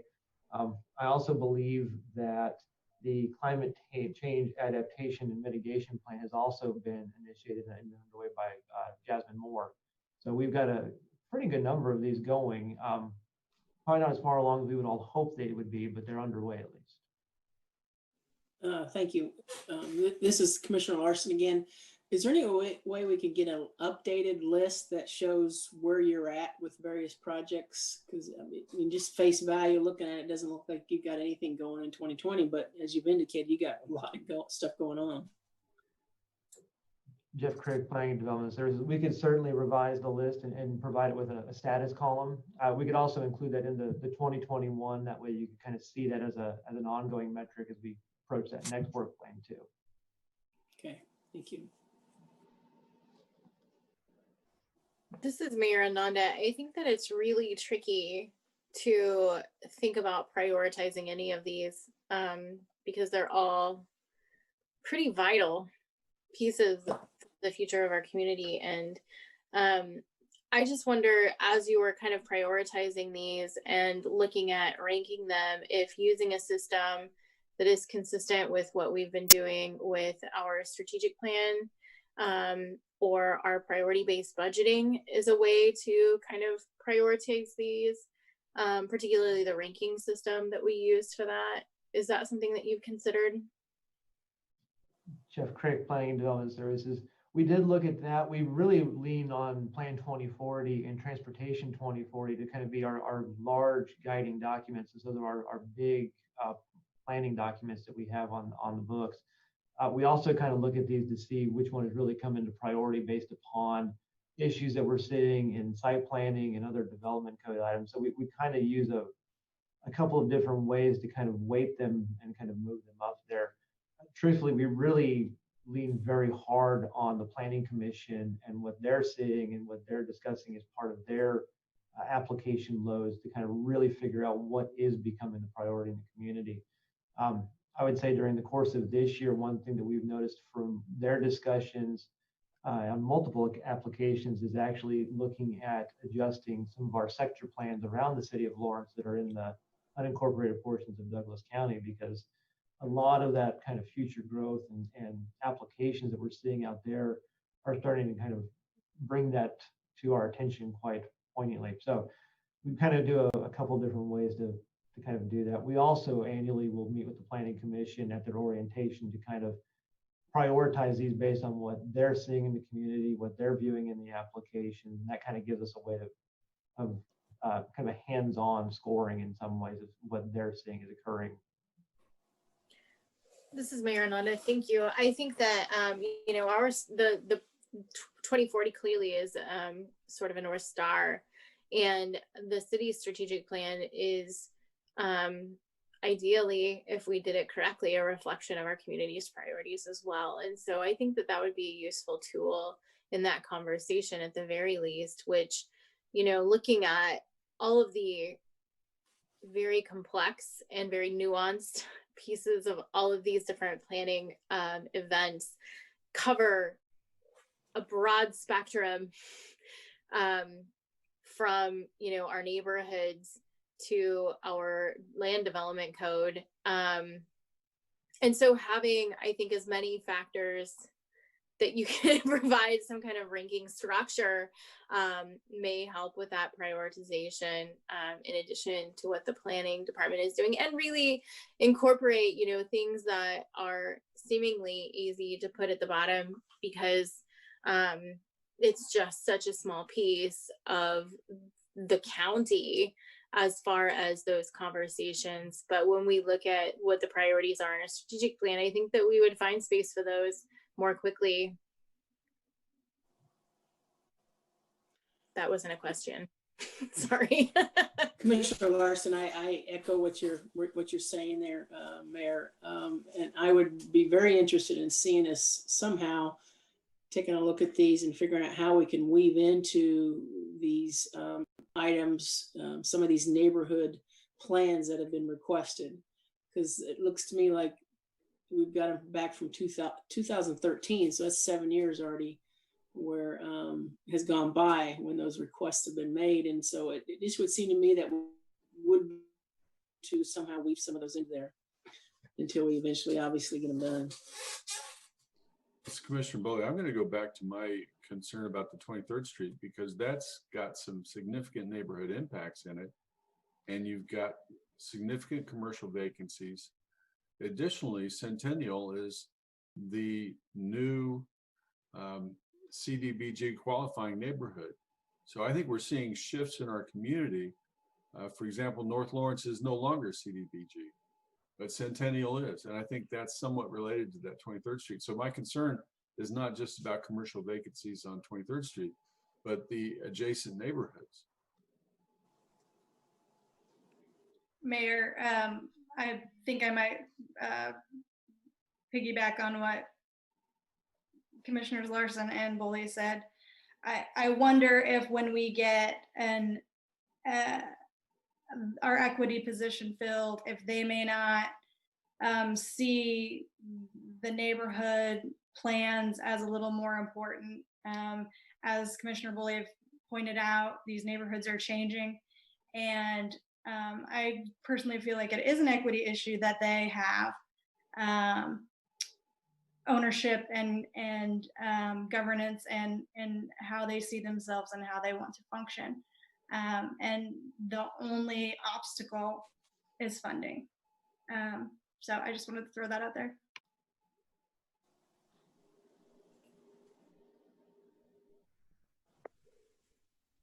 This is Mayor Nanda. Are there any other questions before we open up to public comment?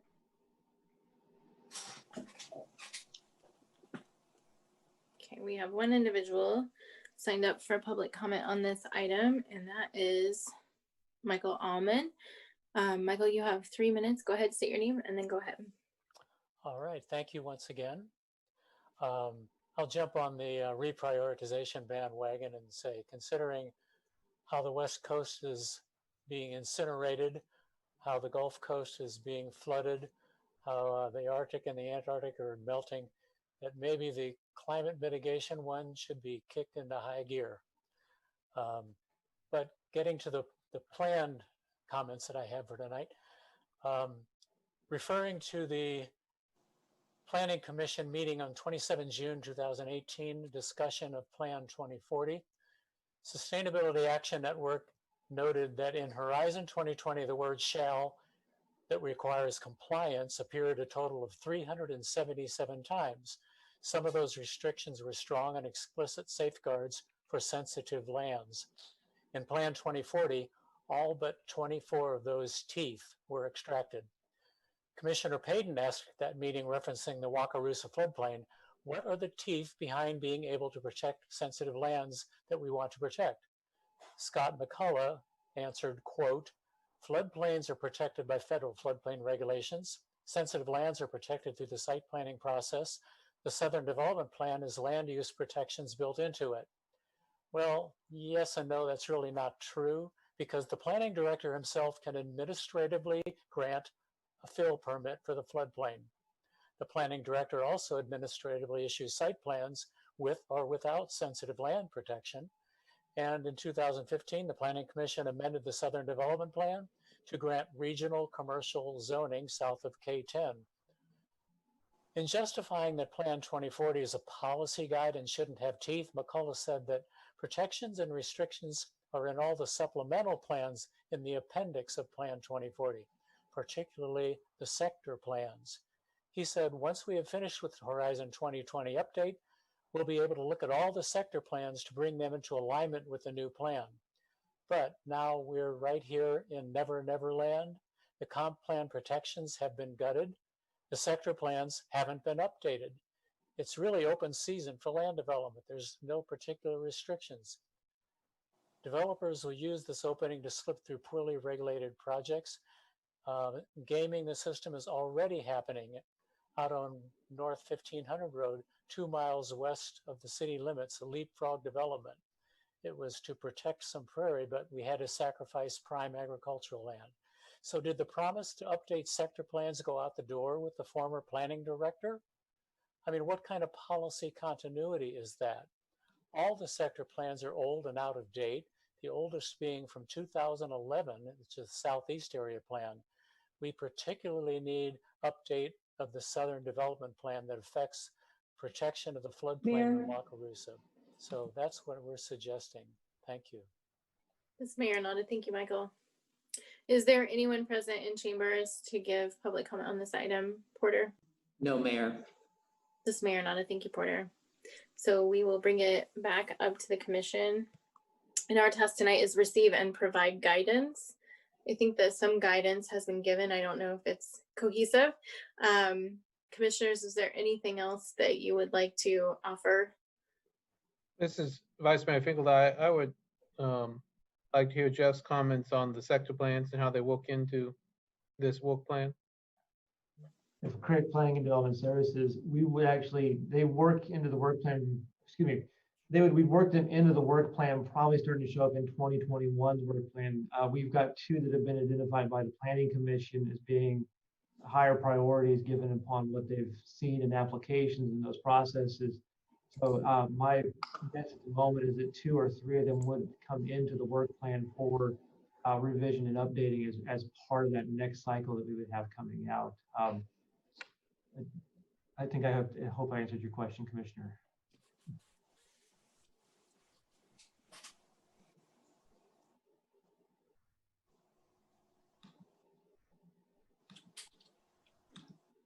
Mrs. Mayor, not anything else?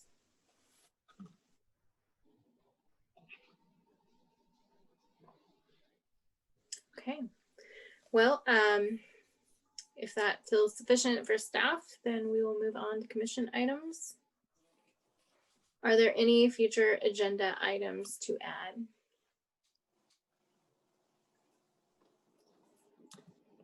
Future work session items? Other items? Yeah, Commissioner Larsen, I would like for the commission to have a discussion about this issue that we've seen in the past several weeks where we've had problems with parties at houses in our community that has jeopardized the safety of our community, and just the disregard that we're seeing from students in having these parties and holding these parties, and what we can do as a city to mitigate some of this, or at least have a discussion of what our options are, and you know, how we need to move forward with somehow providing better protection for our community members. Mayor, this is Commissioner Shipley. I couldn't agree more, 1,000 million bazillion percent with Commissioner Larsen. But I did want to make sure the city manager didn't have something he wanted to say before we launched into that discussion.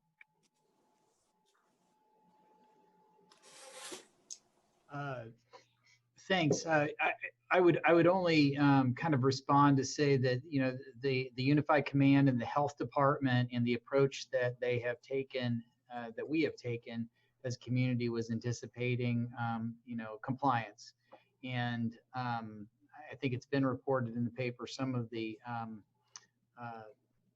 efforts that have been made. I know that we intended to continue what the police department has kind of long established in its relationship with off-campus housing and student populations historically, of when responding to noise complaints and using some of those. We're obviously in a different situation here, and so some of the discussions that have been held, you know, obviously the one incident on Mississippi, a noise violation, wouldn't have been appropriate and was inadequate to get compliance. And so, you know, we're certainly open to having the discussion and exploring additional options. I would say that in conversations this week, we did take the liberty to look at what capacity we would have as a municipality to support the county's health order, and we do have that authority. We have drafted an ordinance, in fact, that would put that into effect, and that would allow our police department to consider these violations of health orders as a municipal offense, so that then we would be in the game, if you will, of trying to gain compliance on the scene. So we can certainly discuss that. Some of the staff that have been involved in that, we can talk about that as well. In addition to the existing provisions that we've, you know, obviously worked on through the Unified Command that the county has talked about, which include really anybody issuing a complaint or citation or a complaint to the district attorney or the health department, and then having that considered by the DA for charges, which we had initially, relied on to be an adequate deterrent and provision for community compliance, which up until this last month had worked just fine. So happy to engage in the conversation. I know some of the staff on board here have brushed up on our other options and avenues to discuss with the commission.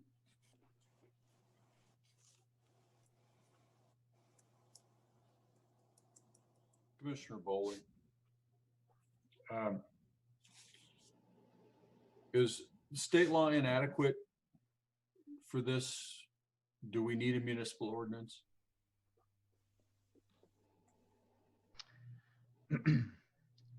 State law does not give us the ability to issue a municipal citation. So the process and any of the attorneys on the call here should intervene. But the process does say that it should be, it is more of a civil offense, and it should be handled through a complaint to the district attorney, who could consider whether charges would be pressed. This is Randy Larkin, Deputy City Attorney. Under the current order that was issued by the Douglas County Health Officer, the only avenue is a complaint to the district attorney. The city has no authority to do that. I mean, police officers can make complaints to it, and the ultimate penalty is $25 to $100 fine for any violation or any conviction. Actually, it's more of a civil action, but anybody that's found liable for a violation would be subject to a $25 to $100 fine. This Commissioner Bowley, so is the health officer ultimately responsible about making decisions for enforcement about house parties?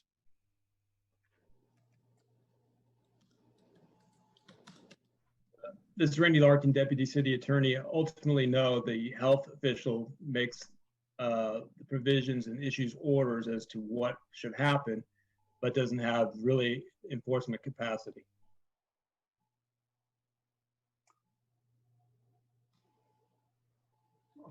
I guess I'm getting more confused as we go along. This Commissioner Bowley. So the health officer can issue the orders, but can't enforce them. And the city can enforce things, but they can't enforce what has been ordained by the health officer.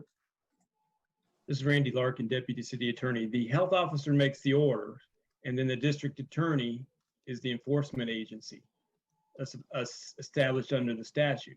The city police officers or individuals can make complaints with the district attorney, but the district attorney enforces. The municipal courts, the police department don't really have any authority to do anything under local law. Commissioner Larsen here. So I thought I read that the district attorney is indicating that they don't have. Oops. We lost you, Mayor or Commissioner Larsen. She's still on.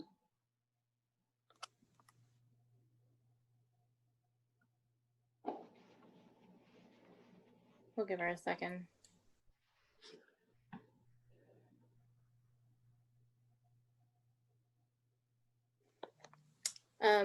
While we're waiting for Commissioner Larsen to come back, I wanted to toss in something just for consideration.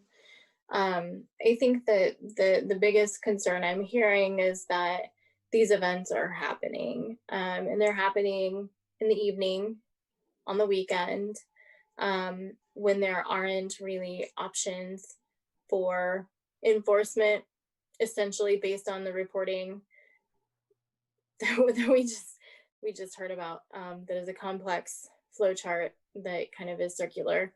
And I'm hearing that we don't want those things to happen. And I'm wondering how effective a potential misdemeanor would be post-event. That isn't prevention. And I think that prevention of these things happening is our most useful tool as a city, and being able to be nimble in that response to make these students aware that they're part of our community. And along with the privileges of that comes many responsibilities as well. And I just wonder if, you know, I appreciate Craig talking about the potential to pass a city ordinance, but are there other options that are more preventative or more nimble in that response? Mayor, this is Commissioner Shipley. I appreciate your effort to be diplomatic, but the prevention ultimately would have been to not let 20,000 people come here. Or the prevention could have been not having in-class at KU. That ship has sailed. And although we've had since April to figure out what we're going to do about house parties, I appreciate that we were relying on compliance, but that's not realistic. Anyone who's lived here for more than 5 years will know that's not realistic. That an immediate consequence for flouting, ignoring the health orders, there should be one. We should have been prepared. I thought we were. And so what I would like to see is the fastest discussion about how we can do that. This is Mayor Hernandez. So I'm not in disagreement with you with the how we got here, but I'm also not going to try to unbreak an egg. We have to move forward and responsibly address this and effectively address this. So punishment after the fact isn't going to address the issue that we're facing, which is the potential that our community continues to experience significantly more infections. And a fine, a ticket, whatever, isn't going to do that. Shutting down an event will do that, potentially. And it will decrease potentially the number of people who are exposed. Preventing those events from happening in the first place will do that. And short of feeling some kind of vindication because of a fee or someone having a criminal record for wildly irresponsible behavior, I'm not justifying that by any means, is counter to the kinds of conversations that we've been having as a commission. Mayor, Commissioner Shipley, I 100% understand the point you're making about particularly over the last few months, fewer unnecessary interactions between the public and police. However, I would also make the argument to respond to some comments you made. You just described our legal system. When someone gets murdered, we punish them afterwards. When you speed, you get a ticket afterwards. So while I absolutely hear that prevention is important, this was egregious enough. And, you know, our community worked so hard to abide by the directives of the health department and Dr. Marcelino. It is unaccountable for us to not have a plan to stop those gatherings, which were very predictable. This is Commissioner Voley. I think our focus should be on protecting the vulnerable people in our community from the pandemic. How do we do that effectively? You know, we've been hearing comments from people who have been telling us they feel abandoned. And that's what we need to address. Commissioner Shipley, Commissioner Bully, what do you suggest?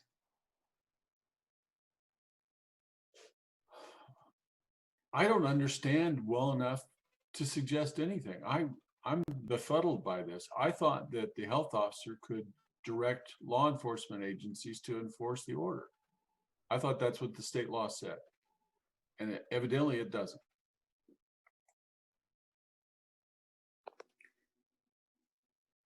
Commissioner Shipley, Vice Mayor, do you have anything here?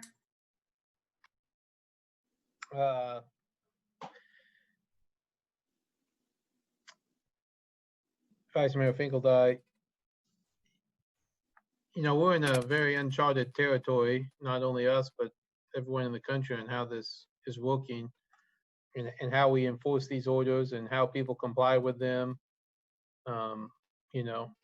How we make suggestions on playing football or not playing football, or in-person classes or not in-person classes, mask orders and not mask orders.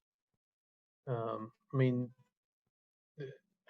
hear what you're saying, Commissioner Shipley, on the fact that, should we as a community have expected people not to follow the health orders? The answer, I think, is yes.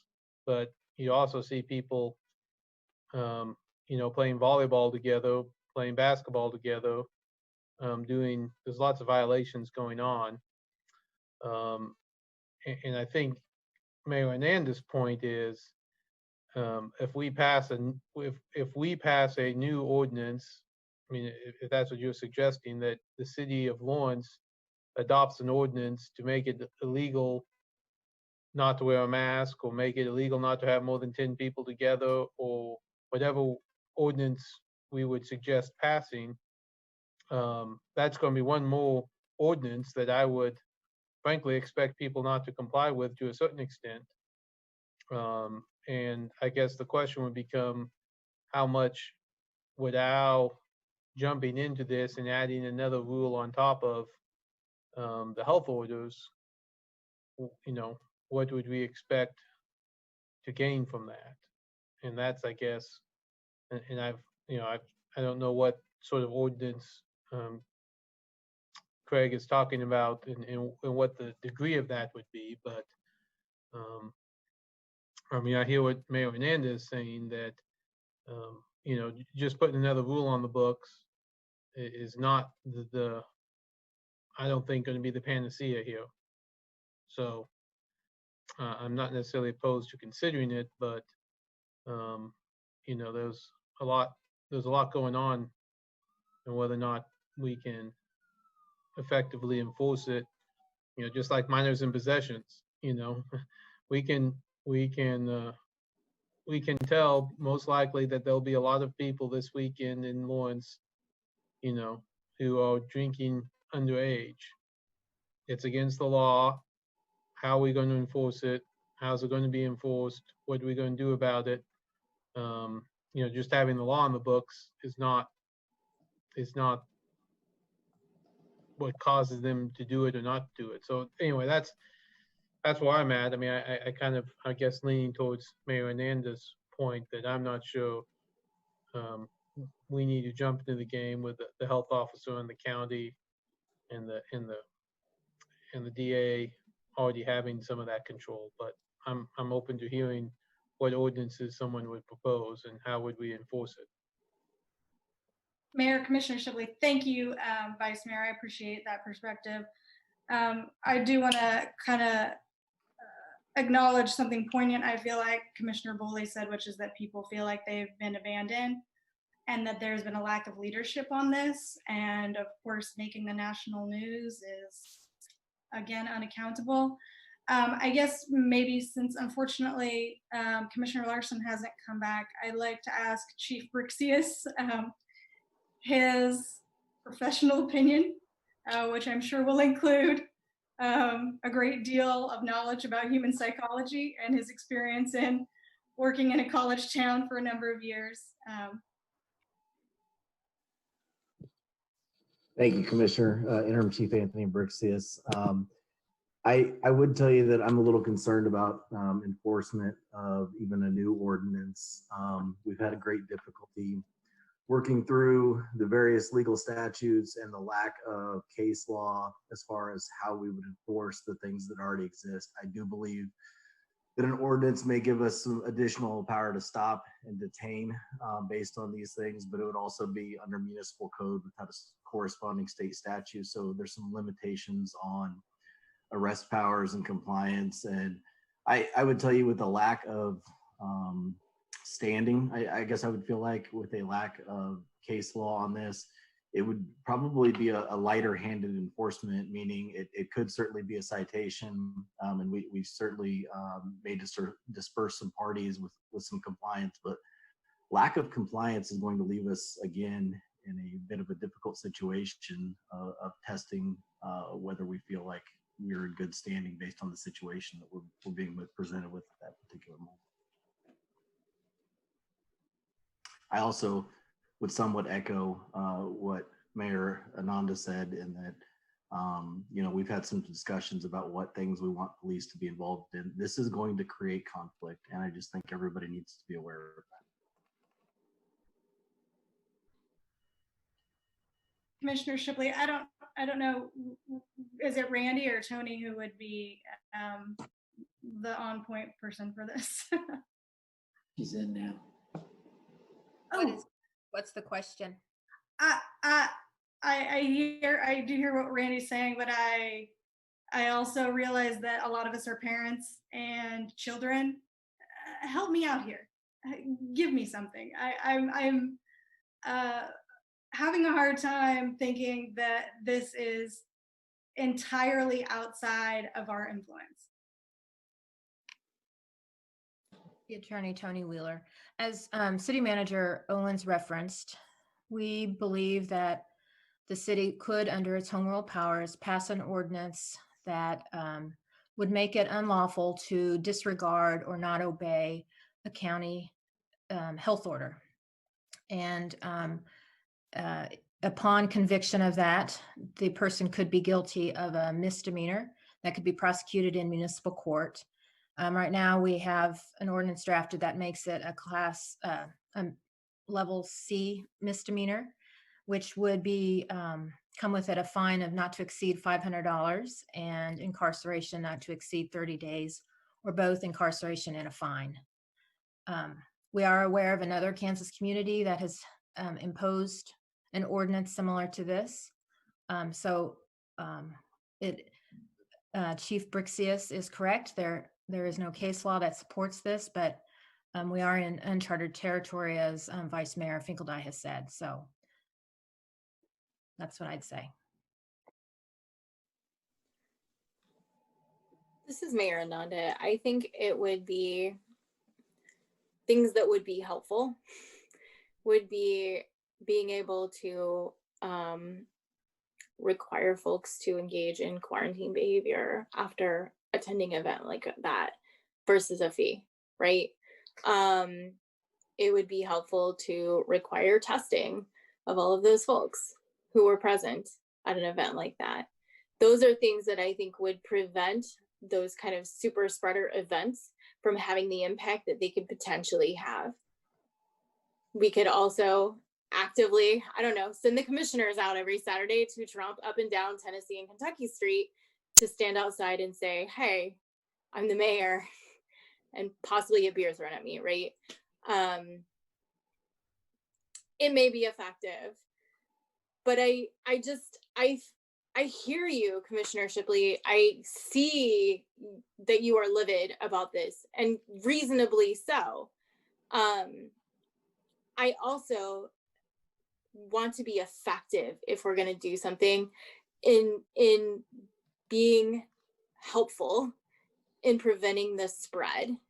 So rather than having vindication because I was able to pass an ordinance that would give someone jail time, influence their record in the future, I was immortal at 18.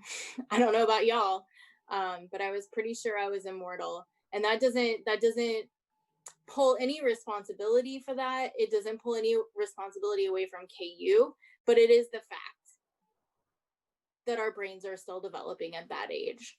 And so to have an after the fact outcome is not necessarily going to prevent other students from engaging in this behavior.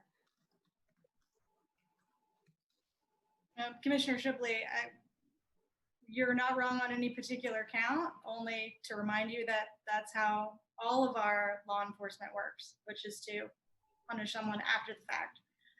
But, oh no, did Commissioner Larsen disappear again? Oh, there she is. Okay. I wanted to hear what she was trying to say when she disappeared. So Commissioner Shipley, this is Mayor Nand again. You've raised that point twice when I've spoken, and I think I've been very clear about my desire to reform the criminal justice system to actually be effective. So you are not wrong. Commissioner Larsen, please go ahead. Larsen, I'm sorry, I can't even remember what I was talking about, unfortunately, in detail. I had internet issues, I got bumped off, and so I finagled and worked to get back on. And as you can see, I'm on twice, so I'm on two computers right now, just in case something happens again. So I'm sorry I missed out on quite a bit of that conversation. This Commissioner Boley, I guess I'd like to pose the question to the mayor. Whom should we direct our constituents to when they have concerns about a party?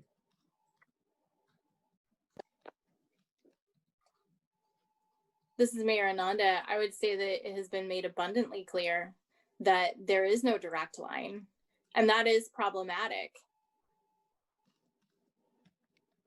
Commissioner Shipley, actually, on two separate occasions in this body, I've asked specifically what people are supposed to do in that instance, and the answer was to call the non-emergency line. Now, we're not telling people to call the non-emergency line so some poor officer can stand there and watch. That's a giant waste of his time or her time. What was our plan there?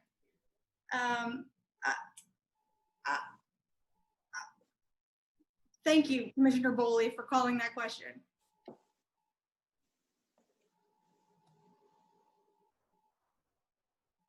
This is Mayor Ananda. So does someone have a proposal for, I know this is just under other items and not necessarily a future agenda item or a work session item, but what kind of action are folks looking for this evening?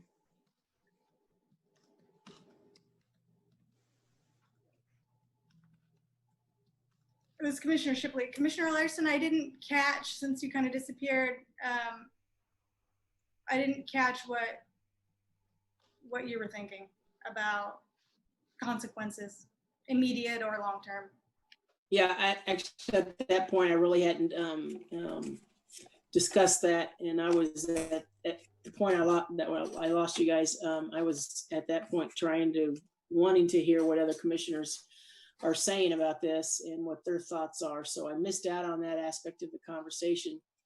But from my standpoint, it just, just with everybody, I'm just so frustrated with the fact that it doesn't seem as though we've got any ability to provide the protection to our community members from this, the outfall of this pandemic, when there's parties that are constantly going on. And so, I'm open to suggestions at this point. I've talked to Craig about this one-on-one, and I've talked to County Commissioner with it about it, and we're struggling as a unified command to come up with a clear-cut way to handle this. If I may, Mayor, Craig Owens, City Manager, we do have a meeting scheduled on this subject, the Unified Command members related to enforcement tomorrow. So, we will be very intensively discussing this and these kinds of conversations in any direction that we get out of this from the commission. Formal and informal certainly will be influential in that. We do recognize that it was not effective Saturday night. This Commissioner Boley, I appreciate that Commissioner Shipley has asked what we should tell people when they call us. And the answer that I recall, as she does, is that we were told to have them call the police non-emergency number, the admin line. That obviously is not the direction that we should be giving people now. I think that we need to communicate clearly with the community what they can do, what they should do, what we are encouraging them to do, as they need to follow the same guidelines as everybody else. What can they do when they witness or experience other people like these parties? What can they do? Who can they turn to?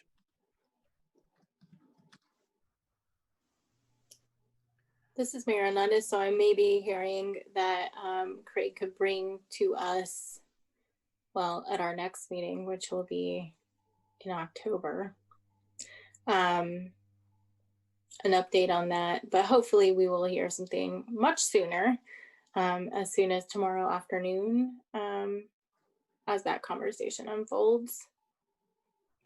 I'm guessing that's not largely satisfactory. Commissioner Larsen, I would definitely want to make sure we get some sort of response and some sort of an idea of how we're going to address this issue. I guess Thursday, that's going to come back from the Unified Command or somewhere this week anyway. I shouldn't say Thursday necessarily. This is City Manager Craig Owens. I think I can answer the question more accurately based on the last couple of days' conversations.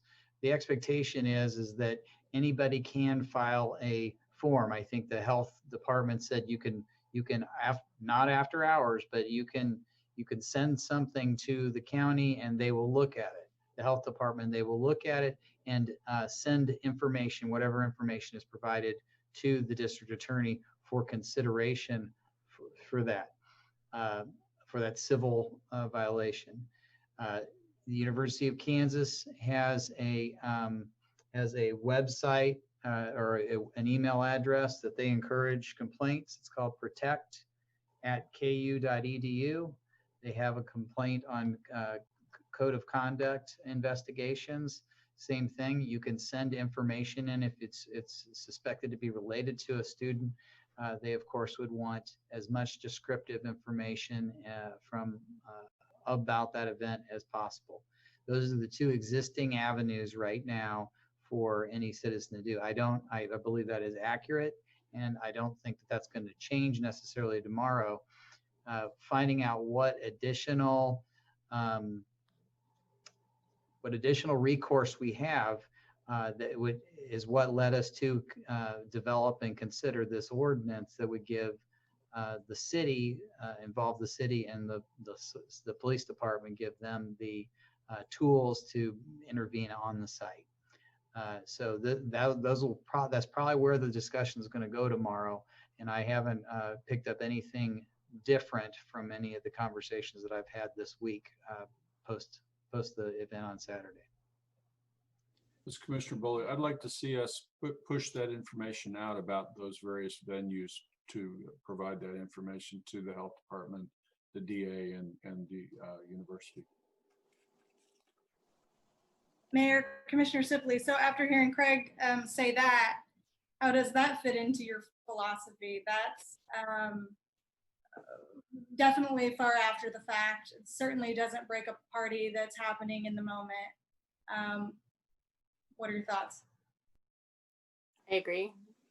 This is Mayor Nanda. I don't know that there is an easy answer to this. I wish there were, because people are frightened and they are hurting, and they're also in crisis because people are going back to school, people are going back to work, and we have to acknowledge the larger social context in which this is happening. So I want to continue having conversations about this. I don't want to just slap the first ordinance that comes in front of us into the rule book, because it's also not effective. That's all I got. This is Commissioner Bowley. We haven't talked about the role of the KU Public Safety Department in this. Has anybody got any information about that? This is City Manager Craig Owens. They would handle anything on campus. This has mainly been a conversation and incidents involving off campus, which would be the jurisdiction of the city and the police department, Lawrence Police Department. I should also note that our police department has been, as they do normally, responding to noise complaints and has been addressing people, giving warnings, and doing what we normally do. There were a number of interactions besides the Mississippi address where I think we were successful at using the traditional tools that we do, which we will continue to do, that relate to noise and those related violations. So I just want to make sure I included that as well. This is Commissioner Boley. My understanding of the jurisdiction of the KU Police Department was expanded when it arrested someone in my backyard. This party on Mississippi Street was across the street from the football stadium, as I believe.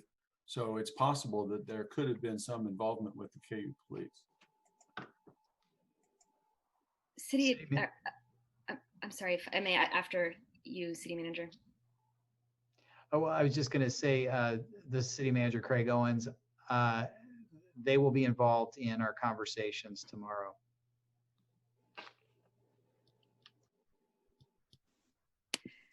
Assistant City Attorney Maria Garcia, I just wanted to add to that.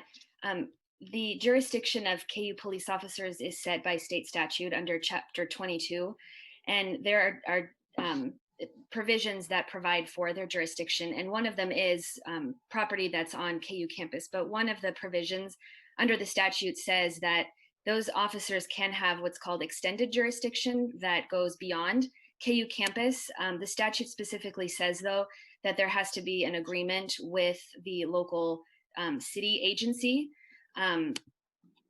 We would have to, if there's interest in that, define the geographic scope that KU is provided that extended jurisdiction, the reason for providing extended jurisdiction, and then what the role of that agency would play. But the statute does provide for going beyond campus, if that's helpful. This is Randy Larkin, Deputy City Attorney. They can also pursue perpetrators that something that happens on KU property, that if they leave KU property and they're in pursuit, they can take action outside of their jurisdiction as long as it happened within KU property originally. This is Mayor Ananda. I mean, it sounds like KU might have the most leverage over students in that compliance piece of having very clear outcomes for those students, including things like suspension or expulsion from the university. And I'm not sure what that looks like for them, but as a student, I am guessing that would hold a lot of sway on those social decisions, because that might be contingent on being able to afford housing, being able to remain in the community, et cetera. This is City Manager Craig Owens, and I'll also add to the conversation, kind of reflecting on Dan Partridge's visit. There are levels of more restrictions that the health officer can place on our community and elements of our community, and those are kind of the big stick that we're all trying to avoid. That we can't do some of the things that we're doing right now. Well, you recall when the bigger restrictions were in place. When these first came to being, there were a lot more restrictions. We were all locked down, and then we loosened those restrictions. But we've got epidemiological, data models that are showing us what the indications would be for much more return to much more restrictive environments, which are going to impact the community. And those will all come from increased COVID-19 spread, which absolutely can be exacerbated and encouraged by events like we witnessed. And that is also a deterrent, but it affects all of us, not just those people that are participating in these very irresponsible activities.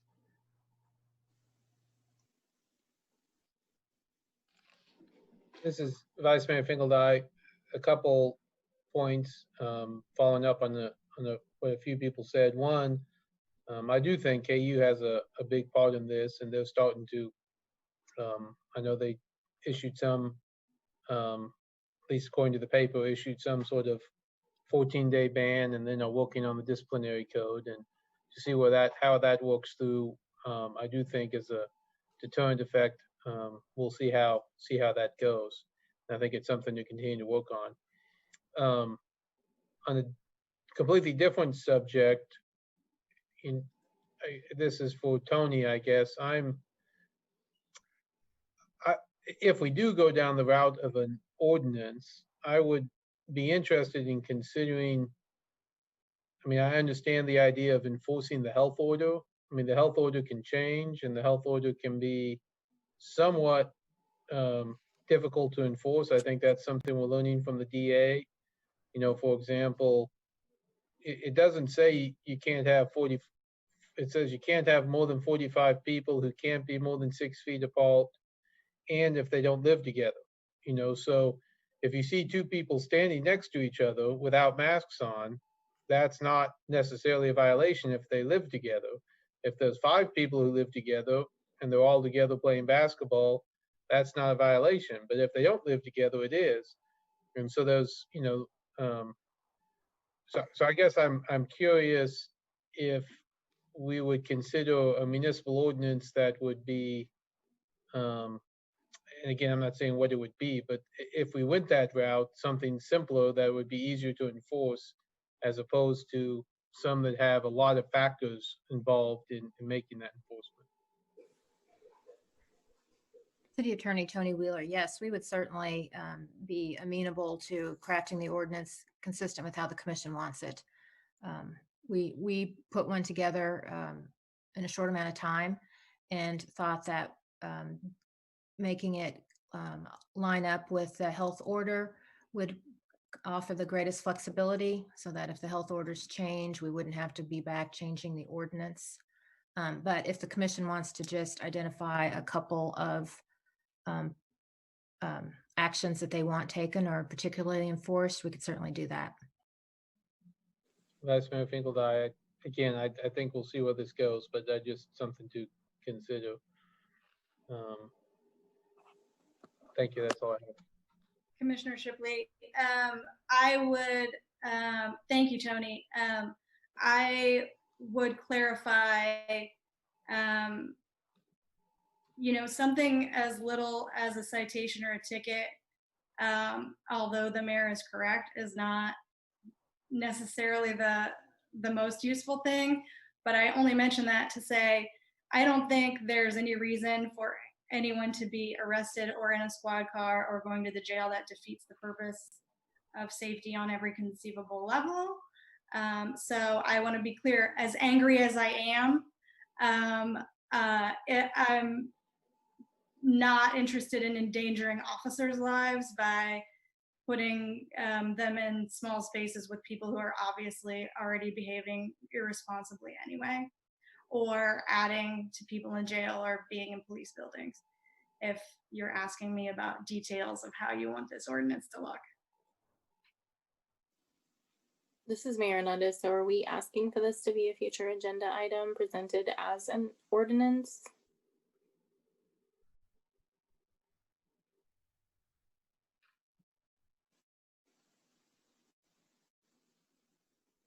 And I guess that would go directly to Commissioner Shipley and Larsen, who brought this to the commission. Commissioner Larsen, I'm definitely open to seeing what staff would come up with on that. That would, you know, potentially address some of the issues that we're seeing.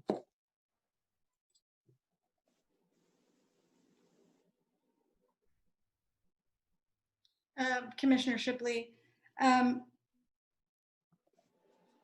yeah, I think the public, as I feel like Commissioner Woolley was saying in a very succinct way, is expecting some leadership on this, and it may or be the kind of thing philosophically that we have espoused in the past, but this is an emergency, and my attitude about it,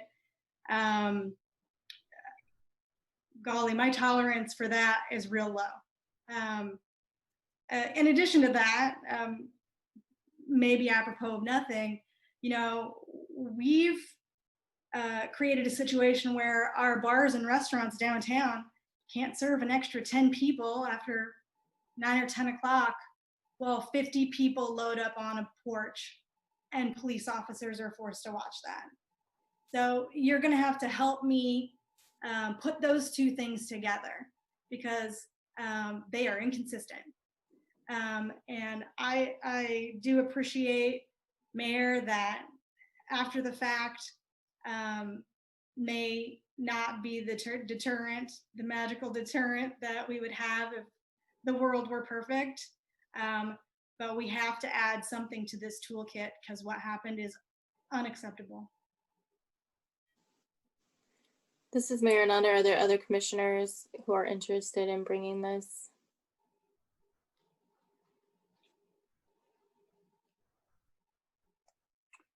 I'm okay, this Commissioner Bullock, I'm okay with considering it. So it sounds like we have a majority of commissioners who have expressed at this point an interest in bringing an ordinance to the commission as a future agenda item. Is there a need for a vote on that, Sherri? Mayor, Sherri Reidemann, City Clerk. You don't need to vote on that. Okay. Anything else on that item? I appreciate you bringing it up. I think it's a topic that we needed to talk about tonight for sure.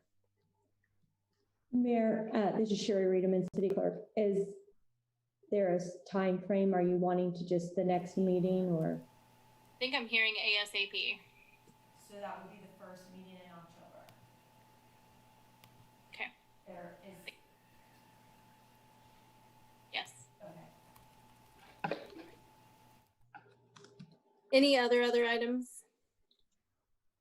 Vice Mayor Finkel, I would be interested in maybe having Jeff or planning put a little response together on Ted Boyle's question about the stormwater coming in and how that affects the county and putting it into the city. I mean, and Jeff, I'm not sure if you were here when Ted gave his public comment, but just still getting a little information about that.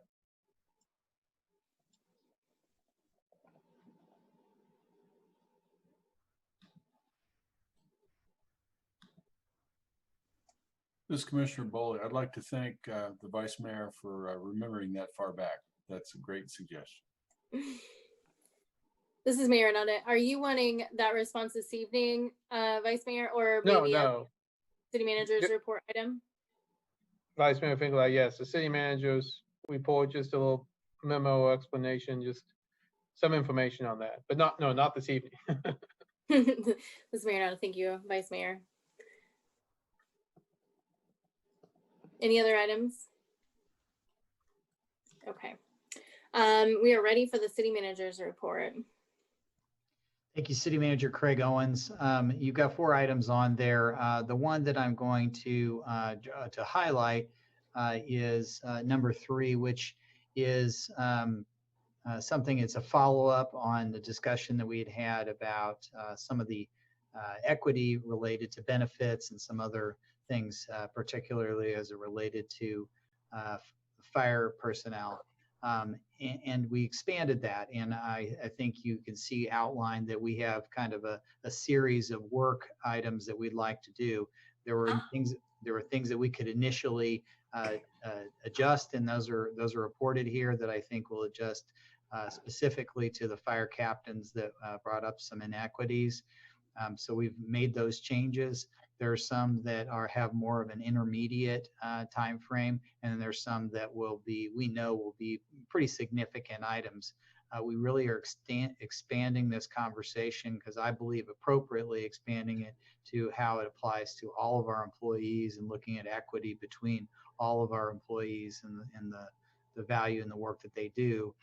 So this is not short term. It's very complex. Once you start pulling the thread, it unravels a lot, but it is important work to do, and we wanted to report back on that for you, and certainly respond to any questions you have or input you have on your intent.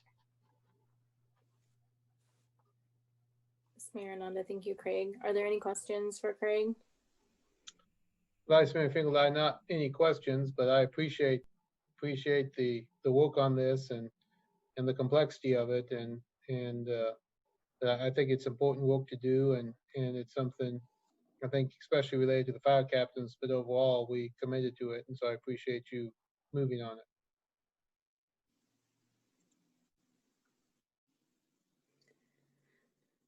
This is Mayor Nanda. We do have one individual who wanted to give public comment on this item, so we'll go ahead and go to Chris Flowers. State your name and you have 3 minutes.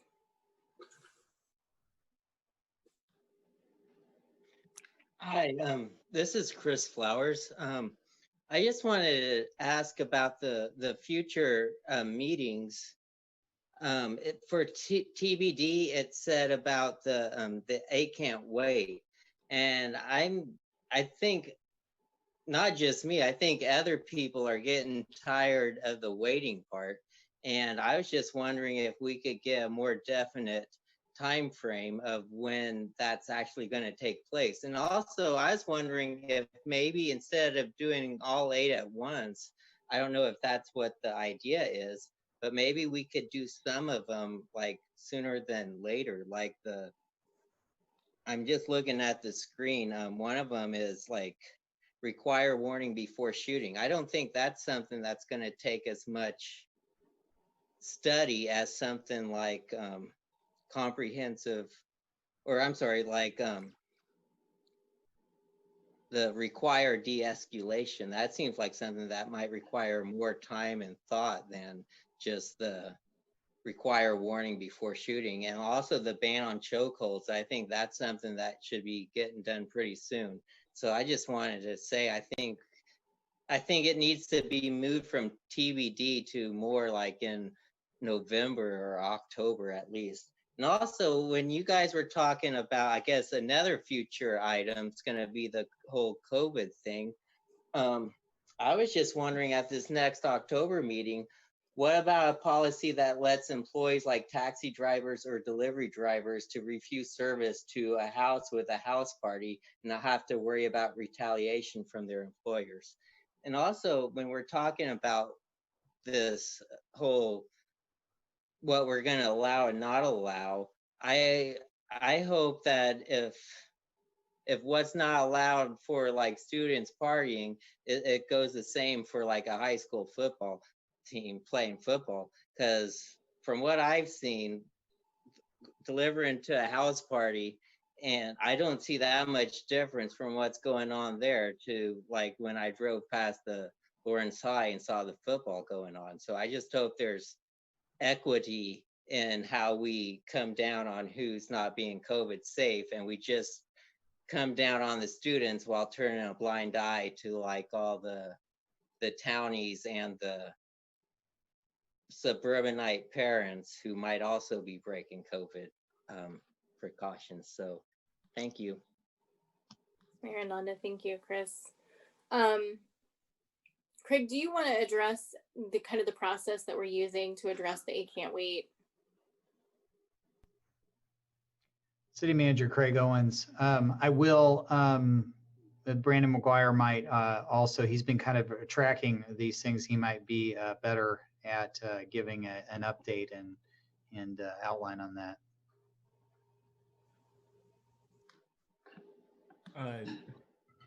Thanks, Craig. This is Brandon McGuire, Assistant City Manager. I don't have an update specifically on the timeline for the A can't wait issue. I know that we did bring a resolution to the commission, which was adopted related to the Obama Foundation or the Obama Pledge. And I believe related to that agenda item, there was a memo on A can't wait that was presented. I will go back and double check that though. I will say though, there is a lot of work that's been going on behind the scenes with the staff on a number of the different tasks on the list, specifically task number 1 and number 3.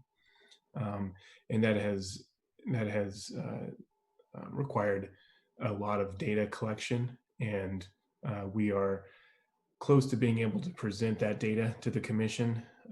But as you can imagine, there are many ordinances and statutes that the city attorney's office, municipal court, and police department have researched related to those two items, number 1 and number 3 on the task list. And so that's been a substantial undertaking, but I do think we will be able to come back within the next month or two to be able to have that discussion with the commission. And then in addition to that, I will just point out that we have been going through a selection process to hire a consultant, and that comprehensive study that will be led by the consultant will encompass several of the items in some form or fashion that are identified on that task list. This is Mayor Ananda. Isn't also part of that discussion sitting with CPRB? Yes, thank you for adding that. Community Police Review Board and also the Human Relations Commission have been working on several of those tasks. And the Community Police Review Board they're still working on their ordinance, but in the meantime, they've also identified a few subcommittees, one of which is a public engagement subcommittee. And so we'll be working with that subcommittee as well on ideas for listening and having community forums to seek input.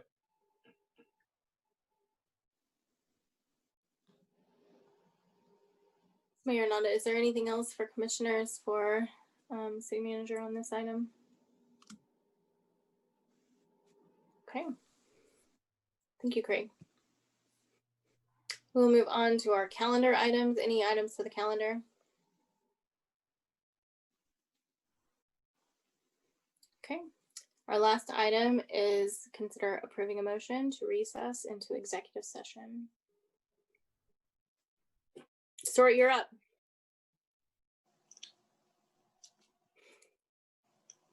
Give me a sec. Commissioner Bowley. I move that we recess into executive session for approximately 30 minutes to discuss a personnel matter involving a city employee pursuant to the non-elected personnel matter exception KSA 754319B1. The justification for the executive session is to protect employee privacy. The City Commission meeting will resume in its virtual format in accordance with resolution number 7333 at the conclusion of the executive session. Commissioner Larsen, second. Mayor Ananda, we have a motion from Commissioner Bully, a second from Commissioner Larsen. Commissioner Bully? Aye. Commissioner Larsen? Aye. Vice Mayor Feekle-Dye? Aye. Commissioner Shipley? Aye. Mayor Ananda, aye. That passes unanimously. We will return in 30 minutes.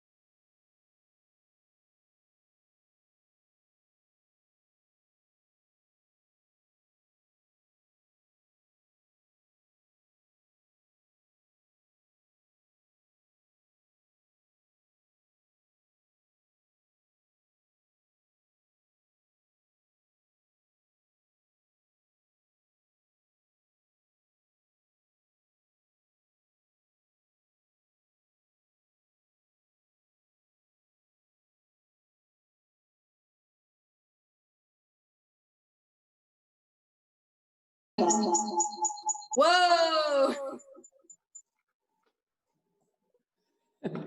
It's because you have both going, I think. It is. 1, 2, 3, you're on? Yes. Okay. Has to be muted. Okay. So I'll go ahead and take roll. Vice Mayor Finkeldine? Here. Commissioner Bully? Here. Commissioner Larsen? Here. Commissioner Shipley? Here. Mayor Nanda, I am here. We are back and we have nothing to report. We are prepared to adjourn. This is Commissioner Bully. I move we adjourn. Commissioner Larsen, second. Ms. Mayor Nanda, we have a motion from Commissioner Bully, a second from Commissioner Larsen. Commissioner Bully? Aye. Commissioner Larsen? Aye. Vice Mayor Finkeldine? Aye. Commissioner Shipley? Aye. Mayor Nanda, aye. That passes unanimously. Thank you all, and we will see you in October. Good night. Good night.